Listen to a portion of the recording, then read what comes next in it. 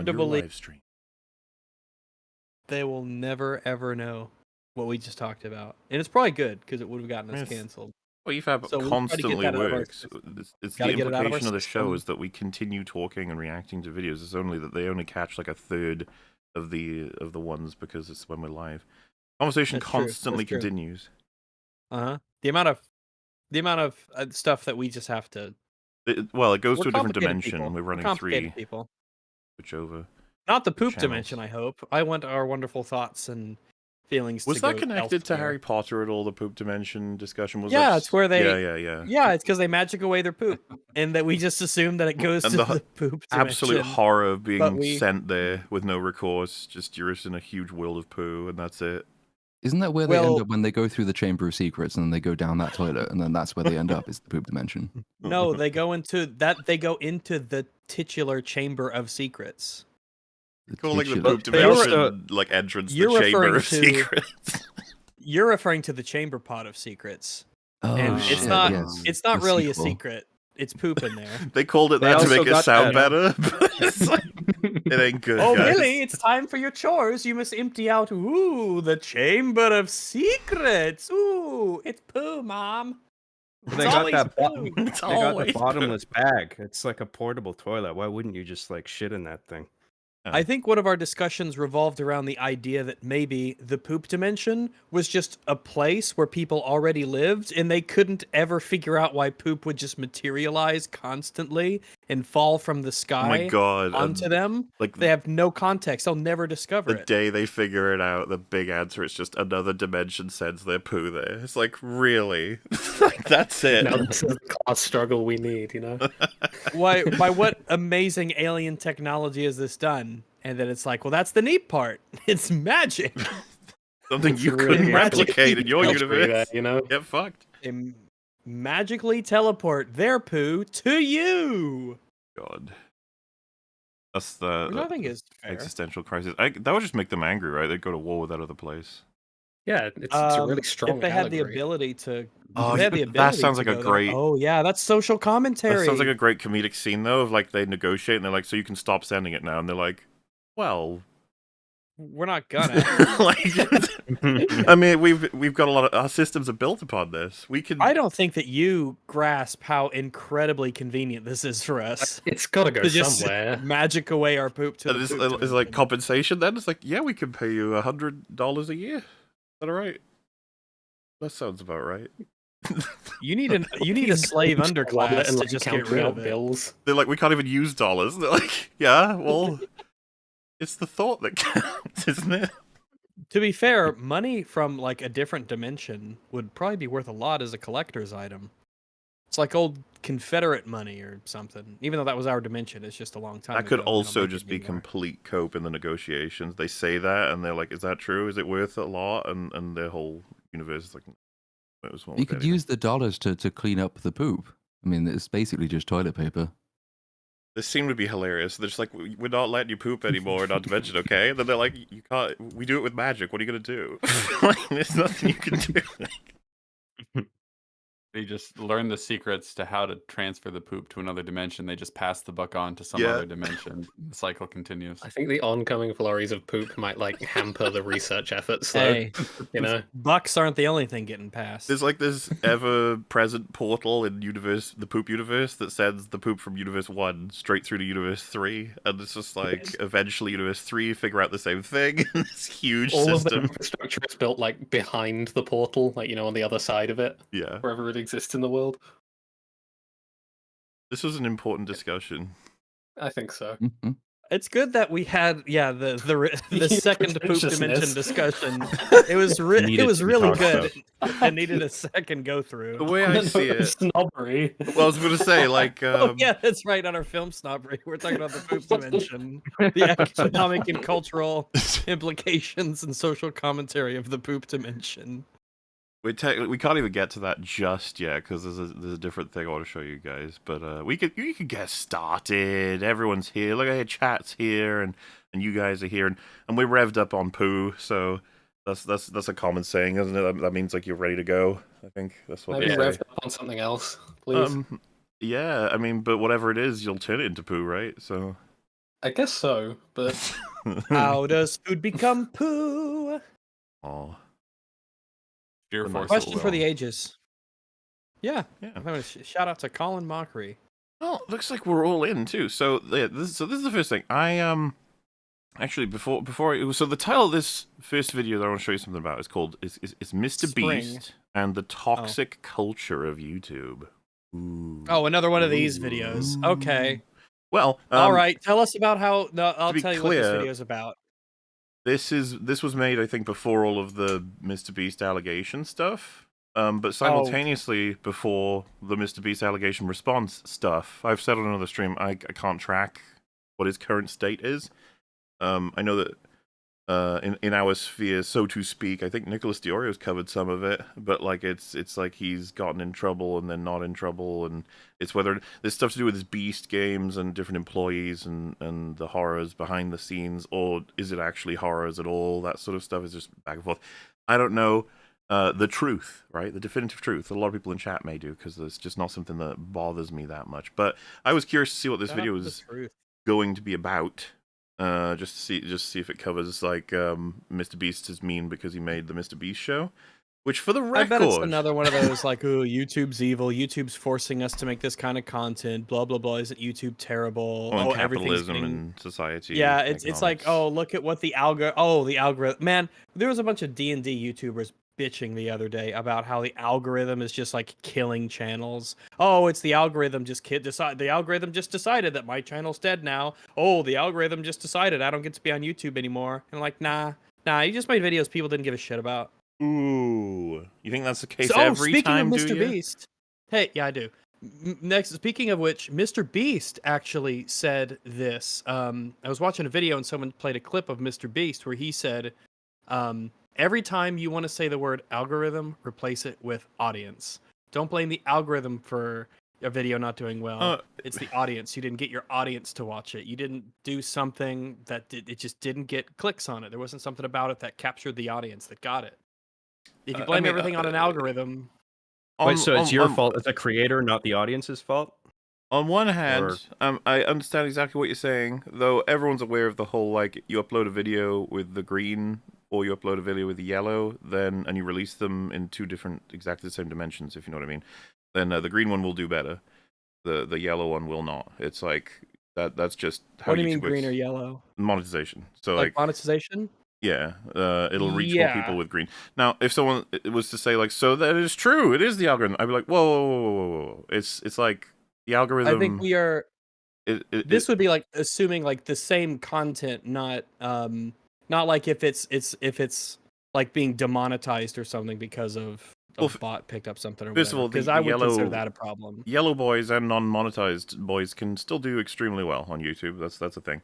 But also, I would just sort of counter with whatever got you into the algorithm in the first place was the grace of YouTube.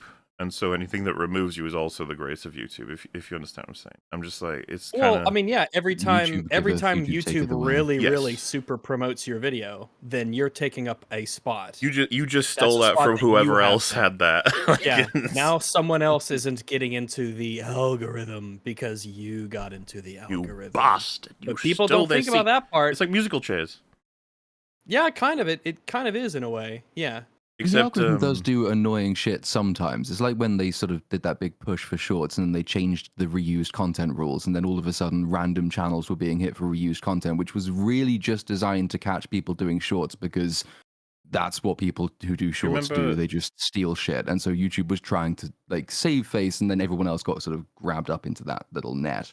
Do you remember the time? I don't know if it's over now because I just don't see it anymore. But there used to be a time where almost every day, if ever I went on YouTube in the recommended, there would just be some guy streaming Call of Duty for one viewer, and I'd be like, "Yes, I still get those." Yeah. Oh I yeah, don't the get them Dementoid anymore. lottery. They're gone. I The love Dementoid lottery is very amusing. Yeah, I love the Dementoid lottery. I still get it. But like, I'm not kidding. 99% of the time, because I would click them. I'd just be like, all right, let's do it, and there would just be no talking, staring like they're dead into the screen.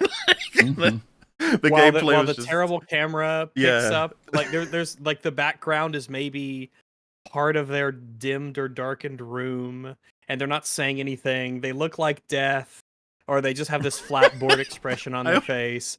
They're streaming to no one or to themselves, and I'm like, why bother? What Well, are you doing? I almost think that I prefer that than the complete opposite in like an insincere way. If you had someone being like, "Hey everyone, let's go," and like comment on every last thing like that, as opposed to someone who's just like, "There's no one in chat. There's no need for me to speak." Just like, oh, you almost want to say It something like, is "How you doing?" a It's like self-feeding problem. Yeah.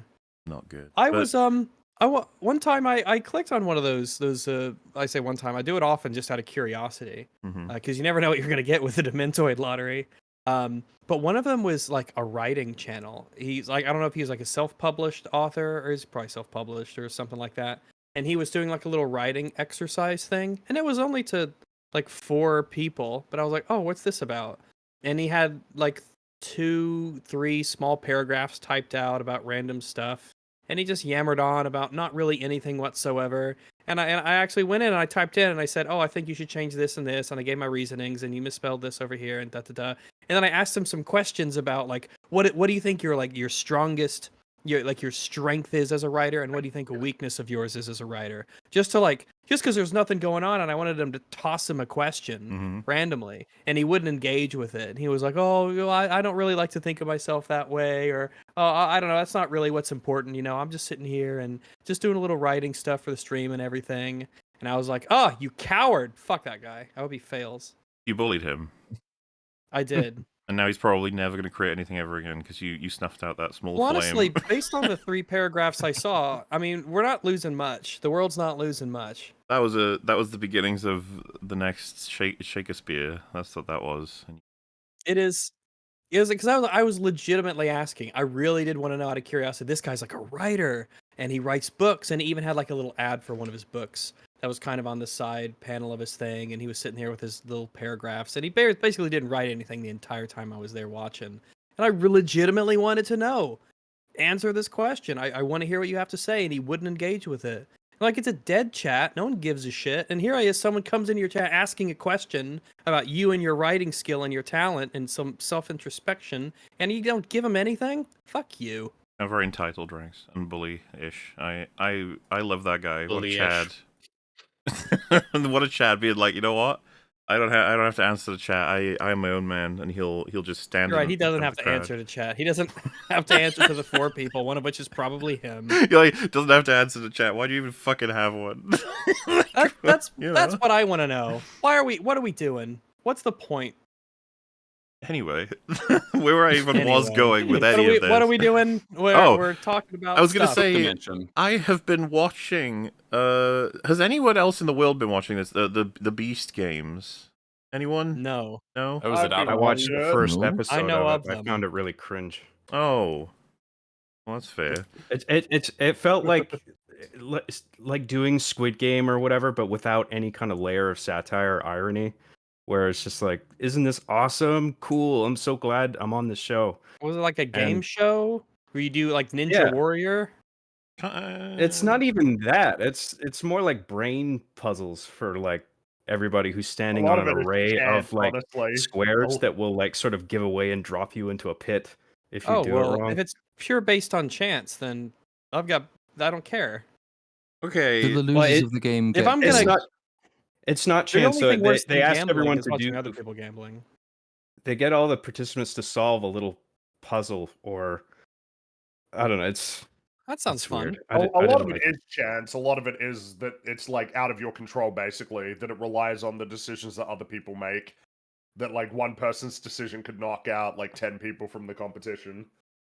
And they're Mhm. not on like teams or anything. It's just, oh, he made this Well, the decision, teams so that can means you're out. form and disappear, you know, as time goes on, depending on what the games are. It's just like there's a whole bunch of games that eliminate people until there's one person left who wins $5 million.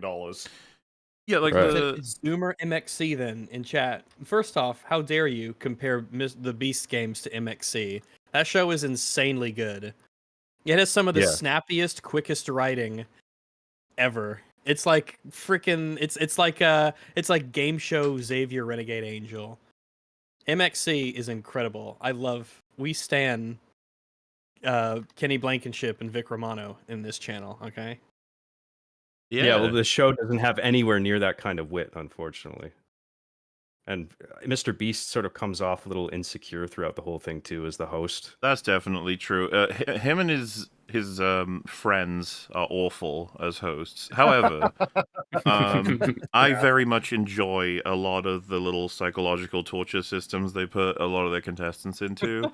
For instance, group of 10 people, and then he just says to them, "You've all got to agree to boot one of you from this show, otherwise all of you will be booted." And then you just watch them do this shit where they'll be like, "Well, I'm actually a really important person who does this. The next person's like, "Well, I'm actually really poor, so I actually need this." And then some people, they sort of like start to turn on like one person. They're just like, you should go. Just that sort of thing. There's ones where they get split into Like that threes. trap in Saw 6. Yeah, when they're all on the carousel or whatever you call that, merry-go-round. and it has I like it has Mr. Beast games because it reminds me of Saw. it has unreliable results because of the fact that it's not scripted. Like you get boring people or annoying people, and then sometimes you'll get like things that's like, oh, that's kind of interesting, I guess. For example, there's the one where they get split into threes, and I think, am I right, Frank? They would like sort of. Oh my god, Yeah, they get yeah. split into threes? Oh, Yes. 3 people. They're Carry on. friends. Drawn and quartered. And Carry that on, people yeah. were naturally gravitating towards their friends. Yes. And immediately, I think Moeller and I were like, "Oh, this is the marbles. One of them's gonna go. Yeah, One of so them will each have team has leave." to boot one out, otherwise all three are out. And there was this one team, there was 2 brothers and a friend of theirs, and they made a plan separate to the person to basically play it up that they were going to be unreasonable and kind of crazy and not give up to convince the third to leave. When in actuality they were fine, they just wanted to get rid of it. And like, there's this just tiny background plot line of that having happened, them feeling really good about themselves for tricking her. She like cries and shit. It's kind of just like, oh well. But someone hears about it, and then the rumor like spreads, and those 2 become like villains to everybody. And there's And then people they who are get, actively sort trying of to get them ruthlessly out. targeted. Yeah, and then the guy does get him out. Yeah, And like then they it's even offer the guy more money to have like another go at potentially getting eliminated. But then he turned it down, I guess, realizing like, yeah, it looked pretty bad if I like took some money and then lost, and this guy continued. And it's yeah. all kinds of different challenges like that, and then some that are just they can for a few moments make you think like, oh, how would I strategize this? How would I do that? Like there's a game where there's 3 people, and they essentially have to pull one number, be it 1, 3, or 5, and it'll move them forward, and they've got to move forward, I think, like 20 spaces to win. But if 2 people pull the same number, then they freeze for that turn. It's like, oh, do I pull a big number and risk a freeze, or a lower number and get away with it? And there's a bit of banter and mental mind games that I've found interesting enough. It There's isn't. plenty- I want to be there's plenty clear. of cringe. There is plenty of Obviously, cringe in that show. yeah, obviously not as good as Squid Game. Obviously, not even close. But like, as reality TV show, game show things go, there's highlights in it that are quite amusing. And there's tests for like different people who promise to like do things for people and then betray them and stuff, which can be rather entertaining because there's a shit ton of money on the line. Yeah, I mean, it's I think the budget of the show is like $100 million. It's actually very expensive, and there's like a lot of prizes. I do agree. Some of the mind game stuff was actually interesting. That was like the one thing sort of compelling me to keep watching the first episode. And I saw a bit of episode 2. I would remove I guess with Mr. Beast from the Beast games to improve it. Like, it was Yeah, different, for sure. and not the guys that he brought with doing like the commentary, because they're not funny and they're not interesting. And I don't want to say the dude doesn't have. Sorry, Yeah. go ahead. My bad. No, go for it. Well, I don't want to say the guy has no charisma, but like just on this show, I'm not seeing it. Like, Well, he keeps saying all of his lines with the same kind of the same way constantly. There's a certain tonality that he has with like every single line that he says, and then you start to notice it really quickly. It's like, man, Oh, we've covered that in YouTube slightly videos and annoying. stuff and commentary stuff. I noticed that when everyone has the same inflection every all single of you sentence. need to step onto these tiles, and then you're gonna have to pick a number out of this box. Like it's that kind of delivery over and over and over again. The absolute exactly what best you thing mean. about him, though, is that someone will pour their heart out about how their whole life has been ruined, and it'll And just he's show him. You'll go, smiling. okay, and you'll be smiling. Yeah, like he's Incredible story. he's actually Yeah. awful at being a human with these people a lot of the time. You just Well, being a commenter it really is a skill, especially when you get into things like StarCraft commentary, like the casters who essentially this is what's happening, this is what this person's doing. They talk about the things that are occurring, strategies that could happen, unit compositions, things like that. It is a legitimate skill that takes a lot of game knowledge. And you have to add that in with the ability to actually know what's going on, be able to vocalize what's going on, and most importantly, maybe, what not to say. What doesn't need to be said in this commentary? What is important? It's a skill. People pay good money for that shit at high-end stuff. And often how to emphasize like the narrativity of it. That's a large part of the job of casters Yeah, in a lot of true. games these days, is trying to like make clear like the stakes and the storylines behind the games that are being presented. he totally tips his hand too, because if someone is almost crying and saying a story that is kind of compelling, you'll just see him. The smile might increase, and he'll be like, "That's actually quite sad." Like he's Like, realizing like that'll be good for the content. Yeah. So, Well, I yeah. suppose the Hands thing hadn't is been that- surgically removed, I'd be crying. His even smile though- freaks me out. Even though that is the case, that there are those sub stories that you would think play into it more, there aren't many like overarching narratives in that show. A lot more of the emphasis is on the games, yet there are things that distract from the games, some of which are like conceptually interesting. So it's you know, it's like a suboptimal version of what it's even trying to be, which itself, Yeah. who knows how you might feel about what it is trying to be anyway. I have been amused by it, and I will watch it through to see At who times, wins. yeah. I believe it's. I want to see who wins. I want the person who won. Oh wait! Spoilers for Beast games. Wait, that a person won? There's Careful, one. everyone. Well, no, it's just that there's one person who, just for whatever reason, I want to win again, despite having won a massive prize already. But it's like totally arbitrary. Yeah, that you person win. is fun, and there's Yeah, not many she's of fun, those and on the she show. specifically like saw through some facades created by other cringe contestants. So that alone is like, oh wow, go you, whoever you are. So anyway, with all that context, we can check out the. Like I said, it's just the opening of this video that I am very, very amused by. All right. I'm half and half on whether I was like, just let it play until it hits what I consider the payoff, but at the same time, it's like, actually, nah, it's fine. Just comment as you prefer. I think we're watching about 2 minutes of this one. This video is brought to you by BetterHelp. Okay, guys, Ah, it's going to be Wait, Ah. what? Wait, sorry. Really hope this doesn't get- What's the? Let me check the date on this video. You know see what? that That kind of that already kind of does it. Like, that's 10 months ago. This was only Oh, 10 months ago. Man. This is a newish video. I do relatively. enjoy that, like, oh man, the algorithm makes people do these things and it changes Yep. the way that they engage with YouTube. It sucks. Anyway, this video is brought to you by BetterHelp. I'll And be you're honest. Wisecrack. You I could forgot get he any does kind of the- sponsor. Like they're contractually obligated to do that tiny thing at the beginning because the meme was gonna be talks about how toxic Mr. Beast is for like 2 minutes and then says now to speak about BetterHelp, Now, which was yeah. probably the better delivery. I probably should have moved it ahead, but it still captures the whole fucking point, which I guess we could watch in real time anyway. That was the purpose of this. got me in trouble, but I had a series of interviews with the team at Mr. Beast. Okay. Oh, put on some clothes. Okay, unless you've recently been to a dentist, you probably haven't read Time magazine in a while. But they recently put out an article on YouTube's perennial. I will say in the tier list, we'll do a tier list obviously for this later, of waiting room magazines. There's obviously like S tier, National Geographic, easily S tier.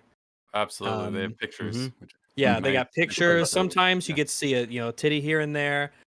They got animals. There's Yeah. anthropology. There's history. There's science. There's new technology. Nat Geo, S tier. What would another S tier? Good Housekeeping, probably. That's a good one. Oh, Southern Garden. That's a good one.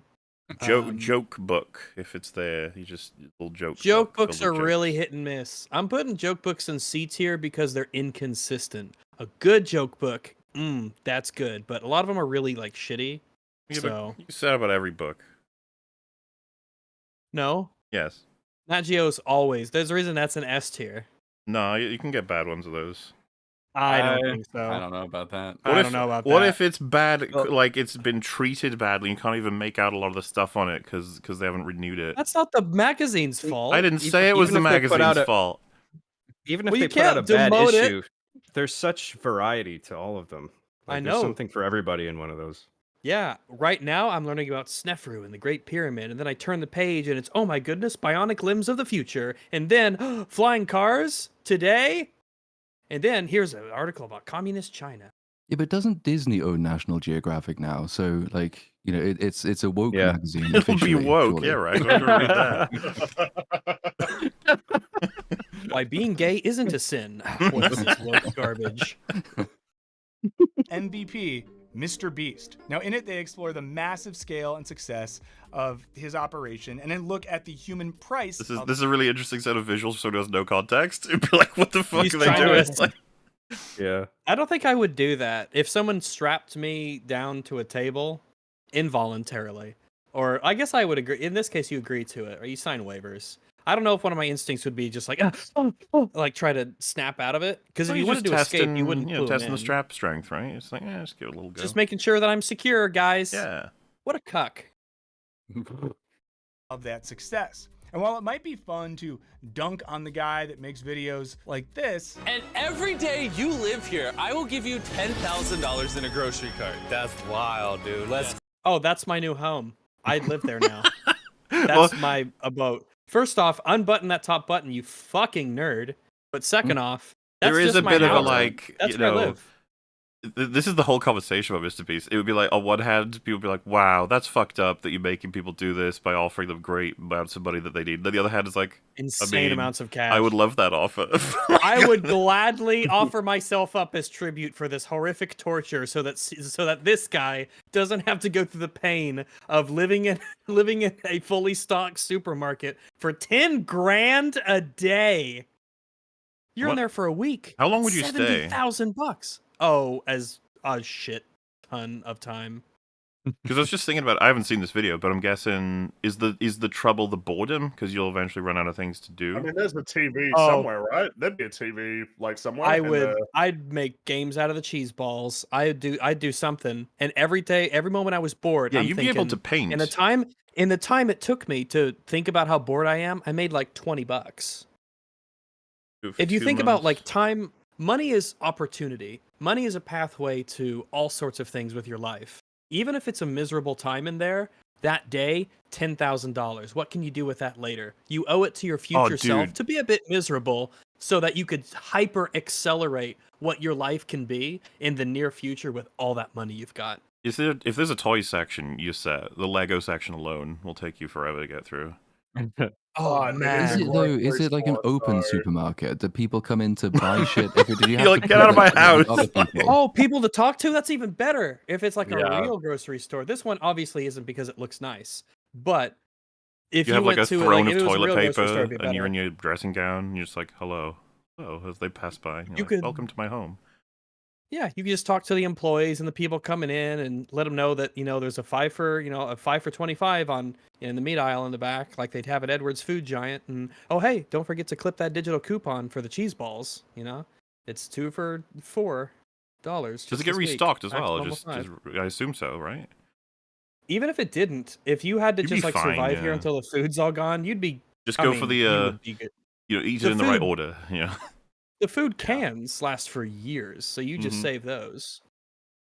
go. Well, I'll get a give it little to you sick in of cheese 24 hours. balls. Oh, okay. this article hits on some of the bigger issues with creating content on this platform, which hits home with us because it's a matter of our very livelihoods. We also found ourselves wondering, when folks like Mr. Beast commit themselves so fully to a platform run on inhumane metrics and standards, do they also risk What? sacrifice?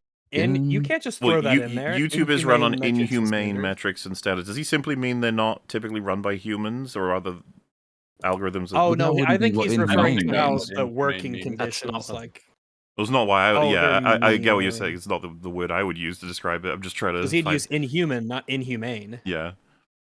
I don't know. Without compassion or without compassion, that- misery or suffering. I don't. Which is probably Probably if I just he's paying the guy 10 grand a day Well, to it- sit in a grocery store. I feel like if you're gonna do that, you're like rolling the dice and fucking video game or anything is like inhumane because he's like you can't do that. Yeah. It's not based on fairness or something. You're like, well, I mean, You can't use the word in that way because it overextends it. You can't call this sort of thing inhumane because now we can call basically every non-human process inhumane. yeah, he needs to be more specific, especially if he's talking about just broadly YouTube in general. Or unless he was That's he the talking about impression I this get. whatever Mr. Beast does He's specifically. talking about YouTube's and algorithm and all that sort of stuff. Yeah. The metrics they use.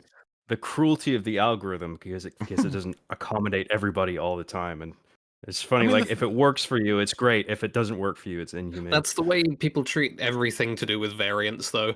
Whenever it's working against you, it's the worst thing you've ever seen. But you know, when it's It's doing working things for that you. favor you, that's just how things ought to be. Yeah, That's that's just not, it that's just doesn't even good. put a smile on your face. It's just like, oh, okay, Yeah. all right. Yeah, you Well, don't get a credit. and whenever you're doing something highly immoral, you'll be like, well, it's the algorithm, bro. I got to. So what am I Yeah. gonna Well, do? with BetterHelp. 20 in it. I mean, I gotta make money. the Gotta get algorithm- that BetterHelp The money. algorithm is just watching, and he's sitting in his chair, and he's like, good. I didn't make you do that. Well, no, yeah, I was gonna say the algorithm. Last He is Matrix the movie. algorithm hears them blame just- him for BetterHelp, and he's like, I didn't I'm do that. literally You just- did that. Like, why? I'm just suggesting you things. The fact that you take it, that's on you, man. I didn't make you. He didn't make you watch those videos. There's a search It's bar like, on oh, YouTube. it's You the can look up anything you algorithm want. that makes me do these horrible, horrible things. It's like, it's humans, not me. Humans are interested in that stuff. They're clicking it.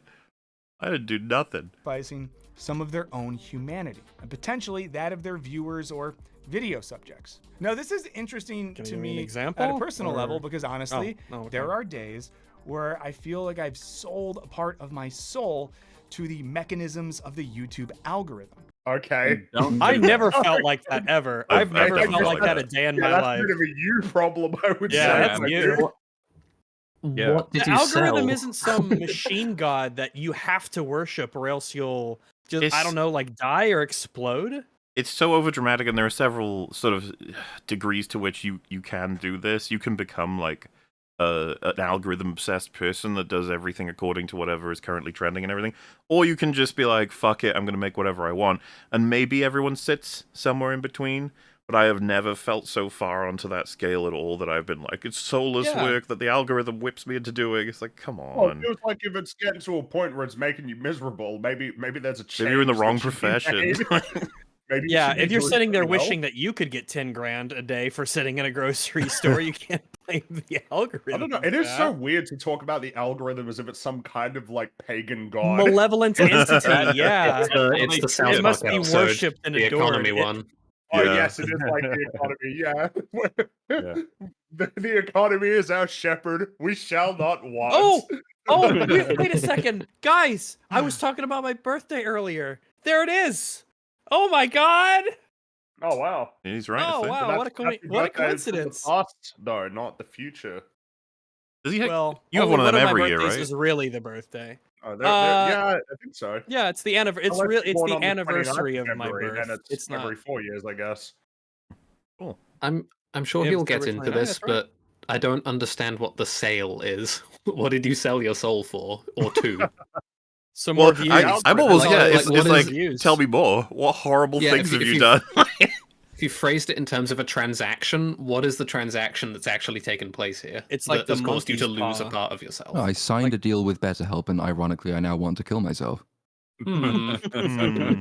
And I've been thinking more and more about how the structure of this place might be at odds with genuine creativity. So today I want to do something Bullshit. different Nah, bullshit. It's Yeah, not. I got my criticisms of YouTube, No. but that's some bullshit. and examine this article. Not to deconstruct Mr. Beast, but with the larger goal of trying to understand the contemporary content ecosystem and how it influences the very logic that underlies many of our lives. Look, But it's before logic. we But yeah, just to be clear, right? Oh, The reason why this is so fucking funny to me is he spends all that time talking about the horrors of the YouTube algorithm, how it abuses people. Mr. Beast's show is designed from the ground up to take advantage of people, and that maybe it's time to stop and it's time to introspect. And then he's like, well, before we continue, keep going, I want to stop and thank this video sponsor, BetterHelp. If you Thank you, company. Like- anxiety, is that not some of the most perfect satire ever? Like this, you wouldn't that's need to. funny. It's just. I don't know how you wouldn't register it. Yeah. It's Well, like you're a fool. it's categorically worse than anything he's covered so far, because at least in all of the other stuff you have choice left. In this, you're like putting on the person, you're telling them, you're reassuring them of how great a service this thing is, and they need to check it out, especially if they're mentally ill, especially if they're having difficulty, which is the kind of people that really do not need to be told to do this shit, especially if it's a manipulative program or app or whatever have you. What has it gone through? It's hard to track all the fucking controversies for BetterHelp at this point. And at this, I would just recommend anybody who gets an offer from them, stay away. Like, even if they've fixed everything up to this point, I wouldn't bet that they're not going to go through another fucking controversy. Give it time. I But don't know. I mean, it's something that we've talked about before, but I mean, like the willingness to be comfortable recommending like a service that provides therapy for people who are mentally ill. Like, what makes you think you're even in a position to like assess whether or not this is a good or bad service? I don't know, and then man. like mining The whole data thing from them is and just- using therapists without qualifications, and then all the different controversies. Like I said, it's just like, how is that? Has Wisecrack made a video cracking down on good old BetterHelp and apologizing Are you for? kidding Like me? you Of course said, not. Of course not. Talking about the toxic culture of YouTube and the algorithm makes you do things you. But then it would just be the fucking meme. Oh, yet you live in society curious. That shit. Like Yeah. one of the worst fucking things. No, at this Shittiest point. meme, At, I mean, at this when point, you- it seems like he everybody felt basically guilty. accepts that's a stupid thing. You felt guilty for letting the algorithm influence some of his decisions. That you present him actual like horrors that he's a part of that he should feel guilty for. He'd probably be like, "Oh, that's a sponsor." It's Well, I suppose different." the funny It's thing the is, kind of it's thing all- you'd it's see all- in a it's all dystopian parody. it's all downstream of money. It's money. Money is influencing you. You want to make more money. You want money, and, which isn't and you're willing necessarily bad. to you're Well, willing that's the to make most- certain compromises to make more money. That is like the Which is really cleanest funny example of considering the that soul cell. 90% of Wisecrack's like content these days is just anti-capitalist stuff, and then he's just shilling for these companies that he's done no research into, and is ignoring all the I things, thought- all the All the way back, I want to say it was Candid, but it could have been BetterHelp in the first iteration. I thought that's when everyone learned to start fucking reading the contracts. I thought that's when everyone got that message, but obviously I'm stupid and that's perpetual. There's no time where humans will finally learn, because there'll always be new YouTubers and there'll always be people who haven't understood how you can get fucked by this significantly. They see the dollar signs and then just move on, but holy Because shit. I'd never heard of them until I think the time we did. I can't remember one of the times when we looked at one of their ads, and I'd never heard of them before, and so we did that stream, and then lo and behold, 2 weeks later, I got an offer from BetterHelp. I was like, well, no, because now I know what you are. I probably would have done the research anyway, but for a lot of people who come onto YouTube quite new and have missed all of these scandals, you see the money and they basically tell you It what can you be a can lot say. of You don't money. even have to do a huge amount of work. I always say, if I have done sponsors, I've always written my own scripts, but they give you basically a script you can just use. Yeah. And if you're They give just you looking at the B-roll dollar and all signs, that that's stuff. all you'll go in for. So like, I completely believe that he's not even thought about it. And lots of people with less experience would think about it even less than that, because you just want the cash. Well, and it's, For a lot of people, it literally is. It's not up to me. I'm a rat in the maze of capitalism, the capitalism and did it. so it's not even my fault. It literally is capitalism's fault, not You have to mine. I'm exist just in the system, man. and survive in the society. Said while like making a lot of money. That is beyond the do- scope of what you need to. They always exist have like in the society. worker or whatever toiling in the society. They need to have the king with all the rings and the necklace Yeah, and everything, exactly. and being like, I hate this society. It's like, do you? you really live like that. But on top of it all, I find that it's not one of the better ones to choose anyway. In a perfect world where all these apps and companies whatever were perfectly had integrity and ran well, it's just not one I'd want to risk. If it was like you are selecting for anxiety-ridden, depressed, potentially suicidal, like self-harming people, or ones without Wisecrack purpose. viewers. All the people in the world who have mental issues, those are the people you're trying to convince to like use this thing. Compared to just saying, hey, you know, Part with Audible's their a pretty good hard-earned money. service. You get to listen to audiobooks. Yeah, it's you know, so like a much way easy- more. Like, for lack of a better here's term, an it's- electric shaver. It shaves your hair. yeah, objectively. Like it's like this Yeah. is what happens You can when you buy exchange this. money for this device, that And that you can shaves be you. assured It's really yourself that like that's worth the money, and you believe in that. And then if someone comes to you and says, I think the shaver was $1 too much, it's like, okay. I mean, you good. know. All right. I mean, yeah. fair. That's a fair. Meanwhile, if criticism. someone says to you, my mental state has been destroyed by speaking to several different therapists who turned out they weren't even therapists, and now I know that all my data has been compromised. You'd be like, you okay? Like, I hope nothing. Yeah, I hope you're all right. All right. Well, anyway, check out this In a other happier, one. like alternate world, because most of these sponsors come through like whatever agent you've signed up with, and you'd like to think that the agent might do a little bit of due diligence and let you know that, hey, this sponsor is offered, but they've got a massively checkered past, and you should maybe consider looking into it before you say yes. They're not always very good at that, though. So I had one, I can't remember what the company was, some perfume thing, and all they said was, they've offered this is what it is, this is what they want you to say. The CEO has been in some hot water recently, but it's probably fine. I went and looked into what the hot water the CEO was in was.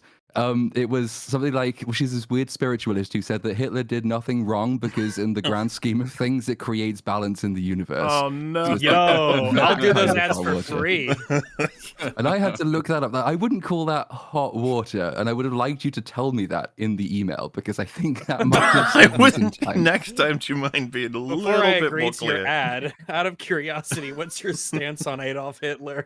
If any, Bringing balance No to the reason, force. just curious. if anyone comes to you and offers that there may be controversies, it's like, oh no. The fact that you've had to tell me is probably going to be that they're way worse because you don't even tell me what they are. Well, But, hey, now we've been in controversies, Mahler. Yeah, but we don't have to like say before sponsoring a person, you need to check out our controversies to be sure. You know, I guess because we don't That's sponsor true. people though. We should And also sponsor because our people. controversies are actually horseshit. They're pretty funny in retrospect, but yes. As well, yeah. So that's that. I just thought that was really fucking amusing. That was fun. That was fun. But we'll get on to the main event from Wisecrack. A video called "Do We Need Snobs?" And it's going to cover a lot more. Okay. But of course, colloquially speaking, a snob would just be a person who, I mean, for all of us, it's just like, Me, yes. I wasn't gonna say you or Cab or any of us, like Little Platoon and myself. No, we're all we like throw. You know what? The opening of this stream was talking about poo. So is that what snobs do? I don't think so. I like poo when it's away from me. Yeah. Maybe this is a pet peeve of mine, but I really don't like phrasing things in terms of like need in this kind of regard. Does the world need anything? What does anyone need other than like the ability to survive, assuming that is even something that they sorry. want, right? That was the thumbnail. The Yeah. title is "Are We All Snobs Now?" I feel like those two are not. You know. Those are very different statements. Different, yeah. Are we all snobs now? Do we need snobs But, like us? One Well, is the first I like, mean, yeah, step in snob segregation, and the other is Well, because I was gonna say Segregation. snobs First are they came for the inevitable. snob. Like they just Yeah, they just they'll exist. There's nothing you can do. Thanos the snob. But more snobs will rise once the old snobs are gone. It's really a Yeah, relative It's thing, right? Snobbery. Hydra, yeah. Yeah, you can't stop them. But you know, we'll see where this goes. Critics and artists alike are sounding increasingly bummed about the state of pop culture, especially the struggling film. I guess it must be a day that ends in Y or a year that ends in a number. Oh, yeah, it's the 2020s. Like it's been rough. You know, not trying to start any fights, but I guess anybody who thinks we're in an absolutely normal or good time for movies comparative to past decades, I feel for you. I want This that drug happens- as well. This happens all the time. Whether it's Dali or Stravinsky, it's like, oh, impressionism, Dada. I don't think so. It's an incredibly Surrealism. snobbish example to use, by the way. Wow, you snob. That was a snobbish commentary. Rude. Listen, I'm It just was. cultured, and I'm tired of pretending I'm not. Hmm. Martin Scorsese declared that MCU movies are more theme park than cinema, while A.O. Scott, former New York To be clear, he said that they weren't cinema. Yeah, that was actually a Not nicer that way they of were putting more his statement. theme park. Just to be clear, the wrong thing that he said was what we said, not what you said. So Times film critic is leaving his job because he felt there was no more cultural space for original and ambitious work. Simultaneously, What a Damn, pussy. just completely. He's going further than us. That guy. yeah, dude, there's no What a room for snob. it. All right. I mean, I don't want to be an asshole, but that's a fucking skill issue, mate. Sorry. this tough talk about pop culture has led to a Oh backlash. god, another cringe shit. Yeah. Comic meme. Well, yeah, There's but so it got. many of these they all always conveying evolve. the same sentiment. You just switch a joy to hate. Let people hate things. They're allowed to hate Exactly, stuff. goddammit. Let me hate That's things. right. Let me feel my feelings. Exactly. I enjoy criticizing things, so shut the fuck up. I mean, it's just Listen, expressing all yourself. critique is bad, okay? Oh. Best embodied by the let people enjoy things meme. This pushback reflects something commentators call poptimism, meaning the optimistic celebration of popular culture, especially pop music.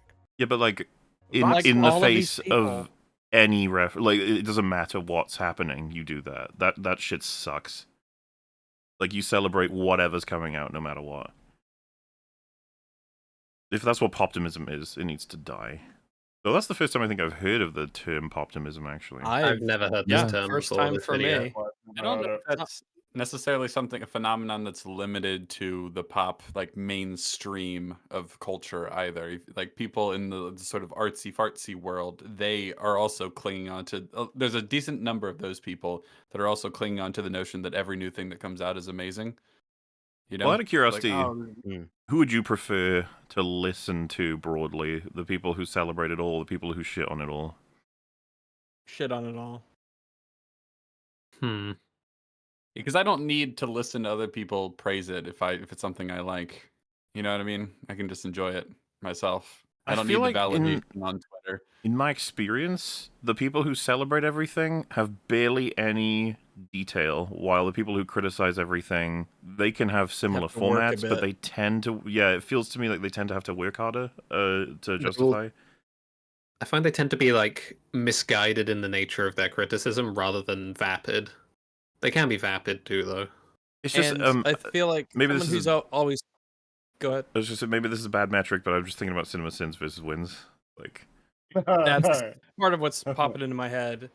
And also, someone who's really critical, I think it kind of maybe naturally creates a bit more introspection on my part when it comes to, yeah, but why do you not like it? Or why do you enjoy it? Or do you enjoy it despite all of these issues? Like, I have to, like, face in the music kind of thing that really gets me to actually think about stuff. mhm. Not just, no, it's great no matter what, ha ha ha. But if something's really, really good and someone still criticizes it a lot, I mean, I feel like that can just kind of do the effect of cementing how good it is. Like, if someone does a really deep criticism of the Lord of the Rings movies, and that just kind of ends up being like, oh wow, that just kind of shows how good the movies really are, really. Especially pop music. Vox correspondent Constance Grady notes that throughout the aughts, we saw an era of extreme snark, a continuation of 90s anti-sellout culture in which one could gain social capital by hating on popular and often corporately produced things. Well, Yeah, how about that anti-sellout culture, Wisecrackin? That's interesting. That's unfortunate because it sucks ass. Man, fucking Jack Black, what have you done now that I see you and I get triggered? What have you done to Yeah. me? I used to really like him. Became Steve. He became Steve. That's from so Minecraft. sad. Oh, Like, it was before that. It was before that. I think it Was probably when he was before Bowser? that. Yeah.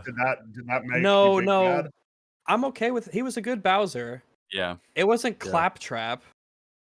Yeah, It was something else. So- I don't know. Part of it's a bit of the meta, I think, but well, he's become like I a. think him being he Steve got the in rocked. Minecraft was he's got Oh the yes, same. that's literally what I was about to say. What The the- Rock. He's got that same energy of just like, oh, it's you again. Yeah, like go away. You always turn up and shit all the time, and you're always the same. I just don't care. Something someone said in some comment somewhere at some point, a lot of sums. It really helped turn me on it. It was the notion of like actors, certainly the greatest, will just fucking chameleon their way through all of these different movies. A recent example would be like a Willem Dafoe, where you're just like, there he is again, but what is he going to be doing this time, that wacky fella? Jack Black comes across as the kind of actor that he looks exactly the fucking same and does the same thing in every single fucking role. I granted there are going to be exceptions. Like I would say Bowser is actually like an attempt at voice acting versus a character Yeah, he did a good versus Well, where it's compared like to a lot of why other does people who were in that movie? yeah, why does Steve look the same as like Jack Black on a normal day, except he's holding like some shitty axe, you know? Yeah, like Why is why doesn't he look like Steve from Minecraft? Yeah. Why?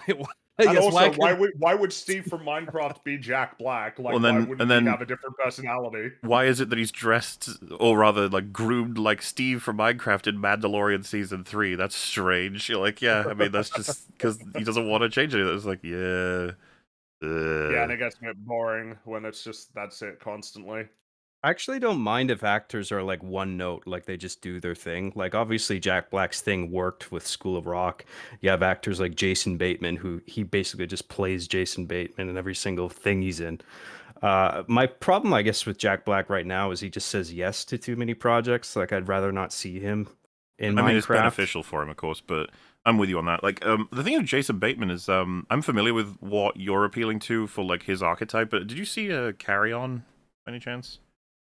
Yeah, I did. Yeah, it was good. Yeah, I was like, man, he should play more villains. He's good. Like, he can be Yeah. quite intense and intimidating, which is fun to see any actor that you more associate with like comedy and stuff.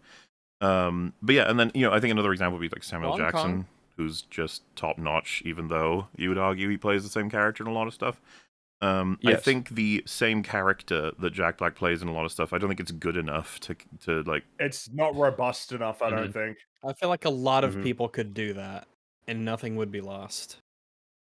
It's like someone said, "Where's this criticism of Arnie?" It's like, well, it wouldn't be because he's fucking hilarious. Arnie like... is amazing. Our precious, our beautiful angel is perfect the way that he is. So shut your whore fucking mouth, all right, about Arnold. It sucks ass. She writes, it used to be cool to hate stuff. Then came Poptimism, which celebrates the artistry of pop culture. It'll never not be cool to hate stuff, at least to a significant portion of people, right? But No, probably not. it just feels like all of this is forever popular. It's always popular to celebrate and to, destroy. Like there's always people out there. That's always what bugged And me also about this, like, Cinema look at Wins this- was the launch of that Sorry. channel. People being like, "Oh my god, that's such a breath of fresh air. That's crazy." It's like people have been fucking saying films are amazing without any kind of detail forever. That's not new. Like, Also, sorry, I've been reading this thing. Circa 2009, enjoying things was very, very not okay. It's like, I mean, how can you even say that? How can you even remotely say that? 2009. Like they're pointing here. Look, like, oh, Twilight. People hated Twilight. It's like, yeah, but a lot of people watched those movies and enjoyed them. There's so, a like, reason they made you- like 3 or 4. yeah, like, why? Well, They made but- 5, I think. Cultural impact. And that's the I think they movies. made That's 5. after the success of the books. do we just have to look at Like, I 2009 know it's- movies and point out which ones were loved? Well, for example, like I would say Call of Duty hatred kind of started to emerge a bit more after Modern Warfare 2, but that's also because Modern Warfare 2 was like the best-selling Call of Duty game, like the most successful entertainment launch ever at the Dude, time. District anyway. 9 was 2009. And then also there were a lot of things that were just popular and liked, like universally. I mean, God, Avatar came out in 2009, and everybody was Road. talking about Avatar when that came out. Even though Avatar's, not that good. It was fucking shit. Hey, Moon. Yeah. The movie's awesome. Well, yeah, there were a lot of good Ooh, things. I that don't would know come that out one. in 2009 or 2008. Inglorious Bastards is 2009. I don't get this either. I feel like there's certain pockets of culture where like a sort of hipsterism rises and falls in like a sort of like a steady pattern. But I mean, I don't know how you can say circa 2009 enjoying things was very, very not okay. Like, what that's- weird bubble did you live in? I suspect it might the Bro. reveal might be the fact that they're talking a lot about Twilight in this, and like be how very we funny. weren't like we didn't let people enjoy Twilight. I would not be at all surprised if this author really liked Twilight. I continue and got to really this fucking day. sick of people saying that you can't like it because it's shit, and so now they assume that that was all of society because everything revolves around Twilight. All they're doing is relating their own life experience. Oh yeah, the Oh, fucking man. launch of the MCU, which is the beginning of like hyper loving a thing that's coming out broadly as a film Optimism. series, right? Yeah, you could say that. But yeah, it's just I it's just like The yeah. less said about the games that came out in 2009, the better, honestly. Like, in terms of this point, Assassin's Creed 2, Arkham Yeah. Asylum, Oh my Resident God. Evil 5, Left 4 Dead Yeah. 2, Grand Theft Auto Yeah. 4. Well, I'm I sorry. think Resident Evil 2008. But still, the point Yeah. still stands. Yeah, this is absurd. It's even absurd to say it in relation to Twilight. Yeah, a lot of people hated it, but like those films made a lot of money. They made 5 of those movies, and they made hundreds of After the millions of books, dollars yeah. each. So it was. So what are we talking about? There's always been people who like and dislike stuff. It's I don't a silly know. point. I don't know that it's really intelligible to define a like popular state of being where everyone just thinks that everything sucks, or that Well, but like the popular consensus on stuff is that stuff is bad. But imagine I Like, told God, you, Frank- like, it's true because people didn't like Twilight. You'd be like, you might want to use a better example than that. Like, you might want to. I believe we call this like cherry picking and incorrect cherry picking. It's not like Twilight is now considered this great franchise that was misunderstood when it was launched. Like, no, They were always wrong to enjoy Twilight. People were just pointing it out to them. But I think it comes slightly more to the fore when there is this giant meta, and Twilight probably is one. You know, one of these things that, as the article does correctly say, was a phenomenon. Everyone knew about it. Everyone's younger sisters watched it. The books were fucking everywhere. The films were out every other year. The more popular something like that is, the more people will make a point of not identifying with whatever that in-group around it happens to be. And that's even more pronounced if the thing that is the meta happens also to be complete dog shit, like Twilight was. And a lot of times it's just sheer awareness of it. But recently, opposition between those who decry pop culture and those who revel in it has become testy. And increasingly, critics or artists who hate on pop culture are called snobs. Which makes us wonder, what is the function of snobs today? What? Why are we talking about them in terms of function? Well, and also just like we just went from negativity. you got two people fighting, one that says media is worse than ever, and one that says media is fucking amazing. The amazing people call the everything sucks people snobs, and the question is, do we need snobs? He's like, well, wait, but are they? You just said Are the they people who hate them snobs? called them snobs. Like, I don't even Or know are the that. people who hate them wrong, or are they just being silly? Yeah, because like snob is definitively a negative trait. Like you wouldn't. Yeah. That's never used as a Strictly positive. pejorative. Yeah.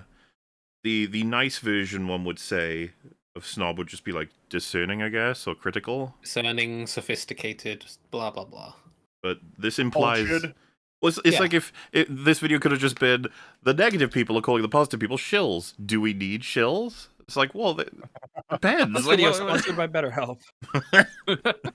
Are snobs just haters who want to infringe on my God-given right to enjoy watching Tony Stark eat shawarma? Would we be better Well, off with how do they infringe on your ability to enjoy it? What does Yeah, how exactly. does that manifest? What does is it- that Are mean? you Such a upset stupid that you statement. can be Does it influenced mean by that the they opinions tell of you- other Does people? it mean that they tell you things that are convincing and then lower your opinion of something because of That's that? just- Okay. How dare you That's take just my feelings? communication. I'm That's just being a reeling human. I'm reeling from where we're proceeding from because he's talking about them in terms of like social utility and whether or not they are a necessary part of that. I don't know how you can talk about any like sociological phenomenon in that regard because it's just going to be the case. Well, yeah, they're an Yeah, inevitability. it is a naturally emergent element of people communicating ideas about art. You can't not have it. He Your acts like he's- opinion will be influenced by others' opinions. It's like he's talking about a city builder where like snobs are a thing that you can have in your city that like provide a certain function. It's but like yeah, to like, eat or not you snobs, should though. invest in snobs. Invest in snobs. They bring What's the culture snob up, budget but they on this bring the project? overall happiness down. Yeah, exactly. I don't Would like we the infringing thing. It reminds me of that like quit having fun meme where there's a bunch of people trying to like enjoy something and then there's a guy in the room like, "Hey, stop it." Like these people are standing in the way of your TV just by like not liking something that you like. It's like you're free to enjoy the thing. Nobody's stopping you. It's weird The as thing hell with if you have a tweet that's literally just someone saying like, "I saw a new movie, thought it was bad, thought that blah blah blah blah blah blah blah." Then someone responds to that with like, "Just let people enjoy things." Like, I didn't even know. Who even are you? I'm just talking about what I thought. Yeah. The thing I've always found interesting about those sorts of memes is they're always like a few people in a room, and how do you expand that out to understand what the room is in like a larger sense? Like, would the room be Twitter? Right. For these people, yes. And that's where the conversation is taking place. In which case, like, it's a completely different mode of social engagement. Mr. Twitter is not there while you're playing the game. he's, always not, such Yeah. he's not real. It's always such a Yeah. fragile like mindset too, to be like, if I'm exposed to people who don't like the thing, it might affect how much I like it. You're like, oh man, don't worry, You're that's just okay. desperate to hold on to an emotion. Then that's what it means. Yeah, instead you should be pursuing like, hey man, let's see if my experience, rendered into what I would call my perspective on how I got there stands up to someone else's exact same process. See how they compare. That's like the interesting part of what we might call discussion, as opposed to, please don't speak, it could affect me. Well, it's the confusion, and people like often, I think, mistake that distinction between the private and the public sphere. Lots of these people would have no trouble meeting a group of friends to actually talk about the thing they really like, and all the friends would really like it, and that's in a private room, in their own living room. They've just watched the film. They all say, "Oh, how great that was." But then they go on social media, Twitter, YouTube, and they kind of treat it as though the same standard should apply. They're allowed to stick out a tweet, a post, a comment, whatever, saying this thing was brilliant. And that's fine. But as soon as someone who is in the public sphere, because you're speaking to fucking the whole world, says, no, it wasn't good, it was actually quite shit, they get very offended because in their minds it seems to just be an extension of their own living room. They think that all of the world should allow them to have the private space, which encompasses all of social media, which is not how social media works and never will be. It's like my favorite people are the ones who turn up in like a comment section under one of my videos saying, why do you not want people to have fun? Just let people enjoy things. It's like, but you clicked You on this came video here. to leave that comment. Yeah. I'm not invading your living room telling you this is shit. I'm on YouTube. You don't have to watch my Listen, video. The Even if I'm in algorithm your made him do it. Yeah, even if I'm in your it's not algorithm, their you don't have to fault. click. Right. Well, I think you do have to, though. You have to click. You On simply that must. There is notion, no escape. Soda Chat said the complete lack of awareness from Mola. The point is that some people are saying I like X, and they get dogpiled by folks telling them X sucks, and often personal insults.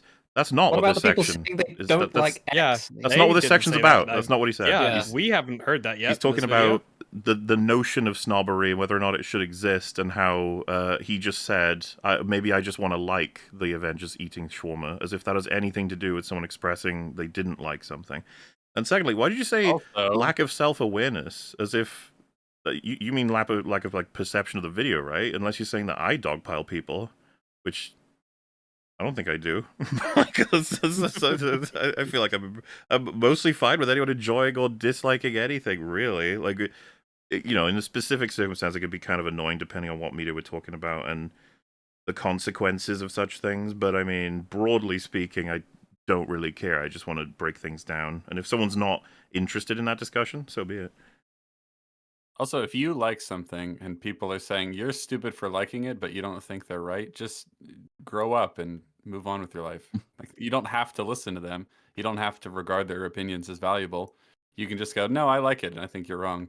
Well, and It's really not that hard. we're gonna run up soon against the old standard subtext that no one likes to admit, which is that it's okay to like stuff. It's not really okay to dislike stuff. Generally, Oh boy, Mhm. our old It's friends. super annoying. Very Better true. off without them, or do they serve a cultural function? Better off without them. What are you gonna Function. We gotta take all the snobs and throw them into the poop Because, like it dimension. was mentioned, Thanos them into the poop dimension. Yeah. I like the idea that we could get rid of them if we wanted to. Why are we talking about Yeah. like If only we had the balls. a non-specific, like incredibly vague social demographic, I guess, in terms of social function? Why are you thinking this way? I really don't get it. Well, yeah, because Let's you need find to out. really narrow down what precisely you think a snob is before you can even start talking about what social Sure function Whether we you should want get to rid must of them. have. Very clearly. Wait, yes, he's the personification of the military-industrial complex. Are you talking about Iron Man? In the bottom right there, can you see that? The man who decided he's not going to make weapons The man who anymore? decided that he would not, in fact. You know what? be Let's. the- You know what? You know what? We can't get distracted. We can't. Yeah. This is madness. We have to. We can't let that. You gotta one thing at a time. Would we Really be can't better get straight. Literacy. Eyes on the prize. off without them, or do they serve a cultural function? Let's find out in this Wisecrack Let's find edition. out. Do we need snobs? In order to understand the my modern God. clash over popular culture and snobbery, we first need to understand the 19th. Is there anyone not a out there modern who thing. self-identifies as a snob and like that's a positive trait of mine? Anyone? do. Yes, I do. Sexually. Well, I guess so.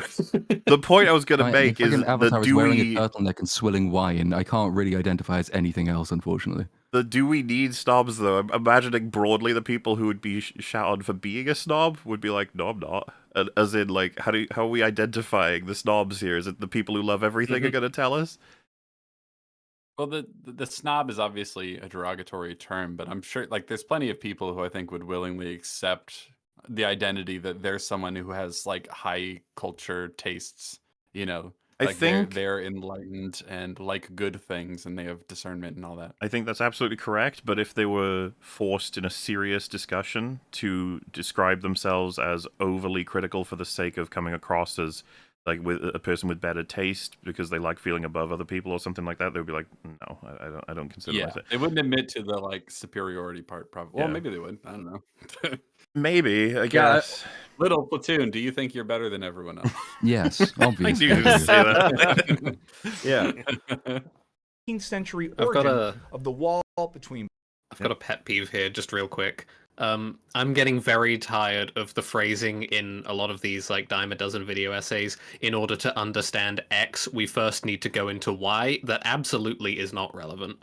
No, yeah, No, you we could just have be to hear talking what about why Karl already. Marx has to say about any Carlton given Marx. topic. Here he goes. Like, first off, we don't. Second, even if we did, you were not going to give me the necessary basis of understanding in order to create the kind of understanding you want me to have for X. You haven't given yourself enough time for that. This is an 18-minute video. With ads Also, his and description of preambles. X is just like abjectly retarded. He calls it like a modern phenomenon that some people don't like pop culture. It's like, really? Like I You said think to you, that's in order to new? Yeah, in order like to how we talk started about off. apples, we first need to understand the concept of fruit. Do we? I don't know that we do. And then we first need to understand the concept of carbon, and you're like, But how are atoms formed? For that, we need to go back to the Big Bang.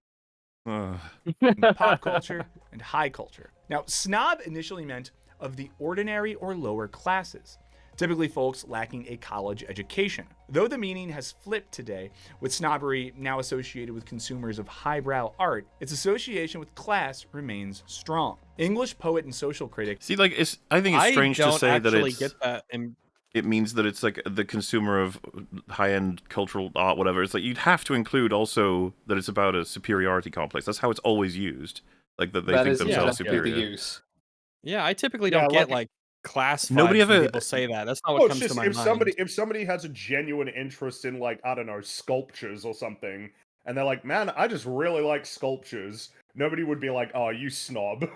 Well, and if you're nobody would have introducing that a attitude. friend's interests who mainly watches, let's say, indie films or French films, art films, whatever, you'd say that. You wouldn't say, oh, this is my snob friend. He likes snobs films.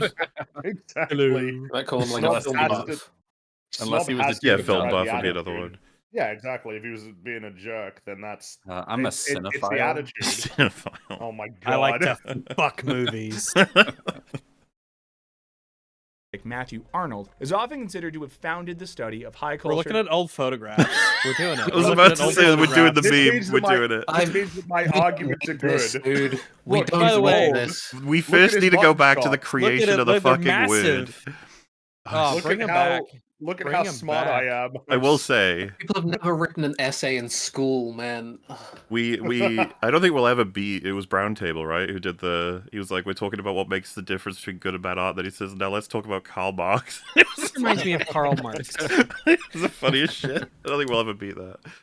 English poet and social critic Matthew Arnold is often considered to have founded the study of high culture versus pop culture. He was hostile to the latter. He wanted his compatriots to aim higher than the commercial culture that thrived in taverns, which he compared to anarchy.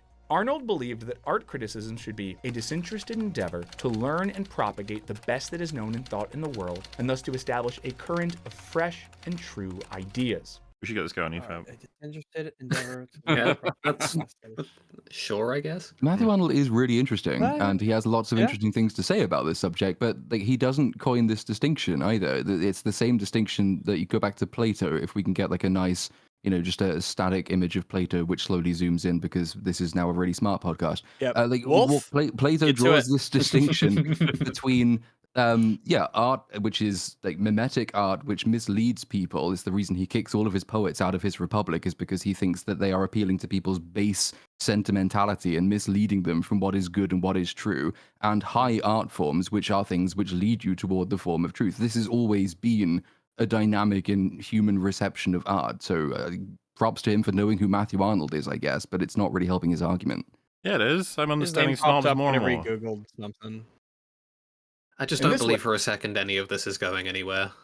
It never does.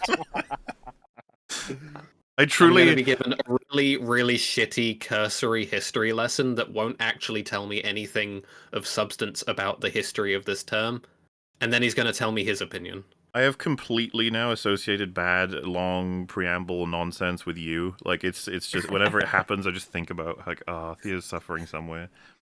And We're that not brings even me- watching the video, but he's suffering somewhere. Yeah.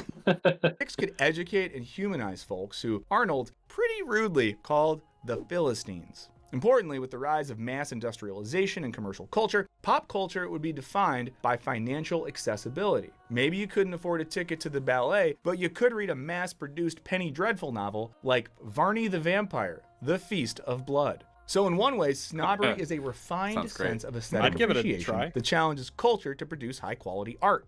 On the other hand, snobbery has long involved the upper class using culture to signify superiority. So which view is right? Sorry? What? We were setting up a dichotomy as to which one was the correct opinion. Oh, I didn't realize that you two. I didn't. He said what?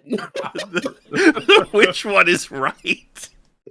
That's like a 5-year-old is in this conversation right now. You tell him about like, oh, there's a couple of different views on this thing, and he says, which one's the right one? I don't know, man. I feel like it's more complex than that. What a fucking I hate- uninteresting way of viewing the conversation itself as well. Also, Question.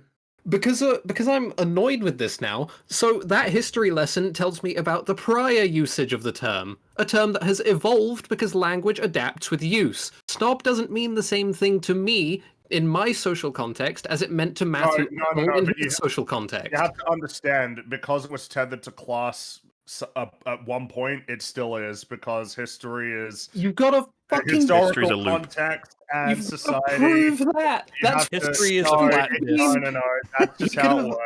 He could have actually been working to try and establish how there are still classes. Big Mad towards Theo, the read a time. book. Yeah. No, you can never Very- divorce from historical context. You can't do that.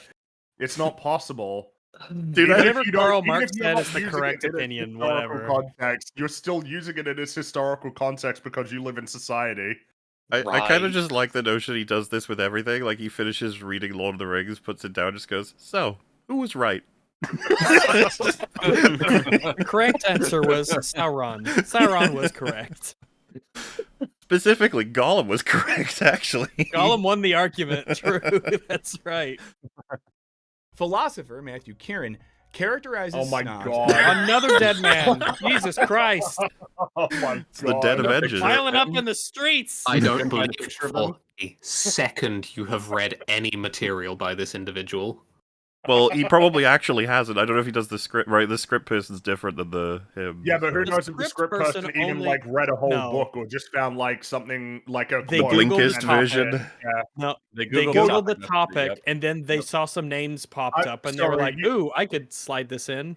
You've triggered me a little bit by reminding me of Blinkist as Yep, like a, yep. a service that It's one of the exists. worst things that's ever been I made. remember I think I got an ad where someone's like, "Oh, I've read 20 books thanks to Blinkist," and like that statement drove me mad. The Yeah, idea you've that read you've 0 the books book- thanks to Blinkist is the you read the correct book because phrase. you read a summary of the book. Like That's so my wrong. God.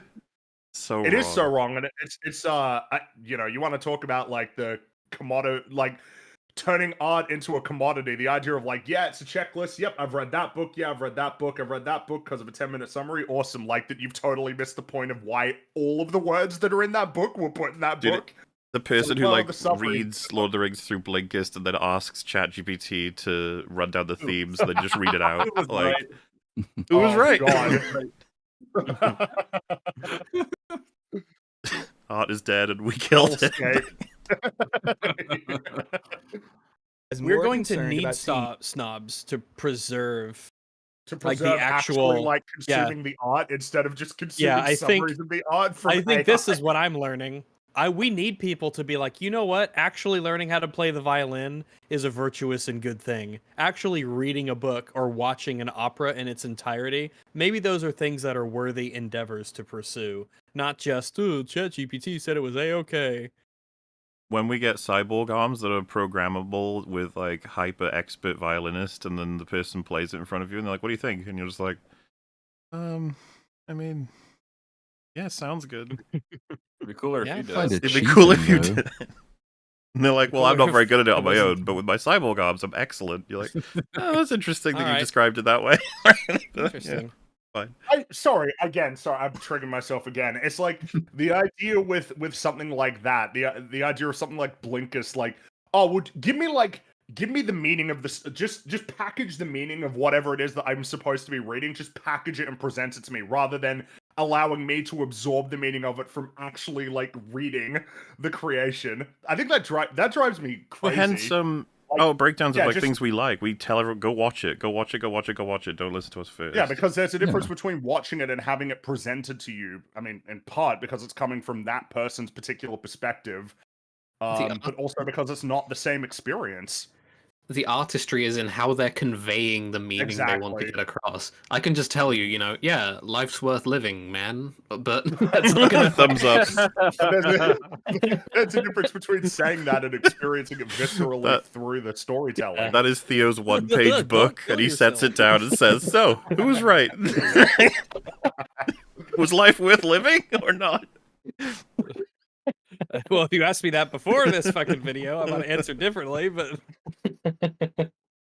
Characterizes Snobs as more concerned about seeming cultured and intelligent than about engaging with actual work. He claims that a snobbish judgment or okay. response is one where aesthetically Oh, this is a modern philosopher. He's not dead. Look, it's in I color. assume. Wow. This bitch is in Yeah, color. he's got a Wait, hoodie on under his wait. blazer. I That was means about he's to say, young there's and no hip. way we're just gonna not address that. This fucking asshole in front of his stupid blue wall is just like, oh, I'm gonna put this blazer over my hoodie and look away. Correct. What is the Stupid blue represent? wall. It reminds me how fucking sad I am to see that people wear this.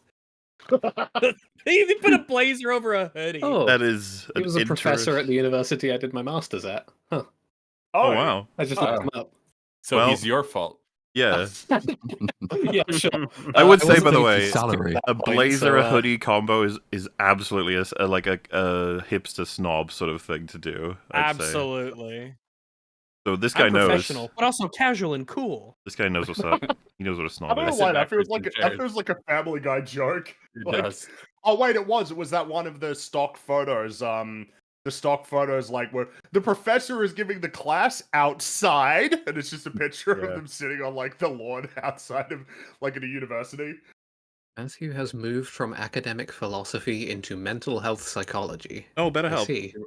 So he Yeah, failed. better help. Oh, mental health, like that explains the fashion choices. Just trying to look the guy up because this isn't a name I've heard. irrelevant social He's all yeah. That's what I said. He's also folding the arms. Like he kind of folded it. He's looking away. He's folding the arms. He has ridiculous fashion. He's got his blue fucking wall. This stupid fucking blue wall. What do you have against blue walls? No, I like blue walls. The blue walls. Is this like when Fine. the curtains are blue? Do we have to like analyze the meaning of why the Yes. wall is blue? Yes. Yeah, Hmm. that's why I asked that earlier. Yep. Ah, What do I you think see. it means, Ooh. Theo? I think it means he's probably quite upset because blue means sadness, and that's about it. Mm. I think blue means calmness, and he's totally aloof as to the nature of his own blue wall. That's why it's so He- meaningful. He What, does is look Luke like about you just taking said the that. picture? He does look like you just said that you liked a fairly popular film to him, and he just scoffed. Well, I think Avengers Endgame is quite meaningful, actually. It's a really good Oh my experience. features play a causal role in the subject's appreciative activity and coming to judge the value of X qua aesthetic object. In layman's terms, Okay. Hold on. Now you- tell me what that means. Holy I didn't- shit! Was there an I easier wanna way learn to say this? Break it down Damn. for me, Wisecrack. A snobbish judgment or response is one where aesthetically irrelevant social features play a causal role in the subject's appreciative activity in coming to judge the value of qua aesthetic objects. Just like with respect to. So or basically, through. a snob is somebody who cares how they're perceived when talking about art. Should have kinda followed what up my with takeaway basically is, this sentence. The social context plays a big role in whether or not something is or isn't considered snobbish. Yeah, their judgments Okay. are principally concerned with how they want to present themselves to the world. I feel like we could have said that. Yeah. I mean, I'm And sure about he's a fifth of the words. being technically specific in the context of whatever he's writing for, but it's like the person you mentioned who just likes sort of, 18th century sculpture or whatever. Like, he's not necessarily a snob about it unless he's doing it to seem smart to people around him. You know Which what I mean? then means, which leads to the question: if the wizard told you that the guy who you think is a snob, it's like, nah, he doesn't care about how he perceived. He genuinely means all of this. And the tone of voice that he's saying it in, it may seem like, again, he's trying to be perceived in a certain way, but like, this is how he genuinely feels. I guess that would mean that that person isn't a snob. That's kind of what I was Like getting at. Anton with- Ego that's is the not a case. snob. Snob He is really almost believes all that exactly. stuff, in the yeah. eye of the beholder. It's not like a definitive. It's so rare to have someone just be like, I am through and through a snob, correct? Because it's kind of like bad for your your traits to be a snob, typically anyway, with how we understand the following aspects of it. But yeah, this reminds me of the smell woman, the smell study. woman. Who made the like smell and people were like, you have to read it and then you'll understand it's perfectly normal, and then you read it and it's some of the most snobbish fucking descriptions of how smells in history have defined class and race and sex. I don't know if any of you guys read that. I know Did see a of bit it. that. I know everyone. Yeah, I that was the talk of the day or whatever. I haven't read it. I think I read the abstract. She's referred to but as I a can't doctor remember thanks it. to that. You almost didn't need I to am read it not because you sure, could just yeah, look at yeah. her profile picture and you already you immediately knew basically what you were going to get when you read the Was she summary up of the against thing. the blue wall too? I I think don't so. think she was. Well, it was just invisible, but I was told by like many people that it was like a bad read to make fun of her without reading the. I forget what the opening page was called. It was like Yeah, the- the abstract. Generally, the Abstract, abstract is that's like it, yeah. the yeah. And I was just like, fair enough, and then I read it and I was like, nope, that's made it worse. Mhm. In layman's terms, But at least you a read it. At least you know, because you never know. Because a lot of these No, it's true. studies are like because it really does make a difference. Yeah. Snob is a poser who uses high-class signifiers not because they like them, but because saying they do affords them social currency. What's the Okay, degree? have some words of Okay, meaning. so a question, an important question is, yeah, but to what degree do they need to be aware that they're even doing this? What if you're talking to somebody who you could say subconsciously that's essentially what they're doing, but they don't even recognize it. They genuinely feel, or to a large degree feel, that the way that they talk and behave about art is earnest. Like, Well, you And know they're what I not a mean? Like, how snob, much? this is what I meant by Like, it's, the relativity thing. If you trap two people who love film and one of them says, "What's your favorite Oh, kind is of this one of the Mr. Beast games? No. What's your favorite kind of shot?" Oh. And then one of them's like, where all the when it has like all the people, and the other guy looks at him like, "What?" He's like, like a big shot of the camera with lots of, and then the other person's like, "Oh." What's in that case, right? That would be the opposite of a snob, like a fucking idiot sort of thing. But then if you flip it, and the guy says like, "What's your favorite thing about film?" and he goes, "It's got to be the shots," and names literally every shot ever in a row, and then says, Wide "I shot, love medium all of shot, them." close up. Yeah, and it's Such just like, okay. That's not even. What were you doing there? Were you just trying to look intelligent? I feel like This we've is complicated the question of whether we need snobs, because I mean, certainly we need people with like discerning taste and people who champion certain forms of art, blah blah blah. Or need is not the right word, but like if the people are just doing it for petty, self-serving reasons, with like they want to seem smart, like what is the utility there? Like why would we make a case that those people are necessary? I have a feeling Because that we're starting to posers? blur the lines between the people who are experts in a field with the people who pretend to be experts in the field just to Yes. seem smart. Which we don't need the latter at all, and the people who do Yeah, the some latter people- don't claim to be the latter. They don't want to be seen as the It's- latter. yes. It's like Elon Musk. He's more in love with being perceived as an MLG super amazing S tier gamer than actually being a gamer. I think so. Yeah, that's probably actually he's a snob of gamers. Just quickly, I'm kind of annoyed because he's slightly mischaracterized what the philosopher guy whose name is escaping me said. He didn't. Oh, you're gonna out snob the video. Okay. It isn't interesting. all Carry on. about social perception. It's about all of the social features of whatever the art object in question might be. That isn't strictly limited to the way you might be perceived by others within that context. That can be just like, imagine the environment of an opera as compared to the environment of a cinema. That is part of the social features of it. They Right. like the experience of an opera house more than the experience of a theater because of how highbrow it is or whatever. Maybe it has nothing to do with their perception by others. It is just that part of it, which is still not related to the actual art object. It also seems So- to just be not related to what the common definition of a snob is, because almost all versions, like when you hear it, It's it's the way almost they always has to do communicate with with people. like superiority. That seems like Pretty much. an exaggerated sense of self. Yeah, Seems to upturned be built noses into and... it. So Claw the last aesthetic. man in the world cannot be a snob. Nope. Snobbery is relative. Yeah, I think That's that true. makes some sense. Yeah, it's you. Well, it does require like people because that does match in my head for like it's often characterized based on how they treat other people or the way they are with other people, right? I think so. That's what comes to my mind. Yeah. It's the way that they talk down to people about like art and things of that nature.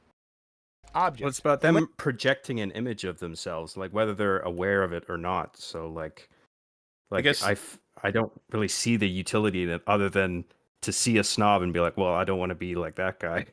Well, like that That'd be same the guy utility who of- says like all those irrelevant almost facts about like cinema to prove that he's a cinemoid. When he's the last person on Earth, you would just be like, even though you can't, you'd be like, who are you doing this for? Like, what's the Yeah. point? It's just like, well, because I'm so clever. You're like, all right, yeah, look at you go. In layman's terms, a snob is a poser who uses high-class signifiers not because they like them, but because saying they do affords them social currency. Consider Yeah, I don't That's- agree with that's that. even more I- not true as compared to Yeah, what I the don't other agree guy with was that. saying, actually. You can be, It- but a snob can be earnest or a poser. I think Yeah. both of those can be true. As per like Matthew's definition, a snob can absolutely be sincere in their enjoyment of like the higher class trappings of certain forms of artistic engagement, like that of an art gallery, as opposed to something like street entertainment or whatever. There's no claim to insincerity there, just that the nature of their judgment is more concerned with the social factors than the aesthetic factors. Mhm. And even then, that's the aesthetic factors of the art being discussed, and not the aesthetics of the room that they're in, the aesthetic, or even like the dress of the kind of people that they're now in a group with, which are all technically aesthetic markers of class. So it's still a slightly aesthetic judgment. It's just not directing its aesthetic judgment at the work of art. It's more the Yeah. aesthetics of everyone around it who's also receiving that work of art. But yeah, he's moved on to quite a narrow definition, which in some senses is useful because it proves that the majority of the times the word snob is thrown out on the internet are incorrect if we're going by the definition he's now running with. the wine snob. And if you make the mistake of asking for a recommendation, you usually receive a response like this. So here we have a Chablis. This is a Premier Cru. So there are 9 Grand Crus. Okay, wait. To be fair, though, context-wise, like it depends is- what you're after, because other snobs or people who are like will want this information. Yeah, they'll be like, "Oh Yeah. yes, of course, of course." Yeah, a sommelier is a sommelier. That's what a wine connoisseur is, right? Sommelier? Sommelier. Sommelier. Somalia? Somalian. Yeah. The Somalian. Somalian's So the wine Somalian is someone tasters. who loves high class wine is a Somalian. But this hasn't been my experience when you ask for a recommendation. What I- Normally it's way more casual. But like this is a huge thing. Like the wine scene is a really big deal. It's like it's a whole Of like, course, it's maybe not a culture, but it's it's in a way it is. It's a big hobby. It's a serious hobby that people take like, seriously. They care about it. if someone just walks into your wine, I don't know what exactly, just winery, whatever this is, and you speak to a wine expert, and you go, "What wine do you recommend?" And then he just goes, "This one." You'd be like, "Oh." That and then he's like, "Oh, well, it doesn't have to be that extreme." And he's like, "Okay, yeah, this one because it tastes the best, and it's got the blah blah." But then it's like, I don't know, why wouldn't he give you this description if you're coming here to ask him this? Like, it kind of, I feel like every field expert. Well, yeah, it's so to like if speak, you would ask do for this. food, like what would you It's almost recommend as on the if he was menu? Why? Because it tastes good. And It's yummy. also, like, why is your instinctive reaction to be like, "Oh, that's cringe, bro," rather than, "Oh, okay, interesting." Like, Oh, I'm I could glad learn that you, from this. I like Yeah. that you like this so much. Like, this is fun that you enjoy it so much. You just say, "Sorry, boss, this is all going over my head. I don't understand what you're saying." That's so okay to do. It's fine. And normally the person giving you the recommendation is going to be the server, the waiter, or whatever who's there, and they can normally get a gauge on. They're not going to like waste your time. They're not going to try and make you feel like an idiot or anything. It's normally just fairly casual. This because it's a white and it goes with the chicken and it's got a little bit of a fruity aftertaste that pairs well with the sauce and that kind of thing. It's really simple stuff that you can understand, and you'll be like, yeah, sure, give me a bottle. I feel like this applies to everything. If you said, like, what's the best movie to start with if you haven't seen any, and someone, like, very Batman and in Robin. detail explains why, in terms of broad audience exposure and critical reception, or the experiences laid out, the complication of whether or not you should include genre, you go through the whole thing, and then they go, "You're a fucking snob, dude. I was just asking for a movie." You're like, "Oh, all right. Yeah, I guess And this one." they cry, they Yeah, go, cry. they cry. 14 premier crews in this area. These tannins are fantastic, especially when you have some very bold, big foods, Kieran cites a 2001. He seems like Well, he's just really- excited about the thing he likes. Yeah, I almost feel he's bad for that excited to guy. talk Leave him about his alone. hobby. I feel like you need to pair Yeah, it let him with talk shop someone about else. The thing he cares about. Someone else being like, "Oh, I like this one because I like the taste of it," and then it shows that guy being like, "Ugh." That would give me more of a sense of, oh yeah, he's definitely a snob then. Versus he's If you were just like, expressing I like himself. Josh wines, and he like spit on you, then maybe maybe he'd be a snob. And that guy talking about the wine might not have a camera on him a lot. So like now that he's being filmed, it's just like, okay, I'll go into some detail here. Why not? I mean, this is Yeah, this is the time to do it. Not quite what I You're not a associate snob with. just because you're Yeah, snobbery. that's not used to- snobbery. Maybe he's used to a clientele who understands everything he's saying. Well, even If it's a very whether or not high-class they understand it, restaurant, that's that is very what they're likely the case. expecting. They want this information. It's his job to provide. Like there's a lot of context missing here. Well, the snob Yeah. stage comes after that. The snob stage is the customer who picks up a bottle of wine and then brings it to dinner. And if asked why they picked that bottle of wine specifically, they say, well, it cost £500 and it came from this part of Italy and it's what all of the celebrities in Lake Como drink. And you think, well, that's social signifying. That isn't you telling me anything about the wine itself. So that's more snobbery, because what you're doing there is trying to put yourself in a very elite club of people who drink this wine, not saying or evincing any awareness of what the qualities of that wine happens to be. The guy who is explaining the wine, because he's an expert in it and he knows what goes into it and he knows what produces certain tastes, isn't being a snob, he's being an expert. Snobs are almost invariably consumers rather than producers or experts in a particular field. Yeah, because they have, and it's a very attractive trait in people in general, when they have a clear interest or passion and are willing to and want to share that with you. Versus the guy who And goes, there's well, that- this one's got a nice label, I guess. Go on that. There's a good point there about like who you're talking to. Like, and if you're being filmed for broadcast, you have to assume that there's going to be a bunch of people watching that don't know anything about wine. So it's just like, I'm going to go into a lot of detail that I might not with people who like come here in person who probably know, something about wine. Very bold, big foods, Kieran cites a 2001 study in which connoisseurs failed to distinguish between red wine and white wine dyed red. They also rated wines more highly when they came in fancier bottles or decanters. And of course, rare and expensive wines are explicitly tied to notions of class and taste. I hyper-decant. Okay. You don't hyper-decant? According to I'm not sure what any of that I'm supposed to do with Yeah, that. I'm So like, all right. Yeah, some people are not. The as idea is learned with wines they don't than even think. know what they're talking about. It's all social. But it's many all of them, categorized by how it many of appears. them do. But like, many of them will. you could be a surprised by person that. who's seen bazillion films, talks about films for years on end, and you could see someone like Kurt Russell and call him Mel Gibson. That accident can be made. It's okay. Yeah, You know? it happens. That's normal. It actually 1 in 4 adults struggles with Mel Gibson confusion syndrome. Or, Mel or Gibsonitis. MGCS shorthand. And so It yeah, like happens. that wouldn't be enough for Gotta be me. ashamed Being like, you couldn't fucking. Wouldn't it be the snob way to be like, you couldn't fucking tell? You loser! You absolute fucking wine noob! You'd be like, okay, jeez. Wine noob. A woob. Appreciation fails to meet Aristotle's definition of a virtuous act. Oh, here we go. Thank Here we God. go. Oh my Thank goodness. God. Holy shit. Tell me more about virtue ethics. I'm sure you know. Oh god, this is like so embarrassing. This Why episode is of it Virtue here? Ethics brought to you by BetterHelp.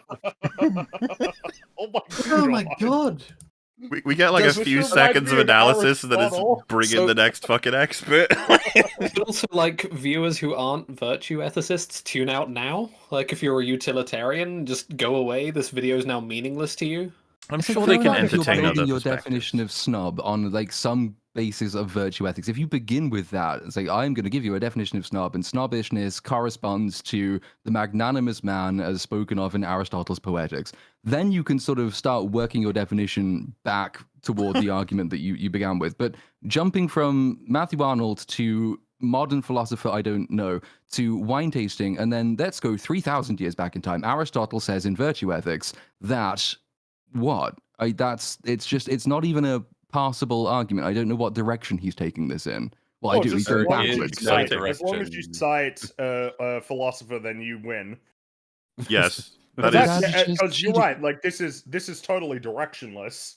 It's just like, all right, now I'm going to bring up him. Now I'm going to bring up Aristotle. and now I'm Ironically, gonna he's bring doing what snobs do. He's doing all of this to make it sound Yes. clever to his Speaking- audience. Yeah, that's right. Aristotle. He's No, socially signifying This is all ultimately sophistication. ironic. Yeah. Speaking of speaking, Gödel Fishman actually invented the notion of speaking. Like, okay. Is an act that is ethical and aims at some higher notion of Wait, the sorry, good. what did he say? Can you rewind that a little bit? He That's can some horseshit. indeed. Act that is Oh wait, let me go Not further. more than that. More. More. War. to Kieran, snobbish appreciation fails to meet Aristotle's definition of a virtuous act, which Oh. is an act that is ethical Thank God for and that. aims What the? What, sorry, a virtuous act is an act which is ethical. All right, wrap it up, boys. We did philosophy. It's done. It's over. Someone Back tell it me. up. Someone tell Back the it people up. at meta ethics. They'd love to know about this. That might is actually good, be actually. Did you a know bit that of virtuous a. things are good? I was about to say, wouldn't this be a little bit of a snobbish thing? Being like, so virtuous acts, they're ethical. Like you look at the audience, you're like, that's what they. You're like, yeah, I got that. Well, this whole thing is snobbish. It's draped in the trappings of sophistication and well-readedness. When I don't know that this guy's ever read any of this. Maybe some Aristotle. Aristotle, You I reckon? think you'll You think find out. so? Well, I he didn't think- write the script, so I think whoever wrote this has He's picked good- up he's and read a complicit bit in of this script. something that Aristotle wrote. But who's correct? Mm. Like I don't think it was much, but I think they have probably read a little bit, just because it's very easy to find and read Aristotle. act, which is an act That's that all is Greek to me. ethical and aims at some higher notion of the good. For him, An act, so virtue ethics is an act which is ethical and aims for some higher good. Thank It you. doesn't Holy aim for shit. evil. Oh, Golden okay. mean. We're gonna talk about. Well, the golden mean isn't even aiming for like necessarily a higher conception of the good. It's the prudence. You have deficiency Yes. of virtue and you have excess of virtue, and then you have to strike the middle ground of anything, and that will make you a virtuous person in and of yourself. Like higher versions of good is much more of a Platonic style argument. So I'm not convinced he's read Aristotle, but he's heard of his name. Yeah, I don't know shit about virtue ethics, because also virtue ethics is not particularly action focused. It's focused on the content of an individual's character more Mhm. so than the particular actions they undertake. Which I'm sure, like I don't know, like I'm sure he leans more consequentialist than that.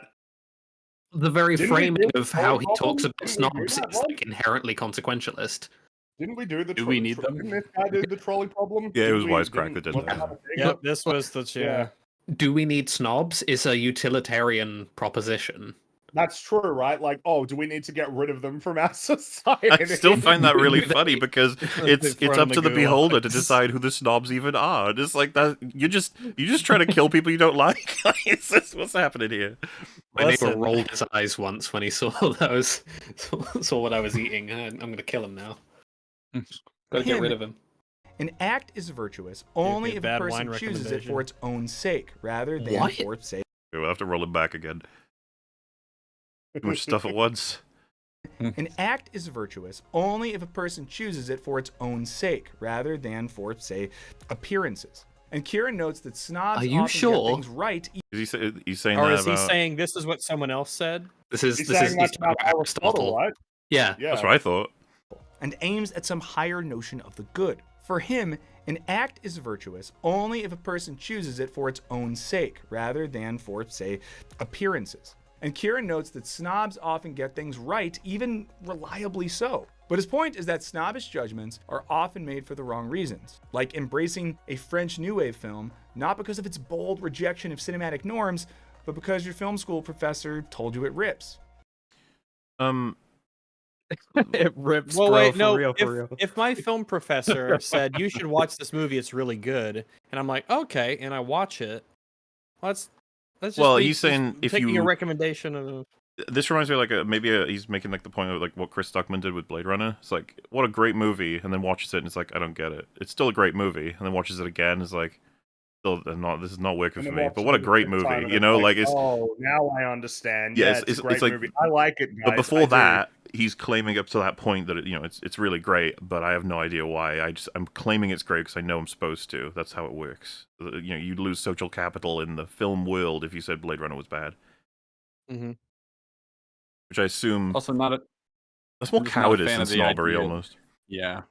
Yeah, I'm I also think not so. a fan of the idea that like we should praise a movie for rejecting cinematic norms as if that's good in and of itself. That was an interesting But comment. that's- Yeah, Yeah, that's another question. that's automatically non-snobbery, even though you could absolutely categorize that as snobbery. It's like, why do you love this story? It's like, because it rejects the norms. Like, And why do you value sucks in a way that Why nothing's do you, ever why sucked do you before. value the rejection of norms in a film? Because I Right. worship at the altar of novelty.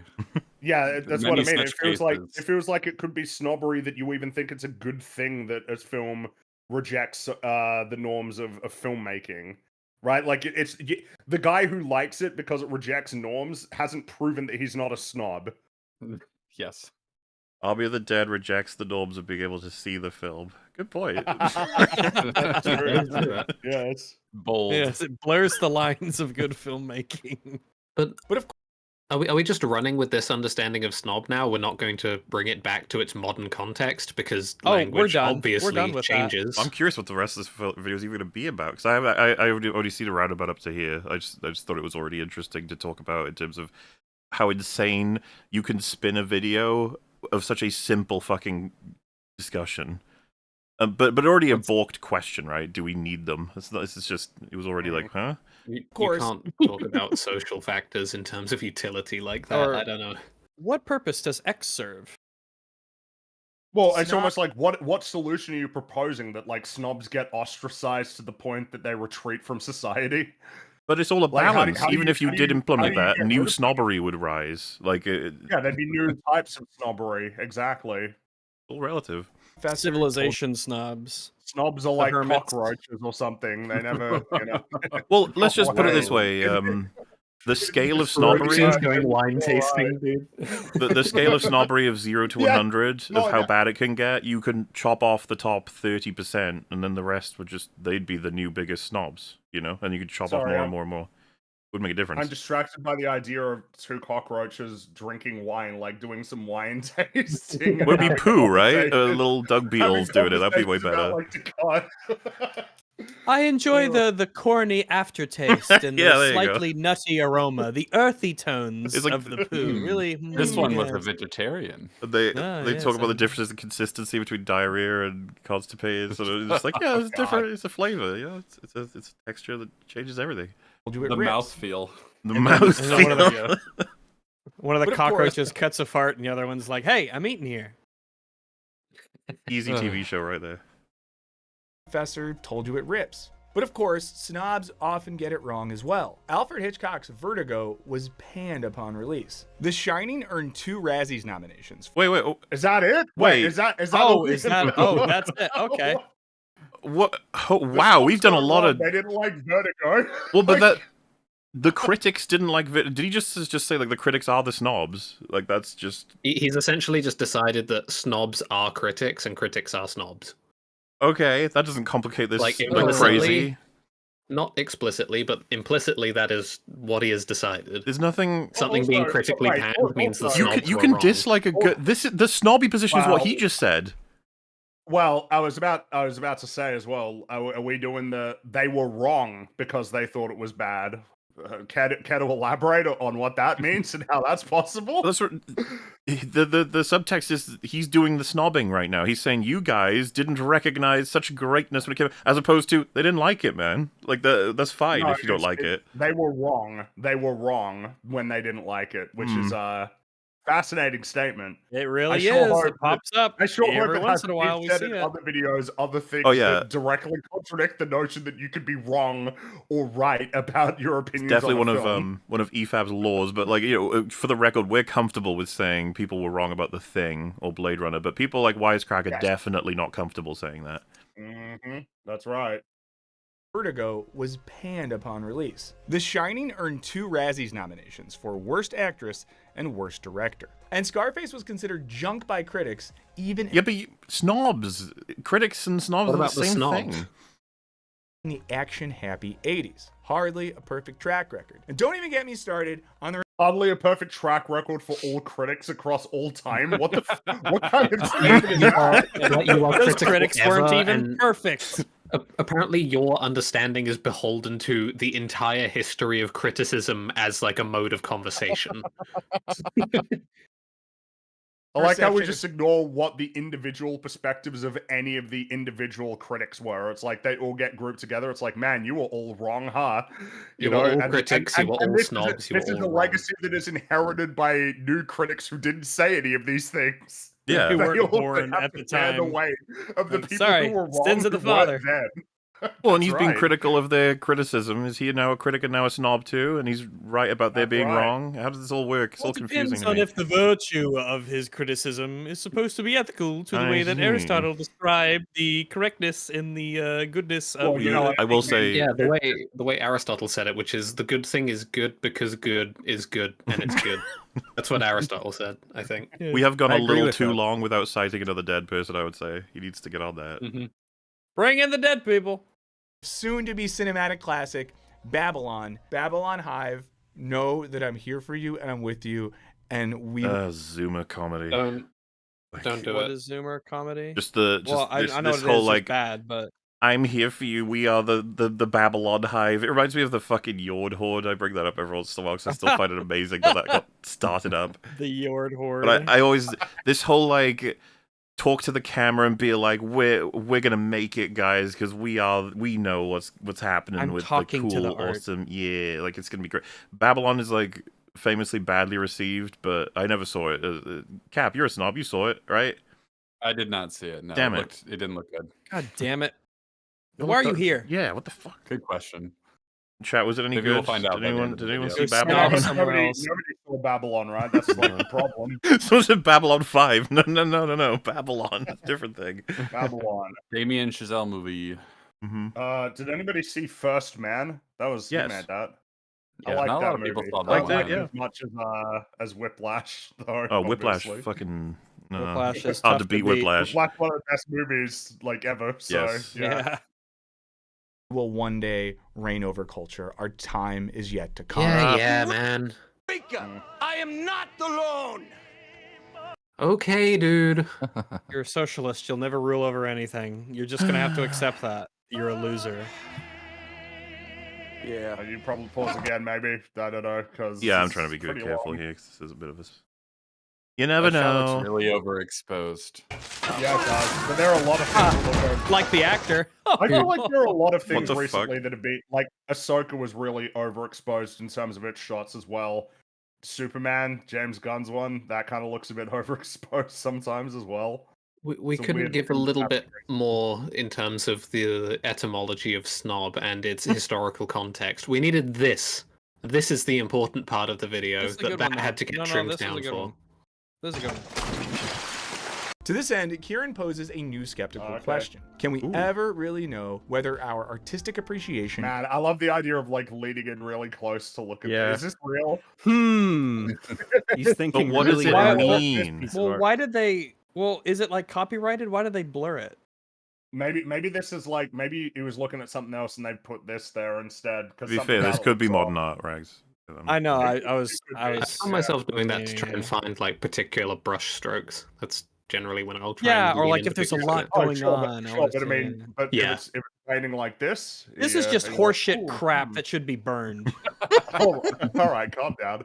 To be fair, watching it burn and looking through the ashes would be more interesting to me than the painting itself. But yeah.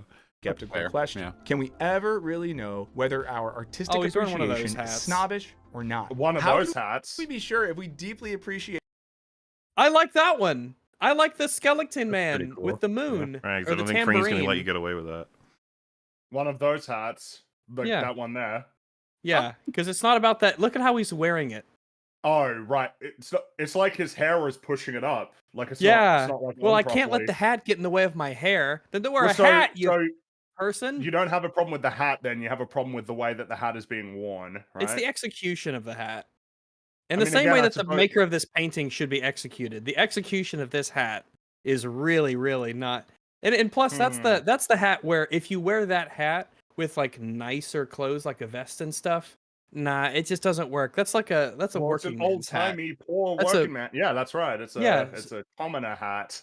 So don't wear that with like a button-down shirt that you've like just to show how cool and hip you are. You've kind of rolled up the sleeves a little bit. You got your vest there, you know. No, it's not the hat that you wear with that kind of attire. You're not snobbing him, are you? No, because I'm earnest in the way that I believe these things. We already established snobs can be earnest. That's right. Maybe he just Then really I'm just an liked earnest the guy. hat. Hmm. Okay. I'm just I an think earnest you've been guy. caught out. Confirmed, I think yeah. you've been caught out there. No, I just think I care. I think I have Anyway, a passion for something and let's I want to move on share to that my with the Rags world. I'm like the marinade wine later. man. I'm like the whiner. All right. Okay. Kieran poses a new skeptical question. Can we ever really know whether our artistic appreciation the pink is is next to snobbish the black. or Yeah, not? yes. How can we be Oh, I'm gonna play it for the 7th We ever time. know? Okay, so can we no, ever no, know we gotta our do it again. That appreciation- wasn't Okay. clean. Okay. To this end, Kieran poses a new skeptical question. Can we ever really know whether our artistic appreciation is snobbish or not? How can we be sure if we deeply appreciate the art or just like the social status that goes with appreciating it? I suppose you could do that by just thinking for a reason? while. Yeah, like you could just think about it. And Just, sort of just. reflect on I feel like yourself is and- there a more needed answer than through reason? You just explain your reasoning and then you know. Can you I guess what explain I'm why saying you is, like like, it? If you can't answer that if question, you're doing it, if you're doing it for yourself, like if it's about yourself, you just think about it for a bit and think about like, you know, where that interest comes from and how it manifests, right? But now as he's long as gone you have a back willingness to be until you honest wanna with yourself start about what those reasons are. digging He's gone into back- subconscious biases or whatever, but at that point you're doing a psychoanalysis of yourself, and I wonder what the point is. He's Yeah. also sort of retreated back to the other definition of snobbery that involves like the high class associations, not necessarily like moral superiority or like superiority over other people for your taste. So that complicates things. Obviously, if you like a piece of art and you don't really care whether anyone knows that you like it, and you don't care to signal your like class status, then you're not being a snob under that definition. But I guess he's sort of asking now whether if you like a piece of art, whether that's divorced from its high class status or not. So, like, when Chris Duckman finally liked Blade Runner, how could he know that it was because he genuinely liked it versus he just succumbed to the overall pressure of knowing he had to like it? That's the I tricky guess. part with, artistic delusion. Sometimes, without other people helping you out, it might be really, really difficult to truly know. Perhaps he's Surely- fooled himself and he'll never be able to recognize that. In that situation, Great all you have to do tragedy. is just say, well, what are my reasons for now liking it? And do those reasons have anything to do with the thing itself? Or is it just that I felt bad when people criticized me for not liking it? If that's the only thing going through your head, then that's Yeah. evidently a kind of acquiescence to your social circle. But if you've got anything to say about the qualities of the art you're consuming, then it's probably not snobbish. Certainly not if you know that that opinion is not going to win you any friends amongst people you want to be your friends. So yeah, just Even if think it's about a it for a little simple bit. even if it's like super simple, like I like this because I don't even know, man. I can't put my finger on it. There's just something about the colors and like where everything is, and like it just looks so good, and I don't know the words to describe it. And even that is enough to be like, you're not doing it for other people. You really do like it. You just can't quite explain it to yourself yet. Which happens for a lot of things. It happens with movies. It happens with songs. Sometimes it can be really tough to identify exactly why you like something. That's kind of what Give I it meant time, think about it, and it'll come in by here. reason broadly. Because if someone just says I like it, and you go why, and you go, and they've got like zero passion or zero commentary, not even related to its construction or how it makes them feel or anything, I would be like, bit weird. Sounds like you haven't got anything and you're just saying it for the sake of it. But I mean, it really is down to the introspection. The person will know. It's kind of hard to prove otherwise. After all, snobs often speak very convincingly about the craft and details of art. And fishing for clout amongst peers, i.e., virtue signaling, is not just an upper class thing. Journalist Stephen Poole. It's not just an upper class thing. Why would it be? It's like literally just with peers trying to get social capital. That would apply. How could that not apply to all social castes, all social You think groups? poor people have peers? Well, that's what I'm saying. Like, what a weird thing to say. Like, even poor people like to be liked. It's almost like the poors are people. Oh, is he a dead guy? It's black and white. I don't know. Stephen Poole. He's It is confusing black us and now. I white, but think it he's is- alive, but it is black and white to give it an extra air of authority. Oh God, it is. But the guy with the blue wall. Well, that's how I know it was a blue wall, because it was in color. That the use of pretentious as criticism is a smug, knowing wink to one's presumed peers. Anti-intellectualism in this way is a type of... Okay, hold on. Because Yeah, now I'm- we're Are we moving on to complicating snobs? a lot. Because pretentious is a different thing than snobbery. Because like baked into the idea of pretentiousness is that you like claim something that you don't have, usually intelligence or culturedness or well-readedness, as Theo said earlier.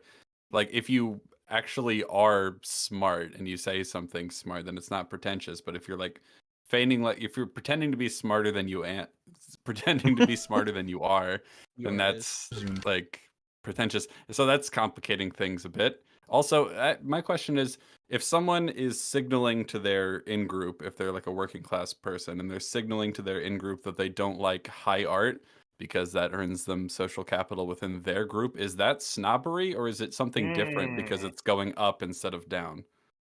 They have less power, so it's different. Like the punching up and down concept in That's general. right, Oh. exactly.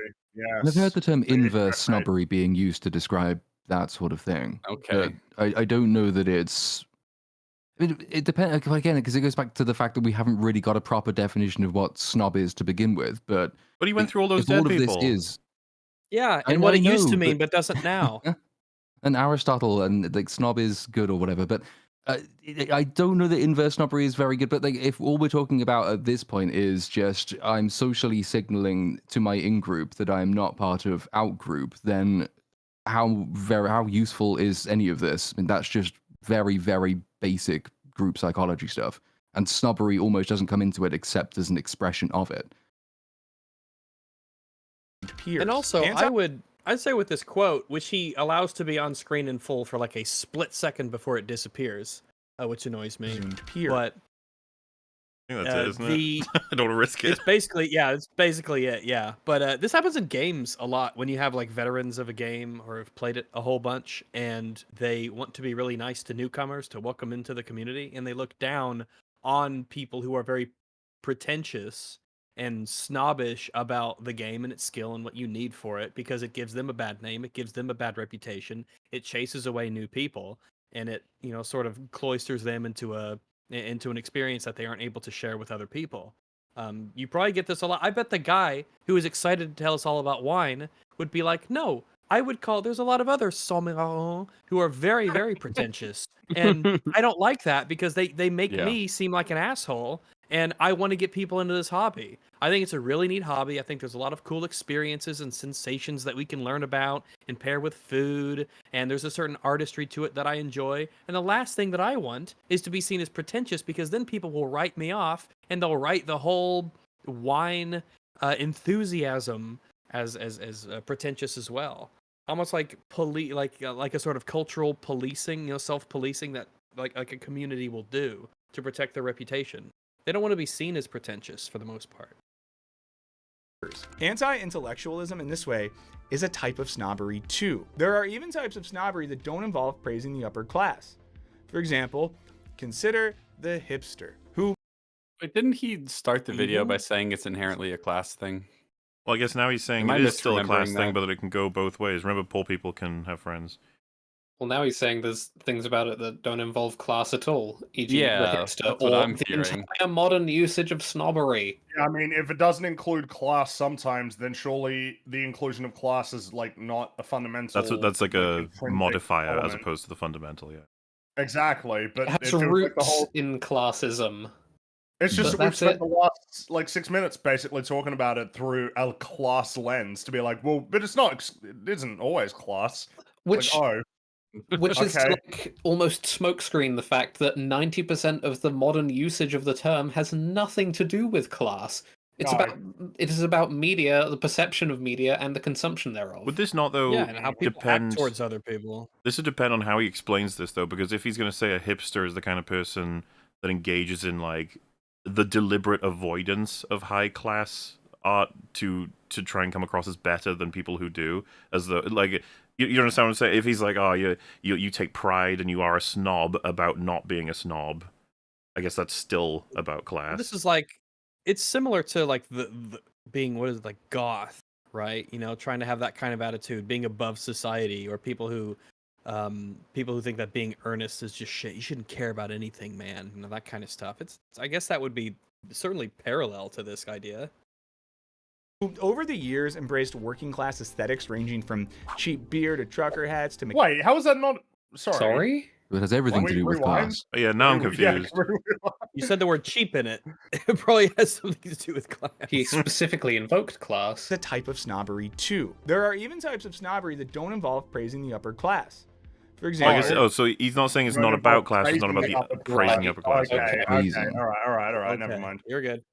Consider the hipster, who over the years embraced working class aesthetics ranging from cheap beer to trucker hats to mechanics jackets, despite often having no participation in or knowledge of working class life. This type of contrarian social signaling says, I appreciate things that snobs overlook, which, ironically, is quite snobby. We also see this with film buffs' widespread embrace of B movies, from The Room... Whoa! I think a lot of this has to do with the attitude in which you engage in these sorts of things. The Room is like famously entertaining as fuck. I wouldn't have used this as an example of like people will. No, neither would I. Like whoever says you would enjoy The Room if not for your snobbery, like that doesn't come up. The Room transcends class and race, and it's the great unifier. It is beautiful. It really is. Which is loved for its sheer incompetence. Come on. To Control 2, which is loved for its accidental humor. To my personal favorite, Freddy Got Fingered. Daddy, would you like some sausage? Daddy, would you like some sausages? Also, while many men go to strip clubs for their bachelor parties, at mine, we sat in a room together watching Freddy Got Fingered. Yeah? I don't... You didn't need to put that in the video. You could have kept that guys, one out. I had friends I went to at school. Thanks, man. Thanks for letting me know. Anyway, you've got 11 minutes left. I love the idea that there's a wacky wall behind me. He records this and sends it to the editor. The editor sends him a message back like, "Do you want me to keep this bit in?" And he's like, "Yeah." And you're like, "Okay." Right. You're still wearing that hat, by the way. I know. Remove it. Oh, okay. All right. I wouldn't have said it if I didn't want it in. The strap is really sticking out there in the back. Okay. All right. That's I fair. thought you were That's fair. referring to the C like it's the cuck hat or something. The big C. That's his cuck hat now. That's his cuck hat. That's the cuck That's like hat. an NFL team, right? The cucks? Chicago. The cucks. Chicago Cucks. Go Oh my Cucks! god. Oh my god. I don't think that's what they're called. I think it is. No, I think it is. Yeah. It used to isn't mean just- something different. The cuckoos. I'm big into yeah, the sports. cuckoos, yeah. I know all of Yeah. them. Just a joke. That's So what just we know that watched. If there's anyone- an irony upon irony upon irony in this video. This section is in here because what he's probably thinking while scripting is, I know I've just quoted fucking Aristotle and a bunch of other dead guys, and I want my audience to know that I'm still one of them. So I'm going to tell them a cool. quirky little anecdote to make me sound normal. What he's doing is kind of like the hipsterism he just got finished Yeah. describing. I like movies too. I watch I the like lower Freddy class Got poor people Fingered. movies. That's a very irreverent film that I watched with my friends in school. fingered. This isn't just a joke. That's what we watched. If anyone from my bachelor party watches this video, comment and say, we really did that. Dude, stop. They would be ashamed to associate. Okay, with it. man, I believe you. Stop. Thank you. So if both high and low art consumption can be snobby, maybe it's worth asking. Giamatti. Snobs just getting a bad rap. And all That's not the What? conclusion. I thought he was about to do the No. thing that we were pointing out, which is maybe it's not actually to do with class at all, and it's actually just a trait that you can engage in any way, shape, and form in a sense. But no, he said like maybe they're getting a bad rap. How did you get that? Well, Asking. he concluded that both sides, if you will, do it, and he's like, well, then maybe it's not actually bad for some. Like, That's not at all how there are murderers No. on both sides. What? It's very What is strange. Jeffrey Dahmer's stance on There are high class serial killers and low class serial killers. Maybe they get a bad True. rap. Like, I don't know. I don't want to be They killed both by no low class salt to the earth serial killer. are snobs just getting a bad rap? And also, are snobs just bad at rapping? Don't put that in the video. And No, you shouldn't have put that in the video, and yet Yeah, you you did. shouldn't have. Yeah, you did. You should have taken it out like that stupid fucking Freddy Got Fingered anecdote that no one cares about. Does Take off that hat. criticism of snobbery sort of miss the point. Now, it's tempting to dismiss snobbery as classist social signaling, and It is when you frame it in class Yeah, terms. I never really thought of it that can way, be. but What? How does this work when it's like you're within your own class? You're just is it we breaking it down to classes like subclasses in a class? I don't know. I feel like the easiest way to explain it is if somebody says like, "Oh yeah, I don't like that Marvel shit. I like watching French films." I'm not like, "Ah, you're rich." Like that's never an assumption that I would make if someone said that. yeah, it's you're a poor YouTuber. Is what Ah, I you think. hate the pause. You're like, no, it feels disconnected. Yeah, it's like I guess that's why he did the etymology thing because he just wanted to get into it being absolutely about class and only about class. But then, And even as- following that argument, he's using snob in place of words which would way more accurately describe what he is talking about. Like he's using snob to do it as elitist, for example, would Yeah. be one Yeah. way of classifying the upper class version of snobbery versus anti-elitism, which would be like the anti-intellectualism he was talking about. But snobbery isn't the driving mechanic there. That's if you're doing a class-based analysis, look at the class of it. Don't try and like pigeonhole it because you want to talk about this word. snobbery as classist social signaling and as art appreciation for the wrong reasons. But according to cultural critic Kate Wagner, the silencing refrain of "let people enjoy things" has shortcomings. She argued Really? Oh! Really? Oh well. All right, Kate. All right, Kate. All right, Kate. Well, you it's a know, woman, you set, so- all right, Kate. You got set up You got a for a chance real here. big W here. You Who's got got the you let can people boldly go enjoy where no things man's crowd? gone before. usually means to say one of the following: I do not want to feel judged for my consumption choices, i.e., don't shade me for Why did Mario is the Yeah, it's okay to like the Mario movie. It's a fine because you movie. should feel Mario's shame great. if you Mario's engage for with dumb Mario. babies, okay? I can't It's not believe- a mature film. thought you loved Mario. Mario movie catching strays in this wisecrack video. Shut up! It is actually really funny to be like, what is the prototypical image of enjoying a thing you shouldn't? Mario. Like, Mario. Okay. Let me thinking Yeah. about the algorithm stuff. I'm starting to wonder if he's got like a quota he has to meet in terms of like how many dead people or like intellectual figures he needs to introduce and discuss in each video. How much Maybe time that's can probably- elapse until there has to be some visual on screen of something? Because it's part of like the channel brand, right? It could actually Yeah. be The algorithmic. algorithm Yeah. demands Yeah, that every 6.29 seconds it'll be updated tomorrow. But there has to be some sort of visual change, or else people won't watch it. I'm not sure I necessarily disagree with the sentiment, by the way, that this lady apparently said it's like a cover for "I don't want to be judged for my consumption choices," which is It'll I be think one there's of truth to 3 that. things, right? And yeah, I yeah, think I'd agree with That's this one. one of them. Feel judged Yeah. for my consumption choices. I.e., don't shade me for loving Super Mario Brothers. I was stoned. That's not. It's fine. that's not It's what that fine. says, but Yeah. okay. Look at us. We're adorable. Stop it, man. That comment was really snobby because he literally couldn't think of a reason someone would like it, and so he said, "Oh, I was stoned." This I'm Transformers. so sick of it. You can get so much done in 18 This is the minutes. Napoleon movie where he destroys the pyramids with his Napoleon versus war Megatron. machines. This is Napoleon's war machines destroying the Great Pyramid. This was in the Ridley Scott movie.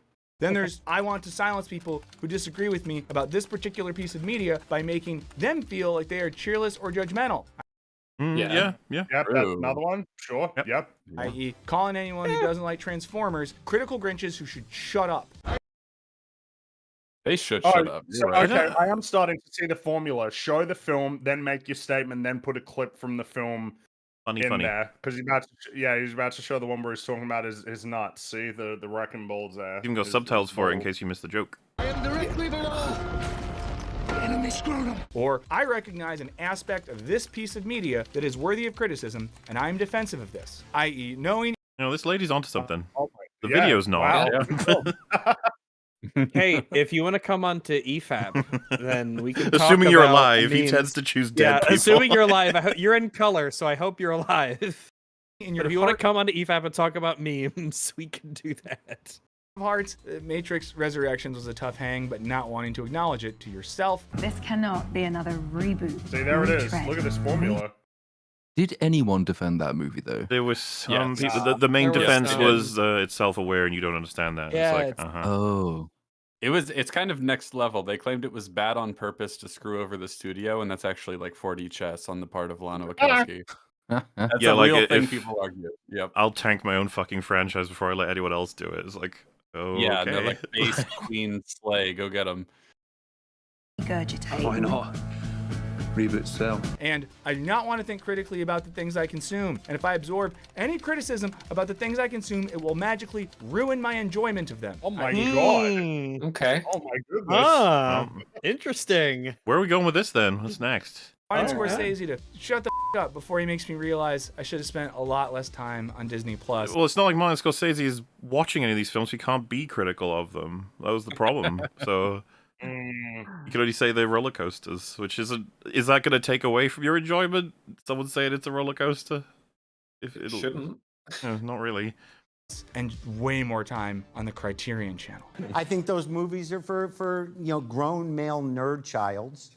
And oh really? Oh yeah, right. Take the hit. You guys are in charge of culture. Now, That's a funny thing. to the first Hit, you're in charge of culture. one, she replies that we should not take media criticism as a personal attack. And Yes, obviously. Yeah, I agree. no shit. I guess maybe I'm sad because it's like, it's unfortunate we are in a position where we have to say that, you know? You find me the person who does not agree with this. I think the problem is most people would agree, but a lot of people act like They wouldn't you act. know, Yes. They act as if that's true, but they would never admit it.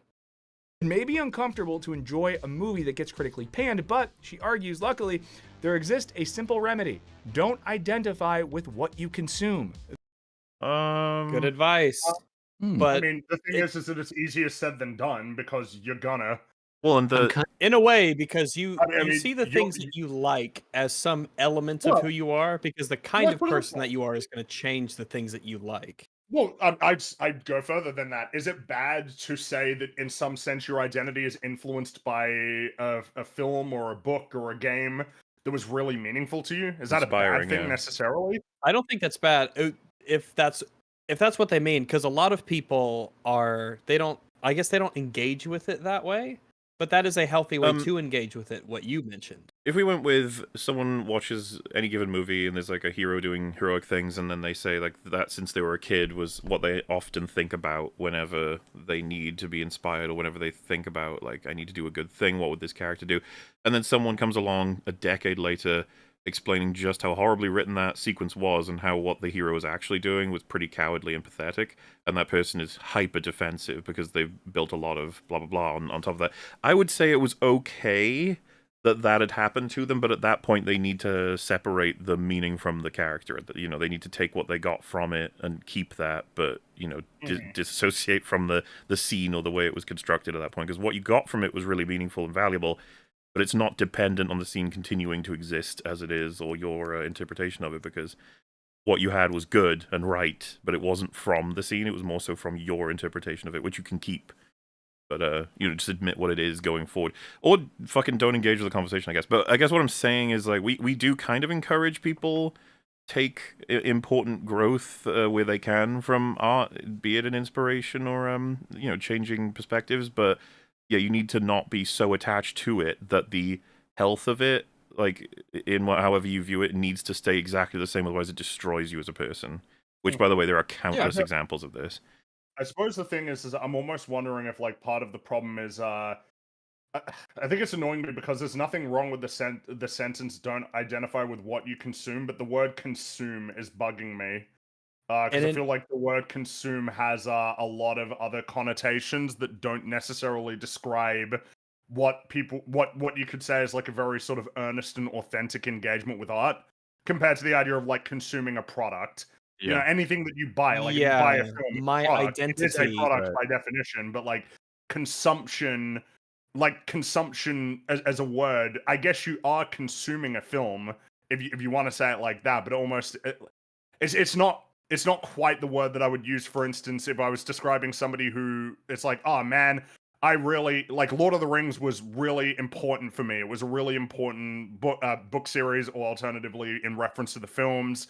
That instilled me with values that I like hold dear. You know, it's like, oh, did you consume Lord of the Rings? It's like, well, no, I mean, you absorbed it, like you extracted meaning from it. And therefore identifying with that experience. It's like, well, it's not even bad. It's like that's like what would happen. Of course, you would identify with it because it's meaningful to you. Yeah, I didn't scarf it down like a fast food hamburger. It was like a meal that nourished my soul, in a sense. And if you go and ask people to describe themselves to you, they can describe themselves in a way that's very shallow and, you know, consumerist. I describe myself, if someone describes themselves by the things that they like and the media, not even the media they engage with, but I like Marvel movies. I like whatever product, or I like whatever franchise, then that's kind of like, okay, but hopefully there's more to it than that. Hopefully you're just saying that in a very shorthanded way. It's a bit more deeper than just what you consume as media. I agree. There's an element of disposability associated with things that you simply consume. I would never say like, oh, I consumed Lord of the Rings yesterday. It was great. Okay, what's next? Like, it just seems like you don't really appreciate any of the substance of it. We're talking about like deeply connected identification with media as well, but this unfortunately does kind of happen with very surface level stuff too, and this can literally come down to if you state how something made you feel, you've now got to commit to it. There's an era of that for a lot of people instead of being able to. It's something that I think is super important to be able to just say immediately after, actually, I don't feel that way. I don't know why I said that. Yeah. It's something that, like, in our society is just not a thing people say almost ever. Once you've said how you feel, you have to commit to it pretty much. Otherwise, maybe you'll be seen as a liar. But I was just thinking about how someone could explain why Theoden or Boromir is inspiring to them, and by the end of their, you know, very long speech, you could just be like, yeah, man, fuck yeah, absolutely. But then if they say the exact same thing, but describing the different elements of the scene about Black Widow with the prison sequence, then, like, I'm inspired to do good by that, you'd be like, I'm okay, glad for you. Yeah, it's like a I guess I don't hopefully that doesn't get taken away as an inspired thing, but you understand what they did there was evil. Like that's not you. I don't know how to. They inspired you because they're a bad example, right? They'd be like, what do you mean? They In saved the way a that Hitler family inspires member. you to fight evil. You know, it was close. It was done with skill and like it was an effort. They had to overcome a lot of horrifying potential deaths scenario. And you're like, yeah. Pick someone better. Like don't let it be her. And if they said that soon after seeing it, they might already have committed. They were like, no, she's awesome. She's fuck you. Because it doesn't affect necessarily that notion that you've come away with. It's just the thing itself. So I'm all for disconnecting it, at least somewhat in a safe way. Don't get too defensive, because it reminds me of like the Snyder sort of stuff, where it's just like we cannot accept those films have anything wrong with them because that destroys our identity. It's like, oh, that's not good. Assume. That is to say, when the haters say that Babylon is trash, remember that you aren't Damien Chazelle, so no one is attacking you. To number two, but he definitely should identify with what he made, though. Like, and feel there's very that, attacked if people shit on him. I mean, it depends on the context too. If you ardently defend that it is an example of high quality or good quality, and someone says no, it's not, it's trash, that is kind of not an attack on you as a person, but certainly on your ideas. They've challenged you in a sense. Yeah. What if they said it's trash and everybody who likes it is an idiot? Well, and to an extent, it's like that's okay. As in, like, yeah, all right. Now engage with that conversation if you want to. It's fine. Something that gets overlooked in so many videos like this is the capability human beings have to speak with one another. Yeah. Often treats them as these very helpless little creatures that once they enter a place that's different than what they thought it was, they're like, die. Like if I walk into a room and say I like thing and someone else says I don't like it, I just explode. Well, he would come between you both with his arms out like, whoa, guys. Like, let's talk about Aristotle first before you fucking go crazy. Douchey replies that there is no need to shut down critical discussion unless you are an authoritarian. Basically, let people criticize things, even if you find it annoying. And remember, you can always just close Twitter. You can just close it. You make it go away. To number three, she replies... That's crazy. I feel like his team would be upset with him for that one. Oh, yeah. Yes, probably. Like, what do you mean you got cyberbullied? Just, like, turn off the screen. Isn't that like a famous tweet? Famous old the tweet. creator. Famous old meme. Yeah, it's great. Just close it. What do you mean you're a cyberbully? Just close the laptop. This person is a cultural nihilist who, though they understand the critics' arguments, refuses to care themselves or even to acknowledge. Wait, sorry. I mean, go back. This quote is the person who is doing the criticizing, This or is the people upset about the criticizing? This is the lady who was laying out the 4 points thingamajiggy. Yeah, but what is this person in the quote? This person would be the person responding to criticism with things along the lines of let people enjoy things, I believe. Gotcha. Just making sure. This person's a cultural nihilist too. Okay, carry on. That someone else might care. In this way, they're saying criticism doesn't matter. To number four, Hang on. Oh, is that what the takeaway? That this person is a cultural nihilist who, though they understand the critics' arguments, refuses to care themselves or even to acknowledge that someone else might care. And he just said this means criticism doesn't matter from the person's perspective or from her perspective. From that person's perspective, yeah. Because this seems like it's a statement on people's ability to engage in earnestness. Well, I was going to say it might matter a lot to them, but they don't want to. Like, there are times, and unfortunately, like, this is just a reality, and I'm essentially happy for it to be this way. But if someone says like this thing means too much to me, I really don't want to go through all the arguments for why it's bad. I'd be like, okay, that's your choice to make, and that should be valid. I think. I don't think we should call it that they don't find any meaning in criticism. In fact, it might be that they find too much of it and they don't want it to, override a perspective they currently have and enjoy. Which you're free to do that. I'd say. Well, you should be free to do that. Yeah, applying nihilism to something like that, simply like stepping out of the cultural argument about something, seems way too extreme to use. I mean, I've seen it in like more relativism, the people who turn up and say, well, it's all just subjective anyway, so what's the point of criticism? That can come across as nihilistic about what culture really is and what art actually entails. But like you do not uncommonly hear people say that, in which case relativism would be the more common one. Yeah, it's almost like contextually, right? If they said, it's wonderful because we all have a perspective, it's all subjective, versus it's all subjective anyway. Like, that one definitely seems like the more nihilistic one. Yeah. Right.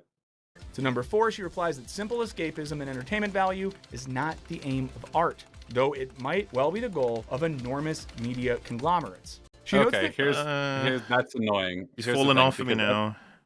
People like to do this thing where they go like, no, that's not the aim of art. This is, as if like art isn't always aiming at a hierarchy of different things, all in like varying There's proportions. a million reasons that somebody might want to express themselves for a And million and different it's end never goals. just one thing. It's all to varying degrees. The classics, expressing yourself, entertaining other people, making money, all that sort of stuff.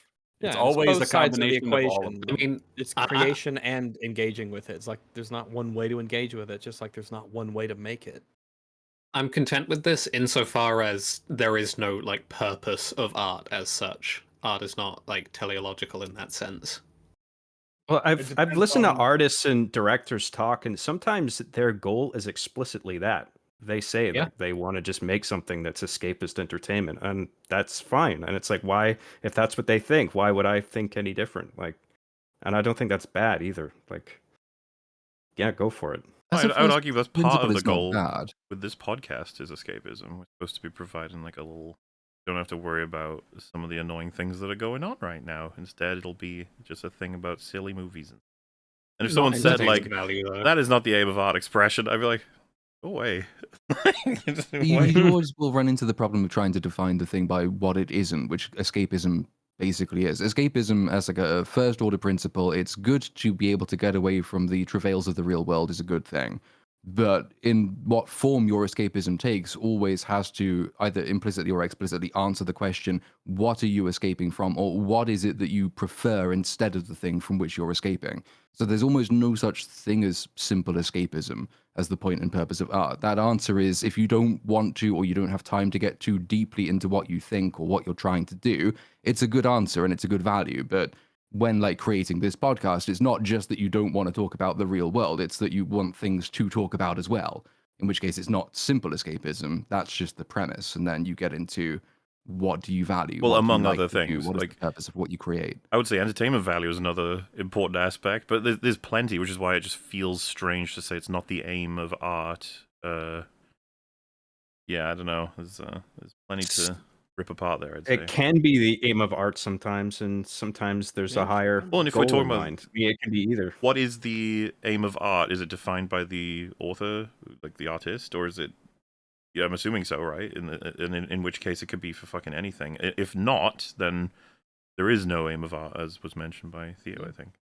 The dichotomy, I think you're saying, being like whether it's the artist or like it's something that's culturally discussed and agreed upon. Maybe. Like, I mean, no, the actual purpose of the art is this thing. It could be that. It also could be some sort of weird standard that we all agree upon, that within the art itself, the aim becomes clear if you analyze it accurately or something. But if this feels really all over the place, doesn't it? Like in terms of what is the aim of art is a video that would fucking be like 10 hours long. It wouldn't be complete. It was just, but, you know. She notes that many criticize Marvel movies not for their big budgets and massive explosions, but for their militaristic and nationalistic themes. Why would you? Can we, what? Is that what a lot of people criticize Marvel movies for? But that's a different conversation, like entirely different. Yeah. Also, no, that's not typically what they're A criticized lot of people. for. A lot is a nice vague word. It implies that I should definitely not be surprised by what you said, but then you said something that surprised me, and I'm like, oh yeah, not a lot of people really say that. No. Successfully privatized world peace. Point 4 also seems to get the distinction between art and content, which we've talked about before, but it's an important distinction nonetheless. Now, we may fear... I'm sure you did a great job. That was very pretentious of you. Can we rewind just like 10 seconds there? Just so I can hear that again? Peace. Point 4 also seems to get the distinction between art and content, which we've talked about before, but it's an important distinction nonetheless. Like, Are he's we going to be obviously defining art and content here? well, No, so it's It was if going by that important enough to statement, bring up. art's aim is not to be entertainment or escapism. I guess he's implying that that's what content's job is, to be escapist and entertainment. That's a weird definition. I agree. I Okay. definitely agree with. Yeah, that's. So it's like ooh. if we're going to if a thing that's going to be relevant to content is that there isn't a price attached or it's something that's sold, like basically all art is content by that definition, because you probably have to pay for it. Like if you want to enjoy it, either buy a ticket to watch it or buy the video game or pay to go to the museum so that you can look at it. Yeah, Fringy, but that's a problem. And you see, under the socialist utopia, you wouldn't have to pay at all to engage in art. And that would solve all this. This is just the distinction between a high art and low art in like different Oh words. yes, the literature versus fiction shit. Oh, Yes. it's cinema versus theme parks and shit. That's right. It's a load of the difference garbage. between theater and movies. Or film and movies. I love these definitions. I love them. I love the distinction between literature and fiction, whatever that means. Well, it's just snobbery. I mean, that's wherever that's what it is. could have value is not in the general public, right? Like, which is what this is aimed at. The distinctions like that will often be everyone will sneer at. If someone said like, I'm not watching that because it's not cinema, you'd be like, okay. Nice. Now, we may fear the criticism will ruin our enjoyment, but that's a bad reason to dismiss it, and it may just be wrong.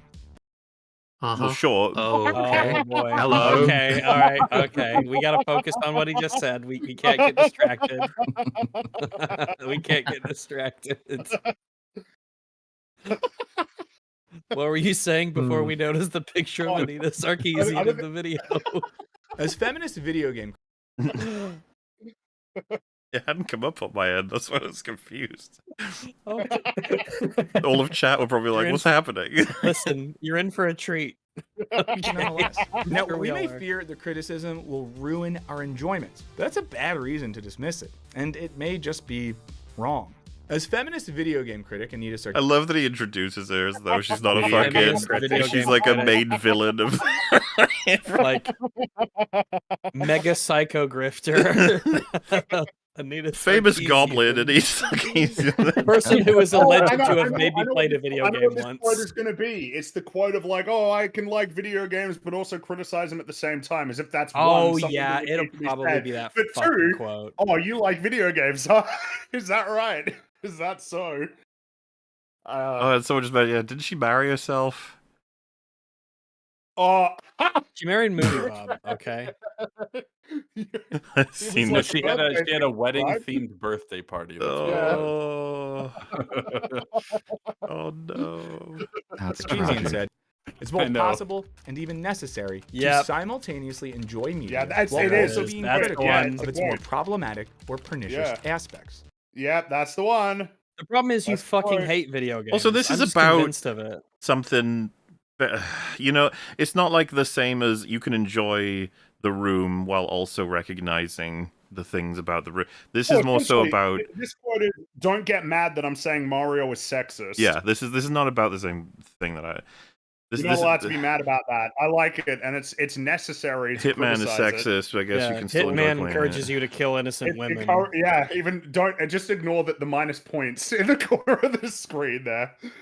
Yeah. Don't go It's a with that, problem okay. with the problem I have with that quote coming from her is that she's suggesting, or it seems to me like media that you enjoy necessarily has problematic or pernicious aspects to it. Like she's obviously incentivized to constantly find problems with things.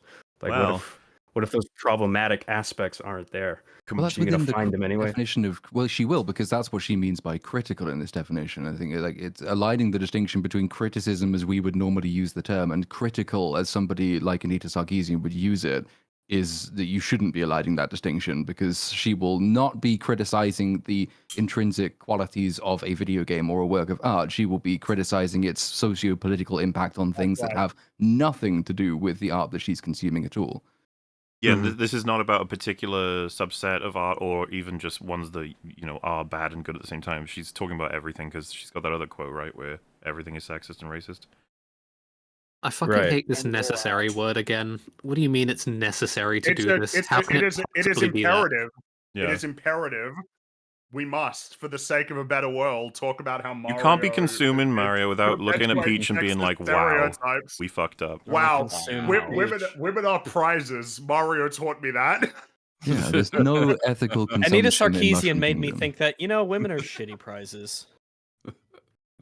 It's being able to watch Zero Dark 30, recognizing its superb filmmaking, and still acknowledging that it has a pretty up perspective on the war on terror. From Wagner's perspective, critics are concerned not with signifying social class, but with artistic quality and merit, as well as the broader conclusions we can make about our world based on art. Like when Richard Brody declared that Blonde is the Passion of the Christ for Marilyn Monroe, describing the way the biopic, like American Society, seems inordinately obsessed with painting Monroe as the ultimate victim. In this vein, I never saw that. Did Where anyone the here? fuck are we? I don't know. I'm starting to get a little lost myself. That's just... critics are typically much more concerned with criticizing the type of society that produces low-quality art than with criticizing the people who enjoy that art. And this is also why criticism... Wait, sorry. Is that true? We need to hear that again. Tracking this is becoming more and more difficult. I'll go back a little bit more. Wisecracking? Victim. In this vein, critics are typically much more concerned with criticizing the type of society that produces low-quality art than with criticizing the people who enjoy that art. What And this is comprises the society that creates the low-quality art? I guess the people who enjoy that low quality art. Fuck Yeah, those like guys. what? How is that even a coherent statement? They don't want to criticize the society that perpetuate. They want to criticize the society that perpetuates the art, but not the people who fund them, who Sorry, fund the a lot of project by this- giving them money. A lot of these discussions that talk about like what art succeeds, what makes money, what doesn't, it's the hard pill to swallow. Is a lot of people, it's just bottom up problem. It's like, I know Call of Duty sucks and it's shitty and you hate it and blah blah blah. People buy the fuck out of it. That's the problem. And we could talk about evil microtransactions and evil battle passes and stuff, but the other side of the coin is they make them because people buy them. So what you're saying that in reference to him saying that critics are more concerned with the society it'll create rather than the people causing it? You're saying that would be inaccurate then? I'm saying that I'm saying that there's elements of both that are worthy of criticism. That laying it all in the blame of one would be inaccurate. It kind of feeds into each other, the creators and the people who consume the creations. I would just say, in my experience, I see much more criticism of the people who enjoy the bad thing rather than criticism of enjoying the bad thing will lead to a bad society. In fact, I rarely see the latter. That's what he just said. Well, he's talking about the people who make it, the people who watch it versus the people who make it. Victim. In this vein, critics are typically much more concerned with criticizing the type of society that produces low-quality art than with criticizing the people who enjoy that art. But he seems to be taking Sarkeesian as a representative critic. Like she is very concerned with criticizing the type of society that produces racist, sexist video games. She's not focused on criticizing the people who consume those games quite so much. But that's to take a hyper niche example and just apply that label of critic to everyone and assume that that's what all critics do, as opposed to what I know at least some of us here have done, which is take almost the opposite approach and say, no, it's kind of on you as the consumer to signal what your standards are by choosing what you enjoy and what you don't, or engaging with things critically and demanding better of studios that give you these movies and things like that. So he's like not wrong in identifying a type of critic that does that, but he is wrong in saying that this is just what critics do. I much more commonly see people being critical of those who enjoy bad art than warning about the society we've created that generates bad art. I guess it's the. I would agree that is more common. Yeah, that is more common. I would say. I think it is when it comes to. I almost feel like it's different based off of what the thing is. Like if we use the video game thing, I think there's way more criticism placed onto the developers and publishers who make like really terrible microtransactions, and the fact that these microtransactions are so so immensely consumed by people, just kind of skirts under the radar. Like no one wants to talk about the reason why these exist and why they keep getting bigger and bigger. But at least that's just with video games, that tends to be the focus that I see, which isn't unreasonable. It's just something that I tend to notice I'd what say- the discussions are centered around. We'll start running into a problem with the choice of the word society on his part, because if someone's criticizing all of the people in the world that make something like a Call of Duty successful, you could call that a society criticism. And then someone else says, no, it's capitalism that allows it to be as successful as it is, because otherwise it wouldn't be. It's like you could also call that a society criticism. It's I like- guess you can play around with it. It depends on what your agenda really is. That's And why I'm like- unfortunately, a lot of time it really does come down to. I mean, especially with people like Wisecrackin, there's a lot of people who are like, no, there isn't a lot of people. They just are loud. But the whole capitalism just failed us, and it's actually everything's the fault of capitalism, and the only reason people make decisions is because of capitalism's an algorithm. And this is also why criticism often has a pretty explicitly philosophical tendency, as it uses the analysis of art to explore various conceptions of ideology and truth. So next time, I feel like we've now gone into like a totally different conversation. I mean, yeah, is this tell me snobbish or more. not? criticism involving philosophy, does he, assuming he means like an actual overt reference to it as opposed to just, because obviously almost everything includes think I'm more philosophy to some focused on- extent. I'm more focused on the second part. It's like the idea that the nature of like analysis of Ideology. art, movies, TV shows is more related to like society or the world and the context that we live in, rather than like the art for its own sake and like how well made it is. Like that he's actually now like gone over into the Anita Sarkeesian world, where it's less about like, well, you know, how robust are the mechanics? Is the level design? Is it varied? Like that it is. No, we got to talk more about the impact of Mario on society. That's the impression I get from what he just said. That's like a more common purpose for criticism than examining it for its own sake, unless I've totally misunderstood. No, I think it's right, because that's why he threw in the mentions of militarism and whatever the other thing was in the context of the MCU. Like Nationalism, that the criticism of Marvel movies often takes the form of this philosophical abstraction of the way society works. Like Iron Man glorifies militarism because that's what society does. So society produces films that do it. But again, it's a small subset of a specific type of critic that does that. It was just mentioned that we, when breaking things down, will spend more time criticizing the artist as opposed to, I assume, the point about the audience. But I was going to say that EFAP broadly, and I don't know if either of you disagree, being ragged in front of you right now, that we have it as a given the whole time. It's anything we cover positively, we would prefer be supported, and anything we cover negatively, would prefer you don't waste your time on it. We're supposed to an extent, be recommenders and tastemakers throughout. That's like a constant. But then when you come to something like an Arcane or a Squid Game or whatever have you, and then we start leveling criticism, or House of the Dragon, so we talk about HBO's decisions that have, crunched that show, or Christian Link's decisions that have destroyed Arcane. Like it would be like I feel like all of it should be referenced and laid out when you have the information at hand. But that, of course, I would never want anyone supporting Arcane season 2 because it should die. Like that was a very bad thing that happened. We don't want to encourage that behavior in the future. Hence why when we're covering good things, we're like, go support it, and then check out our analysis with things that's 50-50 or bad. We're like, make your own decision or don't. Just don't. you're watching movies and your mom's like, do your homework. Be like, I'm doing philosophy, Mom. If snobbery is liking or Oh my disliking things God. because social signifiers make you feel you should, criticism is about deeply inquiring about how we should judge, appreciate, and understand art. But we still haven't solved our initial question. Would society be better off without snobs? From We haven't even Just- fucking talked We about haven't that. begun, yeah. This whole Oh, thesis man. is fucking stupid, man. I mean, Like it's already said, like framing this in terms of function, because like we've established, like I think that with being a snob, you're primarily concerned with self-image rather than the actual content. And as long as we're a society of human beings who are driven partially by ego, there's always going to be snobs in the world. So what the fuck is the point of saying like, what would it like how would you even get rid of snobs? Like We've this got whole to ask question is the fucking pointless. really important question of, would physics be better without gravity? Right, yeah. The whole thing is futile to yeah, question. like I I mean, if we're gonna Maybe. but I guess it's good to have them in a way that, like, they're not harmful and they can be annoying. They're not very harmful and they can be annoying, but I think there's some benefit to But they're- knowing that they exist out there, and they probably serve as a better, like, they probably serve as having a positive function in that we can look at them as a bad example of what to, an example of what to avoid. I think that serves some, utility and function.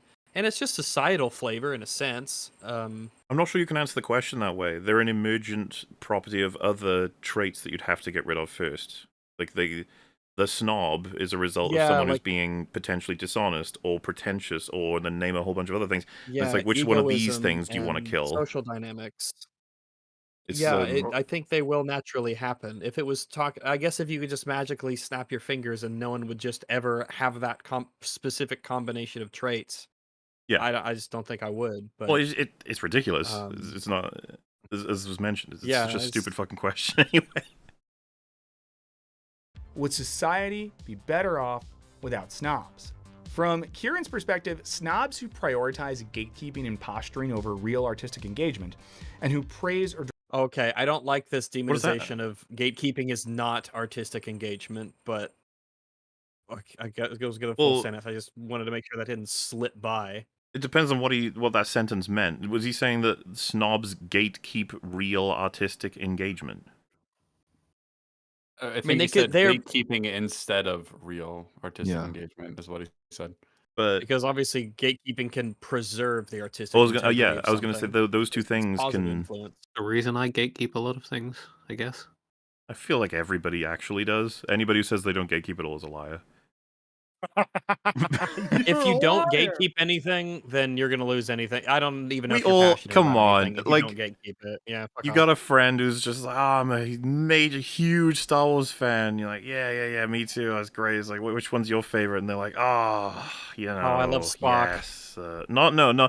I prefer the ones that are less obvious. So they're like, the one, with like the fish captain. When Anakin blew up the Death Star. When he's like, it's a trap. That I love that one. And you're like, wow, like you don't know the okay, big fan, huh? They're like, yeah, no, and you go Return of the Jedi. I go, yeah, Return of the Jedi. That's what I was thinking of. And you're like, okay, you're a big fan. What are you gatekeeping my fanness? And you're like, no, not at all. I never Yes, do that. I have to. Right.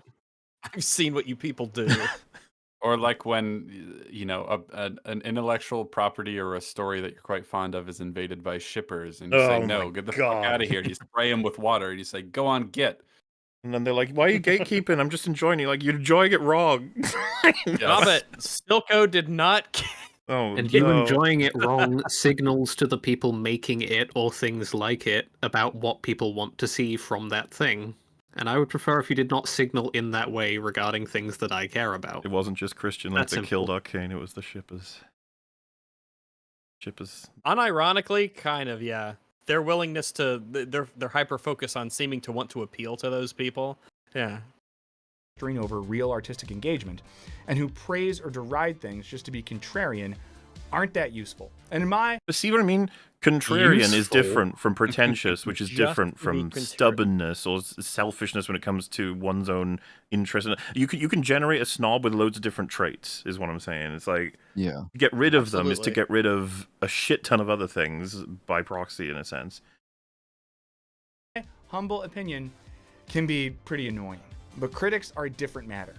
While some critics may exhibit snob... Wait, critics are good? Wow. So now we're talking I'm about so glad I critics. watched this video. Well, remember when Why you are we did it talking about earlier? critics in the snob video? Earlier, the critics were just snobs. They were just straight up. Yep. You equated them.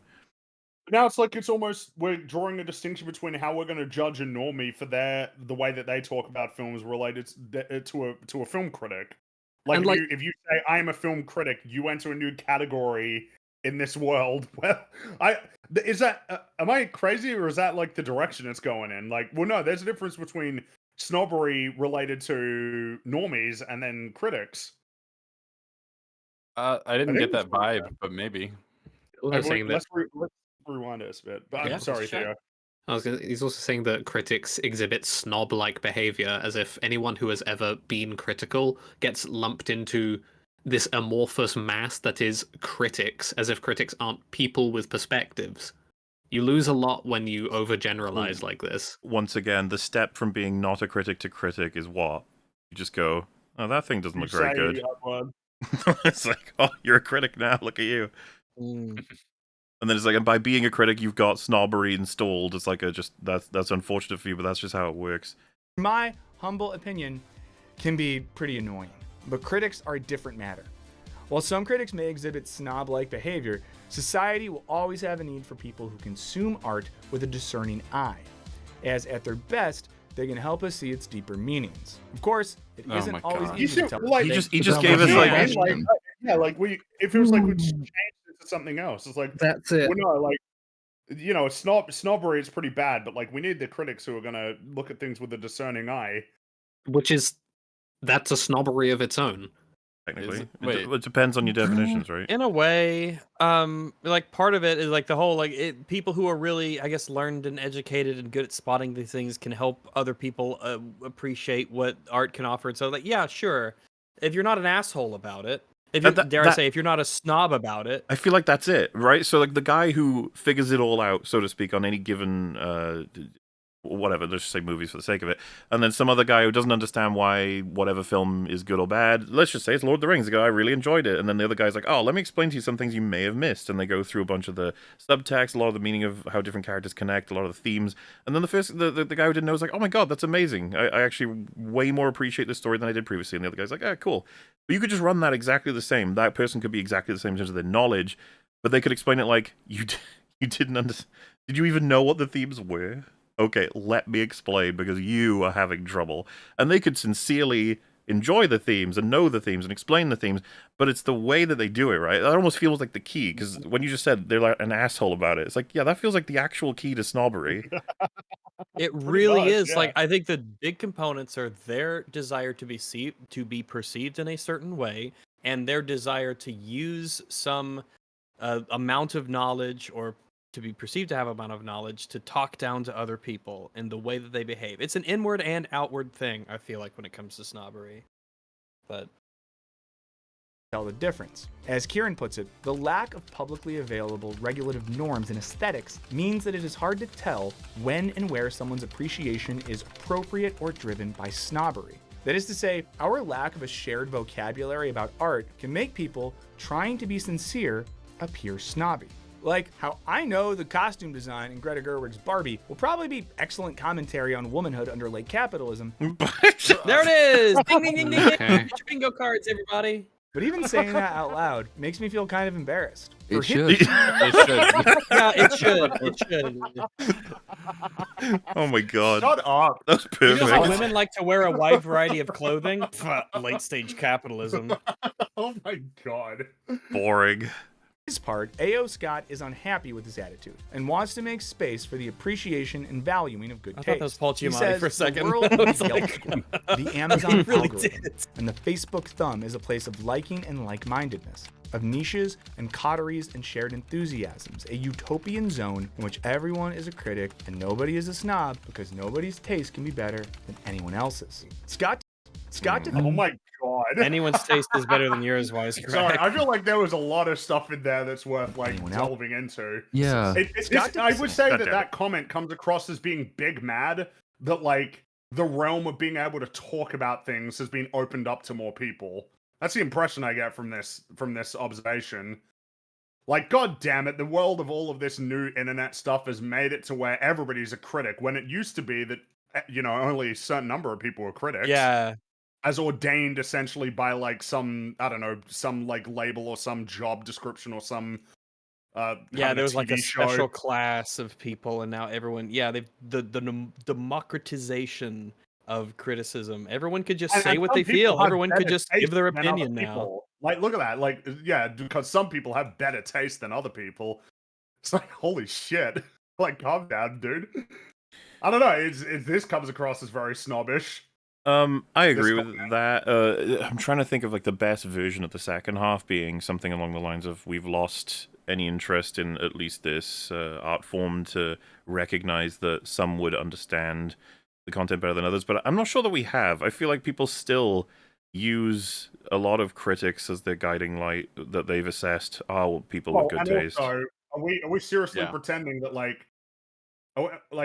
I mean, come on, like Roger Ebert, like some of these reviews that he used to do, like were pretty terrible in terms of like the analysis. Like, why are we pretending like it was amazing when the extent of a movie review was what you could fit into like a small article in a newspaper? Or like a 5-minute review as part of like some broader television show or as part of a news program. Why are we pretending that like everything was better then when like you were very restricted by the format that you could deliver the criticism? Yeah, like one could argue we're in a better place for that in the sense that for the person who watches films very casually, not with like any particularly huge passion, uses something like Amazon or Yelp or whatever, IMDb, Facebook, they're just like, what's broadly loved by a broad audience? Because that usually lines up with what I like. That's actually fine. Like, to me, I don't take any issue. And then the person who's like, no, I've got a bit more of a definitive taste, and I'd like to find, say, a YouTuber or an article writer or a critic on whatever site that matches up with not only what I value in storytelling, but generally speaking, the scores they give for films matches mine. And they can do that. I feel like we're in a better place for that now than ever in terms of accounting for everybody's preference. If you just need to be able to learn how to use the information available. I mean, I suppose the problem though is it's encroached on an otherwise pre-existing monopoly of tastemakers. I guess Like, so, that but doesn't maybe really exist they anymore. maybe they went the way of the dinosaur, you know? Like some of those guys, they needed to update or get better at whatever the hell they were doing, and they didn't. Hey, I mean, the Bible's not in Latin anymore. That's just kind of the way of the world. I mean, information gets passed around, and more people get access to it, and people get to have their say in matters. Other people dealt with it. The priest classes and the kings got used to it. Just you're gonna have to as well. The world's changing, and I think in this aspect, certainly, it's a positive change. It's also odd that the first half of the quote seems to be about like echo chambers a little bit, but I don't know if you've ever spent any time arguing about movies on social media. I feel like it's not a utopia where everyone It's arguably more all noxious shares the now than same ever. Yeah, exactly. So I don't Yeah. feel like he is very astute in his observation. Either that or his window into social Dude. media is very, very curated or small. Yeah, the Yeah. Superman trailer. Jesus. Lots People of go fighting fucking over nuts that, over yeah, that, yeah. lots of fighting over that one. Even among like niche groups who like all like comic book movies, there's lots of Yeah. infighting happening about that. And the So- second half sort of implies to me, maybe I'm reading it a bit unfairly, but it just comes across as though he's like, my voice used to mean more, but now that everyone's got more voice, it makes me feel like people aren't shutting the fuck up and listening to me. And it's like, Yeah, okay. that's the vibe. That is the vibe. Yeah. And to the extent that he's making that complaint because like he regrets his own loss of social status, he's being a snob. He's evidently not engaging with the artistic quality of anybody else's criticism, because if he were doing that, he wouldn't be a snob, because that's the difference. His loss of the ability to be a snob is only accelerating his snobbery. Scott defends his own taste, arguing that he's interested in art that requires him to do a lot of work as an audience member, like, say, the 4-hour-long 2018 film An Elephant Sitting Still, a bleak portrait of modern industrial life in China, rather than art that's simply about affluent people, like Triangle of Sadness, which he didn't particularly enjoy. Wait, I'm sorry, what? those two were not a dichotomy. Okay, like, man, no, they art were that makes not. you What's the work hard dichotomy versus there? art about rich people. I figured the What? dichotomy was gonna be. I figured the dichotomy was that movie that he was talking about, like Transformers. Like, Yeah, no, Yeah, yeah, that's absolutely. right. A movie that you don't have to work at all to take what it has to offer. I would understand that, but that's not what happened there at all. No. But The also, dicho- like, if you're doing that, you need to accept that you're speaking to a very small portion of people, because most people are watching like movies as one of many different pastimes that are available to them. Yeah. Like, a lot of people don't have a lot of time to watch a lot of movies, and alternatively might not feel like putting in a lot of effort while watching a movie after they've gotten home from like a 10-hour shift. Oh, Also the peasants okay are too busy to watch cinema. It's also okay to watch that movie and not like it. Yeah, of course. I Are you saying feel like it's that's okay to often not like things? neglected. It's It's often neglected by people who lament how mainstream people don't watch niche art house films. It's like, well, I And feel if like you if they really- did, they probably wouldn't like it a lot of the time. But Yeah, Well, if no, those if- films were better, more people would watch them. If you're only out here to be reviewing those movies, then what the hell are normies meant to use as a point of reference for the movies that they might be interested in watching? Where It's are they also just supposed like- to go?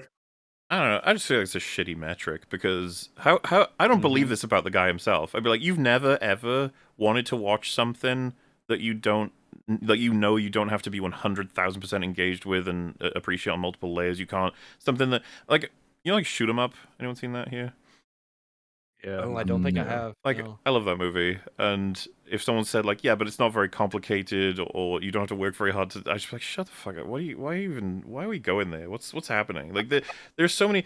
There are well executed simplistic films and well executed complicated films that make you work through. Like, I don't know, man. Like, what's the famous time travel? What, Primer? Right, that one's like a relatively famous sort of one. It's like you need to be paying attention if you're going to watch that film.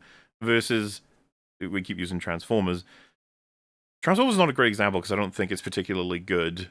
In the it's Are you like, thinking of like a well executed, very I simple mean, Shoot 'Em Up would have movie? been, but I wish I should pick something that more people have seen. Maybe A New Hope, does that count? I mean, it's not a complex movie. It's quite simple in terms of what it I mean, does. The that's fair. story That could structure is count. really simple. Grasp. It's Yeah, got all the it's- basic hero tropes. It's It's tough universally to familiar. not get. A New yeah, and Hope. if does that cross in, or would he be like, no, there's enough layers in Star Wars about class and about blah blah blah. That, you'd be like, oh, okay, fine, I guess. And war. It would depend on exactly how this works, but I don't know. The funny thing is, I'm trying to avoid saying it because of the general topic, but I'm just like, what a snobby thing to say. It's all the more I reason like to say it. films that have me work for it rather than these gross other films. But I mean, it wasn't even that because he said that to example it was the films about rich people. What a bizarre thing to say. Yeah. What shoddy thinking. Still, This video's elite full of it. Yeah. portrait of modern industrial life in China, rather than art that's simply about affluent people, like Triangle of Sadness, which he didn't particularly enjoy. Because it was That's about so affluent stupid. people? That's so unbelievably stupid. He's like, he likes movies where you have to think, not movies about rich people. Am I right, guys? What the hell? Neither did I. You know what movie was better than that? Babylon. Importantly, he portrays himself as seeking quality and authenticity, not highfalutin art. However, scholar Gregory Flack. Oh, we're done with that? Okay. I thought we were going to have a bit more information on it because I don't Now we're fucking up to a understand. new guy. This guy's clearly alive too, in color. Triangle of Sadness is not like a highfalutin film. It's a movie that just kind of shits all over rich people. It's not like a pretend. You know what I mean? It's not It's that about kind rich of people movie. though. So, yeah. Yeah, whatever. It's fine. Money is featured in this film. X-Men prefers the style of another critic, Pauline Kael, who famously Oh, she's dead. worked to bridge the divide between high art and low art. She championed what she called trash, Low art. like the now cult classic Wild in the Streets, while deriding serious films like Lawrence of Arabia, which she often found to be self-important. There's a lot of words here that are just passing by that in a video like this require a lot. You know like what? a serious film. It's like, what the fuck does that mean? Yeah. Also, how do you look at like Lawrence of Arabia and say, "Oh, that's not important because it is try hard." That's what it is. It's a try-hard It's movie. also Try hard. Which is like, I would apply that as a criticism to plenty of movies, but I'm like, I don't know. Here it doesn't seem appropriate. Flaxman writes, if anything, snobbery today is the symptom of a criticism that has refused to work through the schism between a fading film culture and an ascendant fan culture. This he If anything, snobbery today is the symptom of a criticism that has refused to work through the schism between a fading film culture and an ascendant fan. There's something in there that I can Yeah. understand.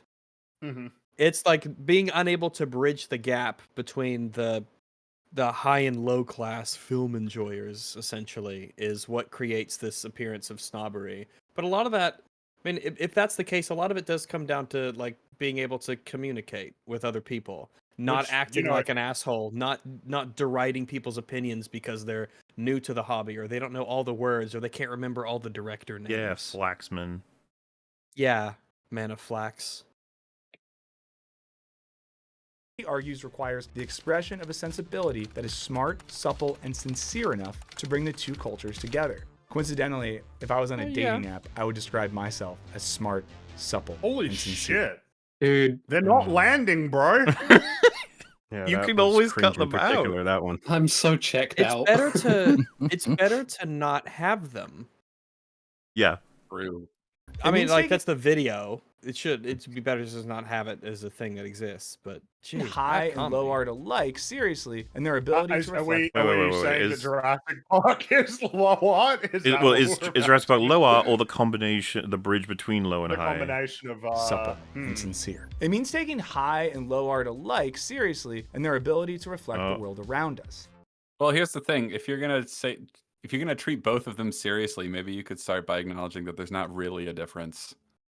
Yeah, that Or would be a at good place least- to start. If Well, you but told me now- what your perspective was on what makes Jurassic Park, what's the low art Well, part? It's 'cause- got 'cause, yeah, dinosaurs and there's action and Yeah, there's he's definitely suspense. saying it's the low, which is, I think, Yeah. pretty ironic because every future artist that has tackled Jurassic Park as a franchise has missed the fucking point of Jurassic Park, like Yeah, so it hardcore. feels like it is pretty high art because Yeah. it's really difficult to make something as good It as went over it. everyone's fucking heads. God damn it! They never Yeah. should have made another one. But oh well. The more difficult to copy it is, the higher the art it is. It's like the folly of human curiosity and ambition. Those themes are just thrown out the window as soon as something like CGI Actually, it's dinosaurs not is that present. in the capitalism The movie. thing is, bad. it's low art because it's speculative fiction. It's science fiction or alternative viewpoint of fantasy. Then it would be that, except for the few ones where you have to concede it because you can't not, like Lord of the Rings. You're not allowed to like gatekeep Lord of the Rings out of being Speculative culturally- fantasy. I'm not a culturally fan of like significant, you know? this notion of like, so we all recognize Jurassic Park low art. We all right. It's like no.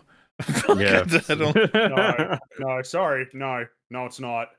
Here. When it means comes taking to this high- script of this video, they spent too much time wondering if they could, and not enough time wondering whether or not they should. high and low art alike seriously, and their ability to reflect the world around us. It means understanding that a blockbuster like Jurassic Park can teach us as much about, say, the foibles of human greed as a critical darling like There Will Be Blood. Absolutely. Yeah. Okay. Yeah, Yeah. but like Yes. you know how this is easy to get around this problem. Don't arbitrarily categorize films as high art or low Well, art. Yeah. You just treat them as movies. You, and you watch weren't. them and They take weren't them being what judged they for are. what was in them. They would be. It was like the blockbuster, as though that automatically makes it so it's like, oh, you're gonna be shit then. It's like, whoa. Yeah, like, or you're just gonna have less to say. You're gonna be less artistic, less meaningful, less potent. Just stop with this stupid arbitrary Yeah, classification. you never should have gotten here. It never should have been a time They're we go, you know films. what? We should They're just treat them films. similarly in the sense that they both have a story to tell. We should take them for what they are and be inspired by what. It's like, yes. Yeah, of course. Obviously. They're films. They're both films. They're trying to tell stories. I drink your milkshake. I Be careful. Thanks, I drink it man. up, Eli. I drink it up. This really helps sell the point. Yes. People probably aren't I like familiar with this milkshakes. I haven't particular had one clip. in a It's while. not, the film's not famous for this. drink it up. Snobbery has its shortcomings, but Gee, good buddy. taste and thoughtful criticism is necessary for a healthy, flourishing society.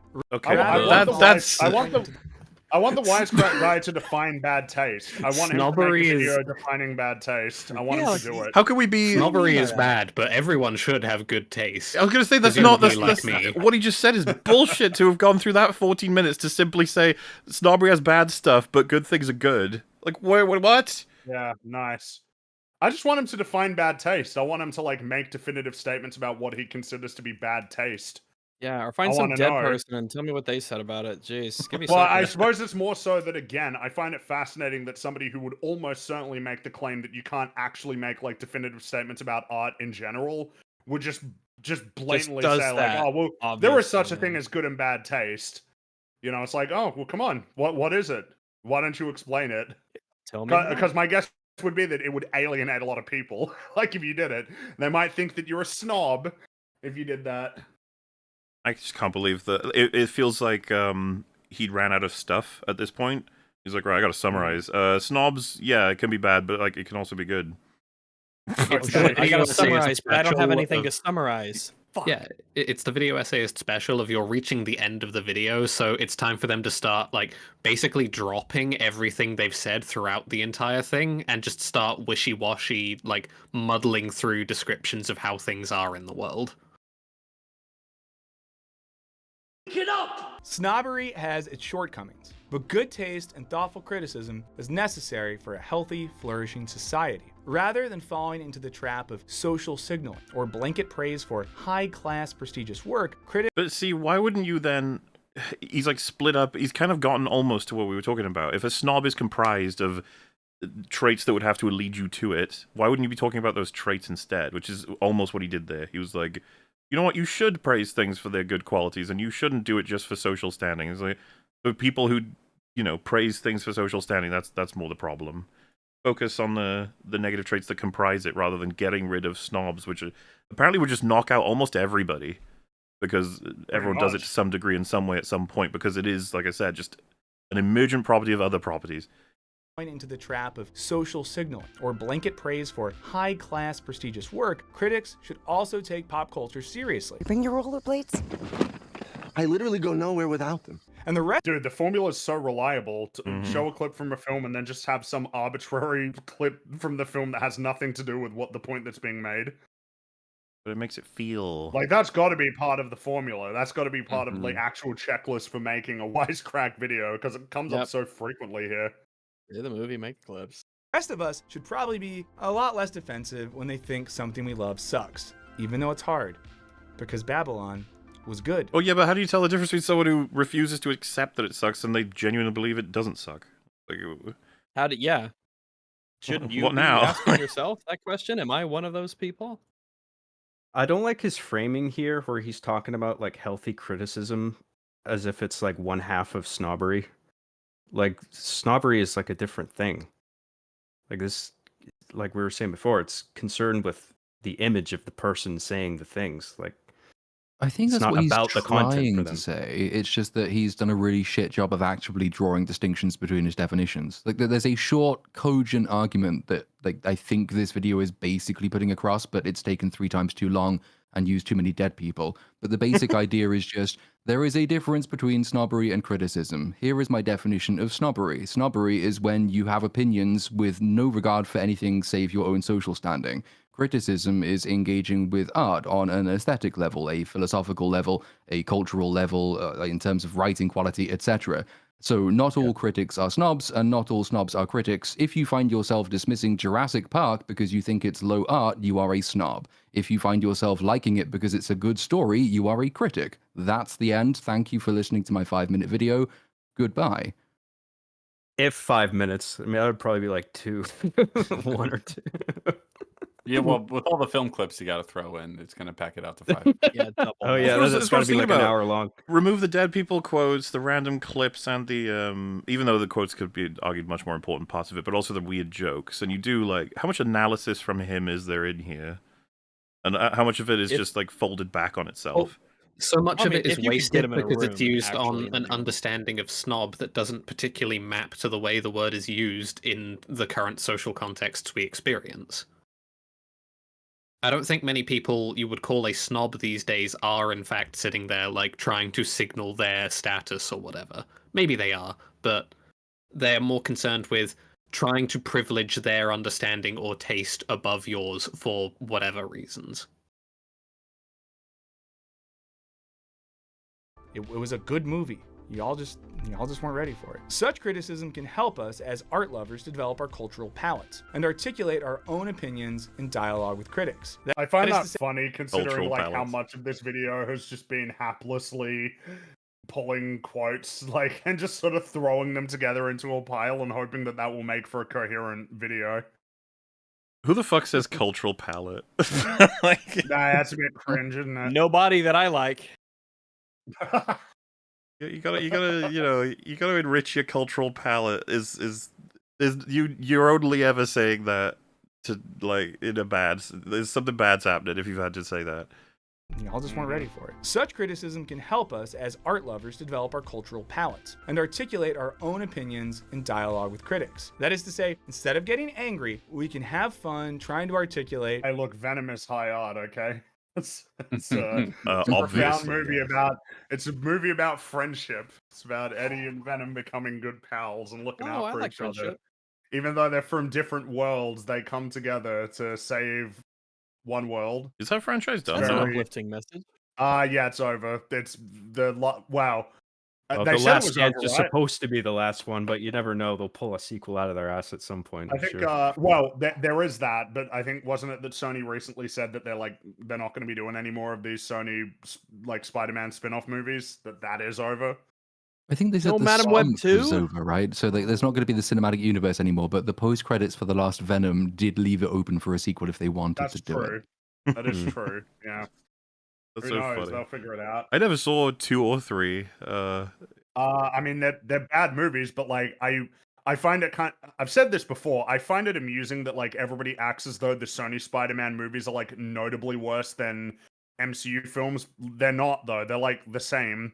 If anything, like Venom here, it's like a 3 out of 10, which puts it like really high on the list of Phase 4 and 5 MCU. Like it really is this bizarre thing that like Marvel has somehow managed to maintain, particularly among critics, like this weird like level of credibility when it comes to their films, even though they've been consistently awful for the last 5 years at this point.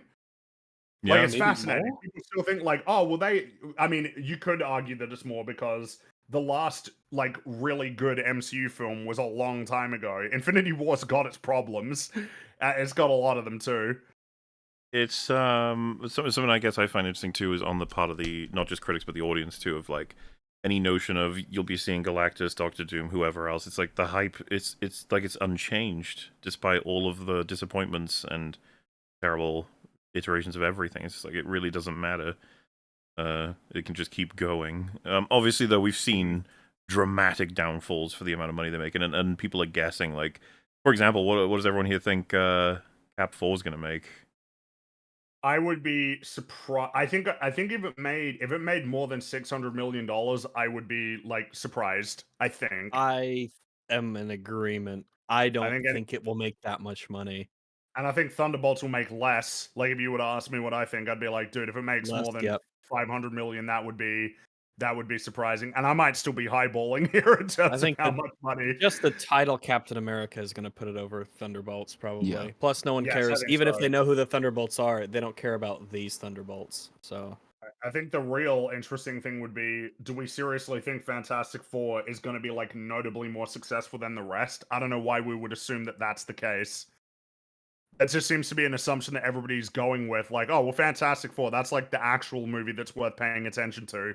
I don't know why, and I don't know why we'd assume that it would necessarily be super duper successful. I think some people feel I that way. I don't guess know. because it's untethered from the MCU technically, right? It's in a different dimension or whatever. I mean, it's in a different. Yeah, sure, but I mean, I get the. You remember how like Phase 5 was essentially arbitrarily decided. Yeah. That initially a whole bunch of the films that came out in it were part of Phase 4, but they're like, no, Black Panther is the end of Phase 4, and Ant-Man and the Wasp: Quantumania, that's the beginning of Phase 5 because it's got Kang in it. I don't know why we wouldn't assume that this might just be a repeat of that same thing of just being like, oh, well, we'll make Fantastic Four a new one because we're fixing the problems, and then it still ends up being a bad movie, and all the films that come after it are bad, and that those are downstream from whatever creative decisions are made in that film. You know what I mean? Like, I don't know why we would actually assume they made like 14 bad films in a row. Why, Yeah. why would anything Well, change? so do. what should Like, change should not be based just on bad. it's Even like is there a writing, directing, awful. production, or attitude change that's significant that would make you more interested in it, as opposed to, I don't know, it just looks like it could be good. It's like, oh, well, that means it'll be terrible. kind of, yeah. Because do you remember You like how can't point to desperate they got with anything. the Marvels using Iron Man Yeah, and with the Thanos and the Avengers marketing? stuff. Oh That yeah. shit was insane. Remember these things you like? We're adjacent to those things you like. But, like, please see our film. We're far enough now that they can genuinely use those and they'd be accurate. As in, you know, the trailer for fucking Avengers movie will have every person you've ever liked ever in the MCU, and it's like, look, and we actually have them. Come watch. Oh, look, Tobey Maguire Spider-Man. Oh, Hugh Jackman Wolverine. Yeah. Oh, remember Get the the fun fuck in times here. we had. And Oh look, a raccoon. He talks. it still feels like death throes, even if they manage to make money that they would consider six. Because the thing is, right, Cap 4 needs to make For it to be like a lot of money. it needs to make like $1 A billion lot for of them to money. be happy, right? They're I gonna be mean, for the amount disappointed. of reshoots and everything, I mean, the budget sounds like it's quite high. The reality is, like, in order for them to be happy for a lot of these projects, they would need to be making hundreds of millions of dollars because these are not cheap projects. Yeah. They have big budgets. Got to be huge, and it's never going to be. So I would assume that they even know this is not going to work. We know it's not going to work. The projections were what, 90 million for the opening weekend, which is it was 25 million less than Quantumania, which was a failure. Which itself was a failure and probably didn't Hey, cost that much made to make. $86,000. I'll have you know.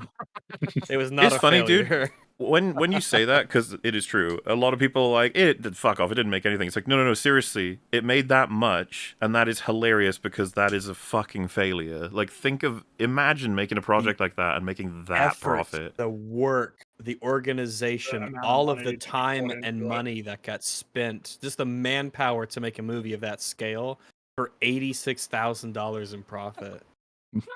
That's it's actual That's pennies, insane. like relatively. You come in with pennies, you're like, this is what we got, and it's like, And you of course, fucking it kidding didn't me? help that it didn't help that was the year that the Marvels came out, which was the first like actual Marvel bomb, like the true Marvel bomb of losing a tremendous amount of Yeah, money. that didn't make them I pennies. think- That I was think- the guy came in and I'm took pretty money. sure that like I think that it is the biggest box office bomb of all time in terms of the amount of money lost. That there is no other film that lost that much money. Isn't that crazy? It's something like that. It's let me see. What was it? Hold on, I want to find out. Yeah, Because what are we looking at? the Marvels. Okay, so it grossed $206 million against a production budget of $374 million. Good God. How was it actually that much? Oh my god! This list on Wikipedia, I'll give you the top 10. Fuck it, why not? 1, 2, 3. Yeah, it says that the nominal loss for the Marvels was $237 million, according to Wikipedia, which makes it nominally. Ouch.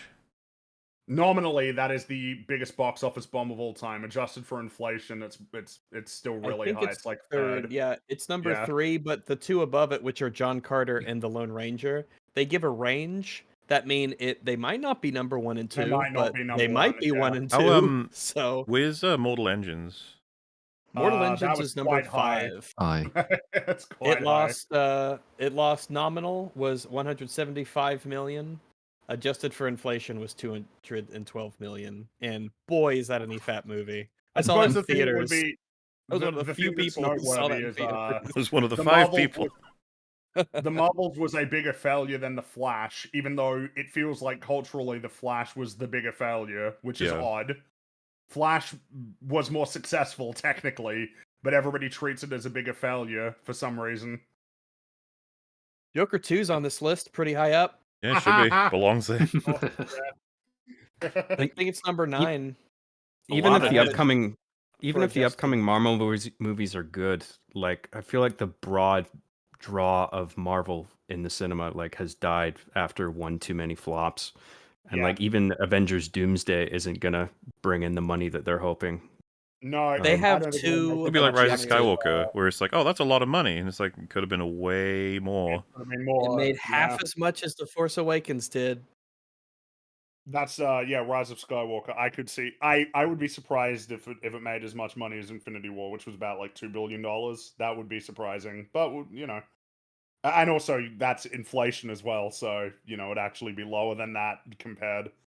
The point being that Venom is not noticeably worse than any of these Marvel films. If anything, it's a little bit better than a lot of the ones that have come out over the last 4 or 5 years, but everybody treats them like they're just like obviously dog shit, much worse than Marvel movies. Not long till the next installment. Be funny, I'm sure. Which film are we getting? Critics. That is to say, instead of getting angry, we can have fun trying to articulate why we think Venom is iconic, despite basically being about a guy arguing with a pile of goo. You gonna eat? Why'd you say it like that? I don't even know what that means. Like, it's iconic be a despite really cool being whatever. Well, Like, it's Venom like is iconic, but not I don't think the movie is iconic, but Venom. I the think I'm taking character more is issue with the iconic. idea that there is something like inherently that is dragging down the idea of like a man who is bonded with like an alien from space who's goo. Like that's necessarily going to be stupid. Yeah, what do you got against Yeah, I don't like that goo? framing. Well, that's low art. That's right. That's low. Come on. Goo No, is yeah, low true.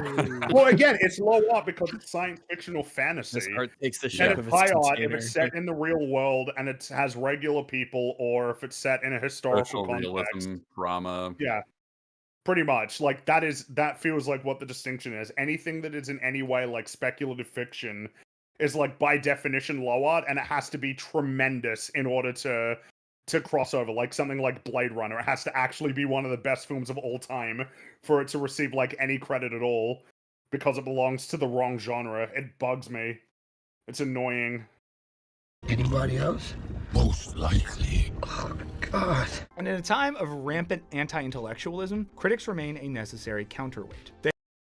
In a time of rampant anti-intellectualism. We have free public schooling. What about anti-intellectual critics? We They can't exist. They don't exist. What about There's those loads fucking? of them. What about the poptimism We used to not people be able who to are like read. muddying everything by just saying everything's fucking great? What about all the people? Let's kill them all. Get rid of everyone. Then art will be great.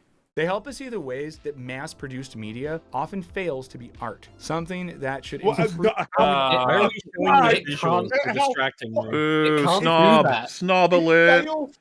It fails to be art. It fails to be it. So, What does that mean? Yeah, You for can this make category, So casually. How for does this he say category that? art, please go ahead and define it for me. I'm sure we will not Motherfucker be try here to- for very long. It should be very Oh, easy. something can fail to be art. Interesting. Let's explore that. We Oh my usually God. we roll that out in very special occasions, like the worst of the worst being Well, sort but of. also it's hyperbolic. Like it's this- still hyperbolic, even though Yeah, it's even film, still. it's still a film. Like it doesn't cease to be a film because it's terrible. So is the implication being made that you need to be an intellectual to be able to point out why Captain Marvel is bad? Because I don't Maybe, think yeah. that's true. I prefer to Need to be interpret the it smug simply people. that Captain Marvel isn't art. It's like, wow, okay, damn, he went further than I did. Fails to be art, something that should improve our understanding of humanity. Instead, So to be art, it has to improve our understanding of humanity. That's There's your definition, Theo. Are you How do you do satisfied? that? What if it tells me a lesson I already knew? Like, there's ooh, plenty well, of it's not art then, movies. is it? Wait, also, does this mean like my biology textbook is art? Ah, Yes. Only on the not on a reread. Not on a reread though. Yeah, Okay. but the first time. It's Only like the the first- art. Doesn't- that means all art only works the first time then. Hold on. Well, I No, mean, I don't make the no, rules. I wish I art, did, but If you Meaning forget, that you then retract it can it. be art again. yeah, Oh, anyone yeah, listening to sure, this I make the rules. very podcast right now, all this creative expression, it's going to be gone on the rerun. So That's yeah, right. enjoy while you Mhm. can. Once you've absorbed all of our wisdom of humanity, What about concepts that aren't humanity? What about if it improves my understanding of those? the Oh, no. aliens. Well, Does animals, everything have to be so human focused? Like Yeah. animals or even just like ideas? you know? physics. Yeah. Sounds pretty inhumane to me. There's a True. bunch of good stories that just reflect aspects of humanity, but that's not necessarily teaching something you knew about humanity. That's just being very accurate in describing the human condition. Yeah, or Is it that- reinforces Well, and what if- something that you already believed and knew, but What- gives you an appreciation for it. What if a person watches something? Take for example Squid Game, and someone's like, "Oh, what did you get about humanity from that?" And they go, "Nothing. I was just watching a bunch of people fight over money." You know, like it's like, oh, I guess it's not art for you then. It's something else. Right. It I guess failed that to matches be what he said art. earlier, right? It becomes content if you don't have that. It's Ugh. but now it becomes it. like it can be created to be content, or it can be viewed and turned into content from the beholder if they don't get out of it the things that he demands that you should. In which I think case, Wisecrack would appreciate that kind of power put into the hands of, I guess, the common person, the, Well, and I the just- layman, the watcher, the viewer. I would challenge him to give me an example of any single movie that I've seen, of course, that isn't art, and it's just like, say for example, Captain Marvel. He's like, this isn't art. You can't get anything about humanity out of this. I'd be like, you totally can. Human, you need to stand up for yourself. Yeah, When you fall gotta believe down, in you gotta yourself. Get back up. That's what's That's important. right. improve our understanding of humanity. Instead, corporate-backed media, with its obsession with product tie-ins and the cynically minded I don't know, doesn't Transformers 2 have lessons about heroism or something? Also, like, you know what I mean? let's be fucking I'm real. Sure it has noble message. You can Michael Bay have would a put that in car there. or a fucking soda or whatever the hell in the background of any given amazing film. That's possible. Shut up. Product placement I does hate not. this movie. It doesn't I like hate this movie outright a lot. kill a movie's meaning just by having a bottle Like, of come Mountain on, Dew. It's got to have something about being a hero, Being right? a hero, doing the right thing, don't judging Helping Optimus people. Prime to Big defeat the trucks bad are guys. cool. Yeah, something like that. What if I learned that Mountain Dew is awesome? Is it already Mountain Dew been is taught me that awesome. Mountain Dew is awesome? Did you know you can Code use Red it like game Mountain Dew Code Red is really wonderful, and it helps me to understand humanity and also pwn noobs in Halo 3. Okay, I learned it's that you very can use important. it to brine your chicken. So Yes, there's that. and if you crunch up Dorito Mm. dust and then just Yeah. saute over, oh, beautiful. Mwah. The problem people make whenever they do brine their chicken in Mountain Dew is you uncover it, and then you turn up the oven for about 10 minutes. You let it roast so it kind of caramelizes on the outside like a rack you of stick your ribs. head in it? That's the No? no, Okay. no, don't do that. That would be horrifically painful, and you'd probably have to go to the hospital. And I just don't. No, that'd be terrible. And plus, then that would delay your ability to be able to enjoy the delicious Mountain Dew chicken that you've been preparing. That's right. That's right. Proliferation of IP can reinforce cultural norms that may be a bit sus. Enjoying media uncritically can be a damn good time, but it risks veering into I can't. escapism, and it works. It risks veering into What? escapism? What's wrong with that? Why is It's escapism? okay to have escapism. Why is it a Perish the villain thought. now? I What's didn't go- agree to when, villainize where's the video escapism. from Wisecrack about the escapism is the worst thing that happened to art or something? Like, what's going on? Damn good time, but it risks veering into escapism, and at worst, a naivety about the economics of cultural production. But Jesus. At worst, it's God the forbid. naivete about the economics of cultural. Maybe I Maybe don't give a fuck, and I want to see the knight kill the dragon. I don't I give a want to fuck see about your the economics. explosions because it's fucking cool. What is this shit? Like, we don't want you escaping from the constant knowledge of the entire world around you. It's like, If you oh shit, I think I've sort of heard this before. I can't remember when. I think maybe Dev referenced it in the video. But one of the reasons that some people who have certain political and economic takes do not like the idea of escapism is that it makes you forget about the terrible system under which you live, and it can make you complacent and not want to fight against it.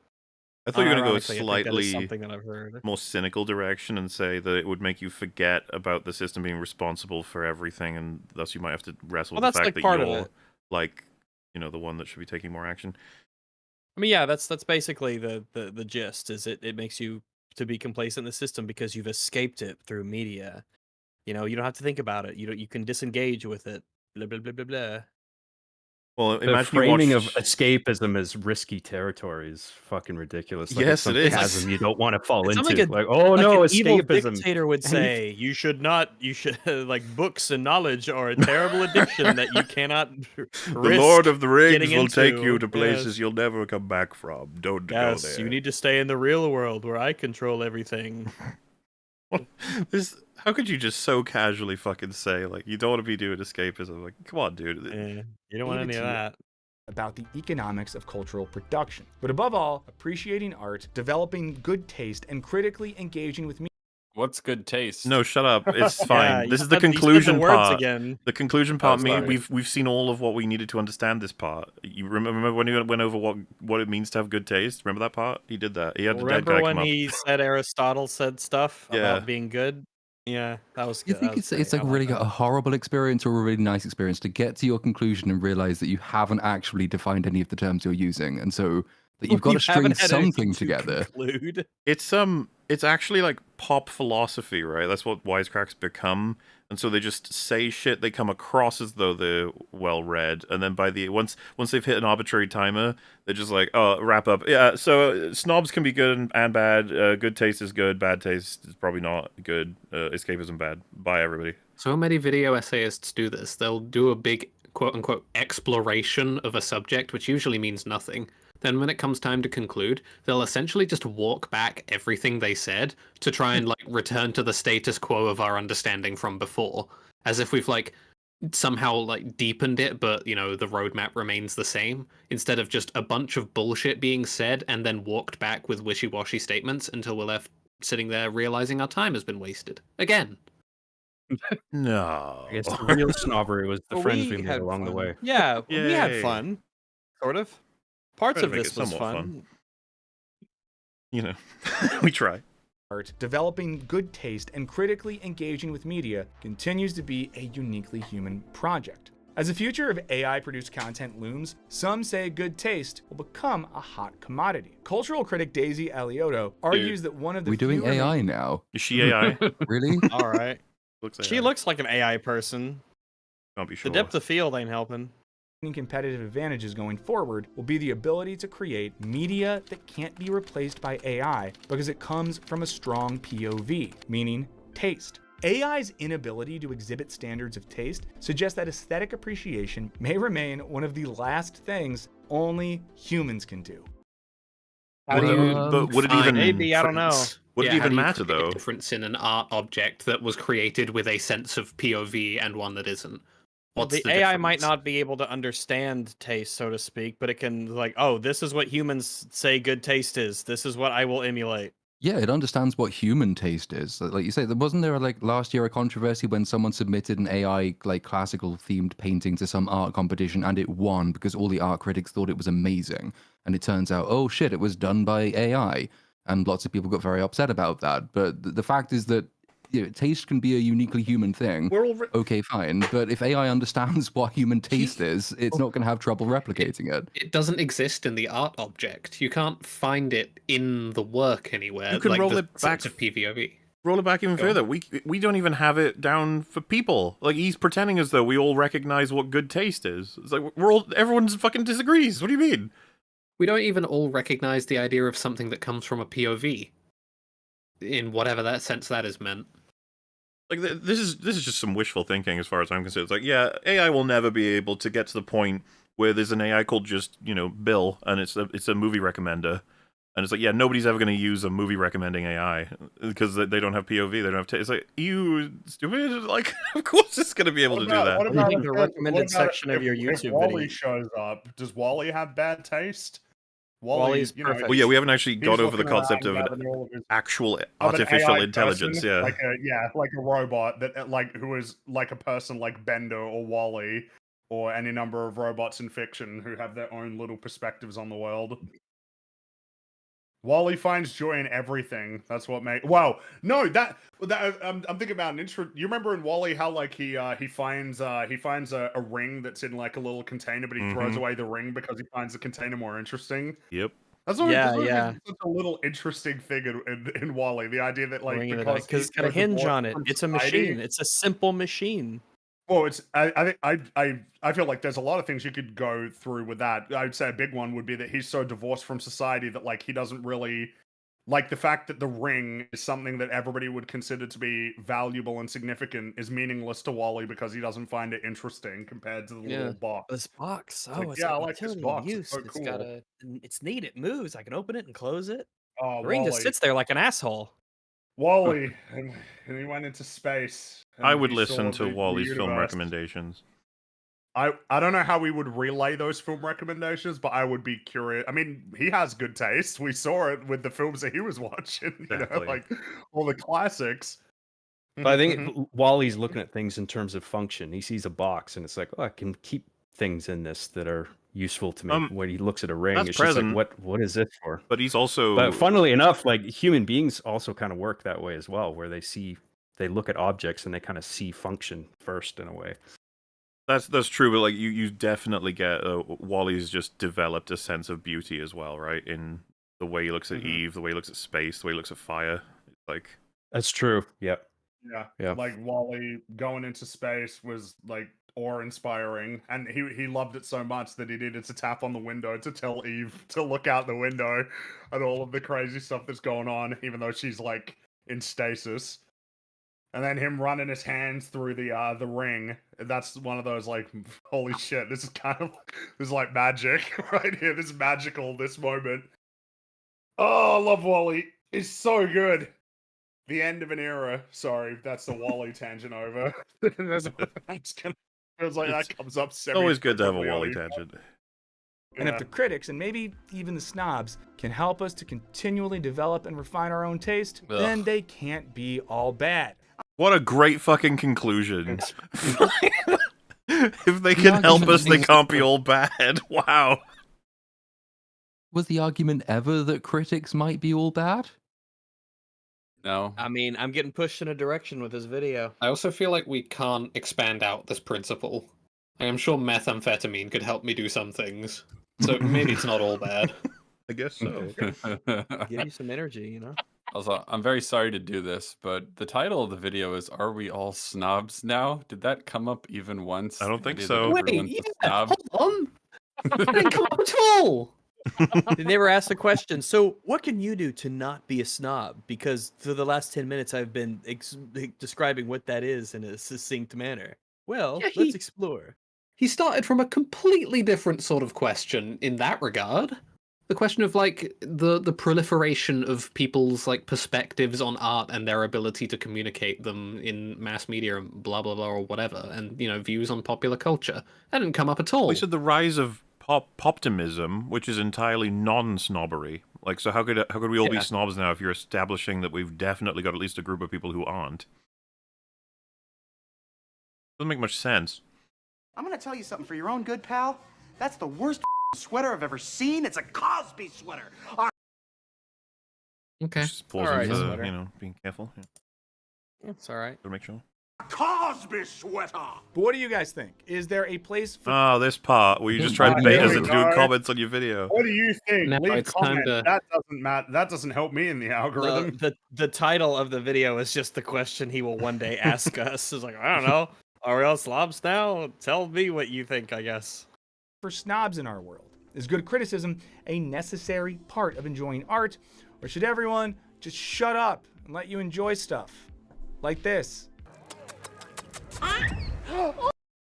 No, if you like Dude. that, you're Stop it. Look at that Freak. fucking Pogger's face that Jack Black has. I enjoyed the edit that I did for Mando where I put in the Palpatine scream as as maybe I did it clip.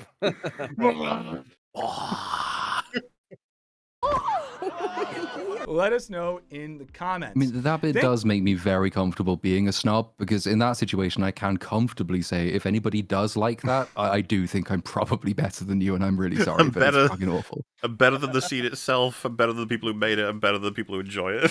It's like, oh, okay. How do you know that? You're like, because it's that bad. Thank you as always to our patrons for supporting us.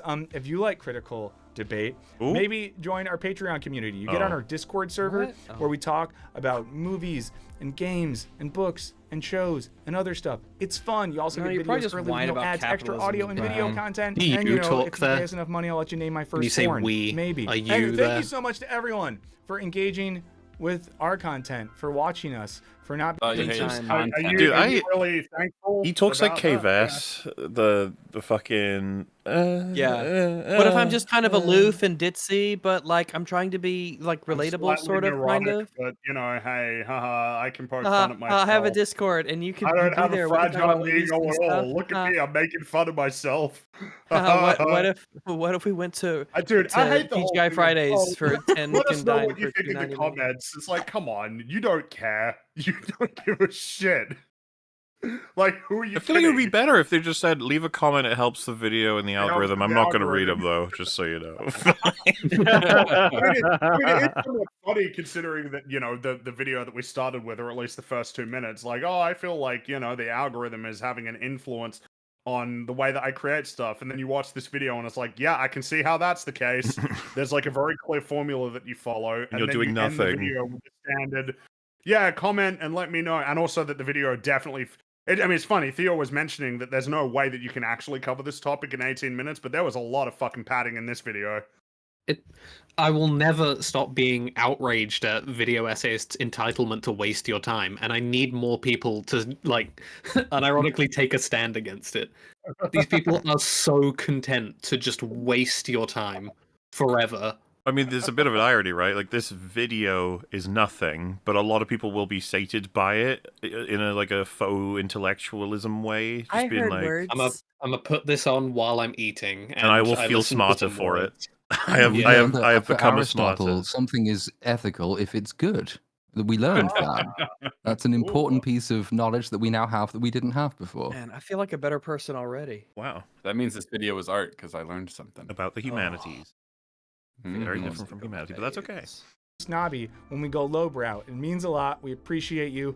Enjoy some artsy content in the meantime, and we'll see you later. Well, oh my god. That's that. Nope. Ugh. I saw someone comment, this video could have been said in one sentence, quote, the difference between a snob and a critic is bad faith versus good faith engagement. Pretty much. Damn. Yeah. It's basically what he said. All of that was fucking waste of time. And he knew it. He fucking knew it. Don't be a dick when you talk. It's the about most art, by dude. the numbers video essayist video there ever was. Right down to the fact that it has no reason to exist because it doesn't contribute. Ideally, Careful, what you want to someone- do when you put something out into the world is you want it to like contribute some knowledge or some understanding of something, right?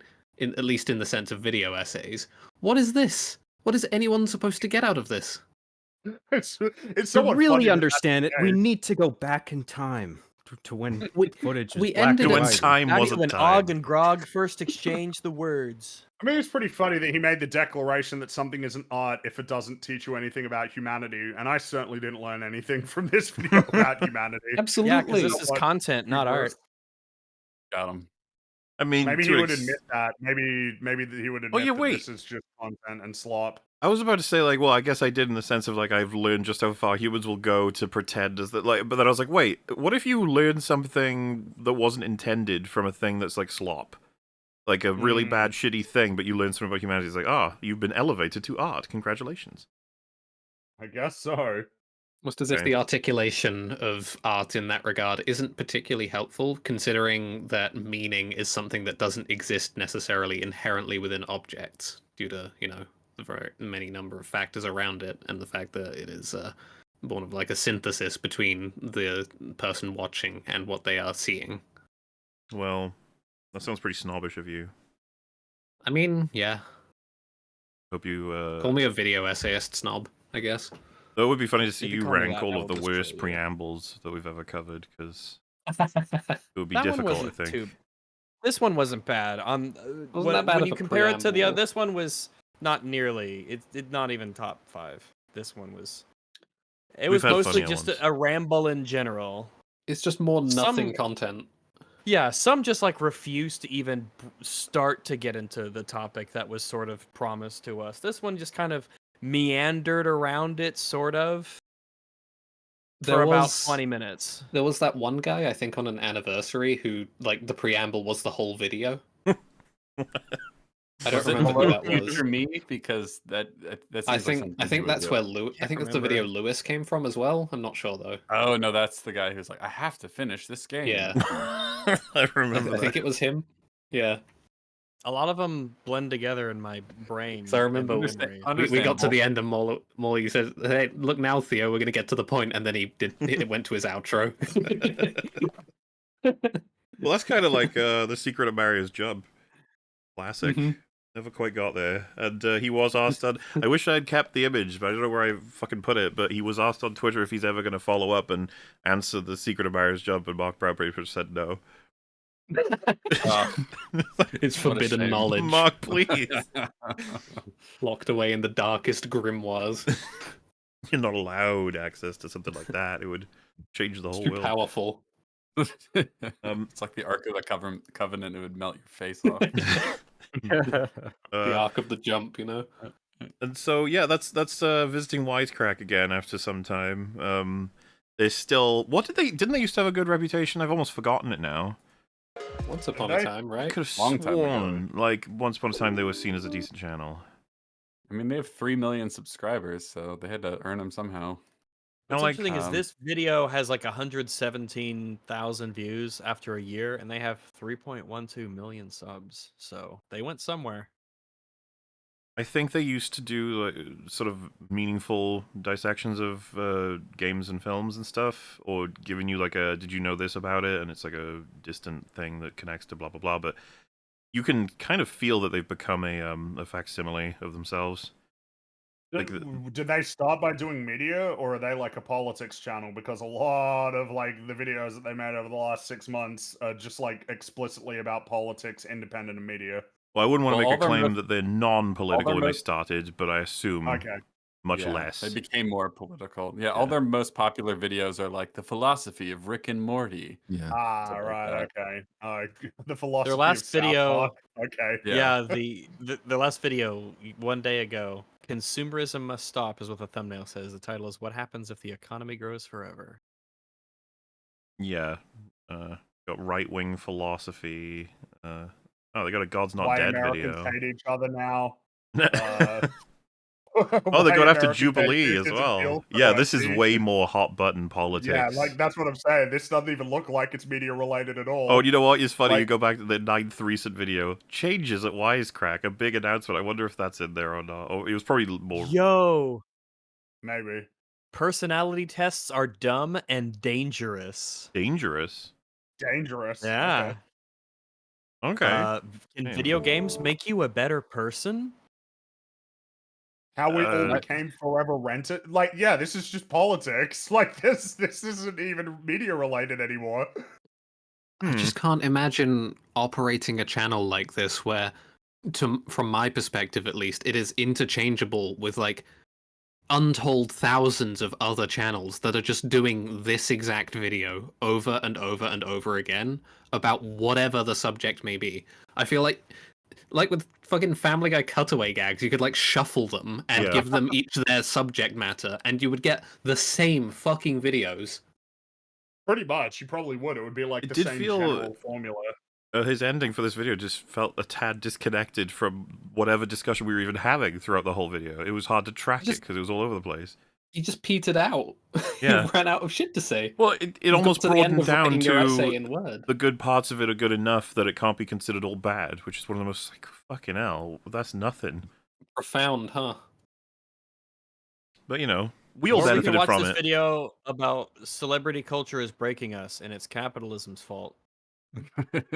Man, what They a have channel to all spend do lots this. of time on. What the fuck? This They video have is to why make all this content because the algorithm's holding a big gun to their head. How dare you talk shit about the fucking algorithm when you're operating in this manner, man?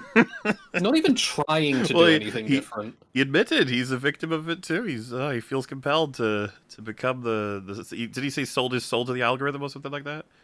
To Yeah. better help. So they have a video called "Why America is #1 at Political Violence." Ooh. Like, dude, So China does- will put you in a fucking camp if you step out of line or whatever. Like, what do we talk? Jesus Christ. There's a Does he thumbnail that think says he's- "woke equals misery?" Question mark. True.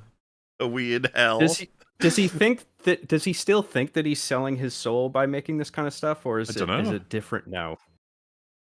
I guess he needs to make a video about just how he feels because he's trapped. Then again, like I said, I don't know how important he is to the channel. I don't know if he writes anything or if he's just the speaker.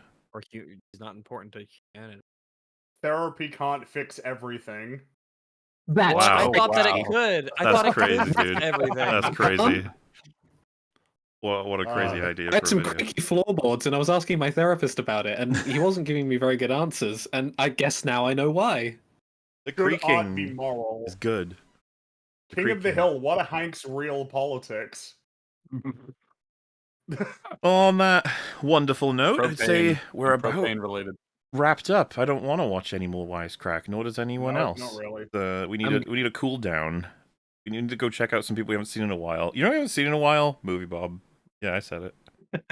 What's he up to? You want to see movie Bob? Not right now. But I'm just saying we haven't seen him in a while, that's all. But yes, before we head out, why don't we go around the horn, as they say, and see what everyone's up to. I'll just go left to right since it's easier. Cap, what are you up to, sir / madam? Let's just stick with Sir. I'm working on a video about Nosferatu. It's going to be about like 20 minutes long. That should be coming out soon. And then tomorrow we're doing a stream. We're talking about the original 1933 The Invisible Man, as well as the remake modernization thing that Lee Winnell did in 2020. So 2 Invisible Mans for the price of 1. And you join us tomorrow. You're making a celebratory video about how much you adored Nosferatu, correct? No, the opposite. How could you? You're expecting Oh my to make some waves with this, to be like, you know what? It's time Nosferatu gets off its fucking pedestal. I don't know how it'll go over, but we're going to find out. Intriguing. John, how about you, sir? What are you up to?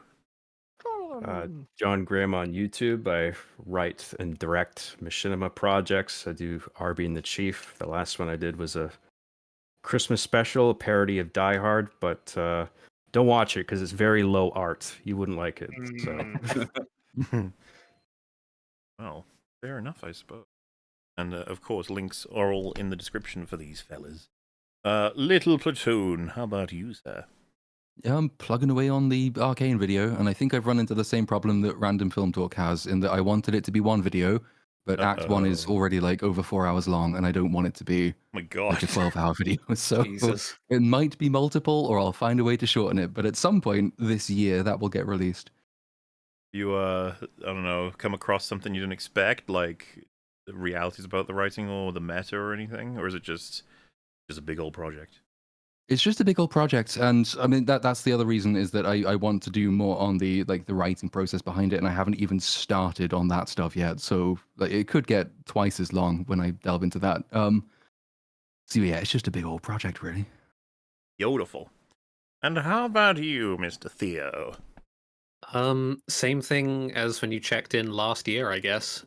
Working away on writing for a whole bunch of things. Don't expect anything in the particularly near future.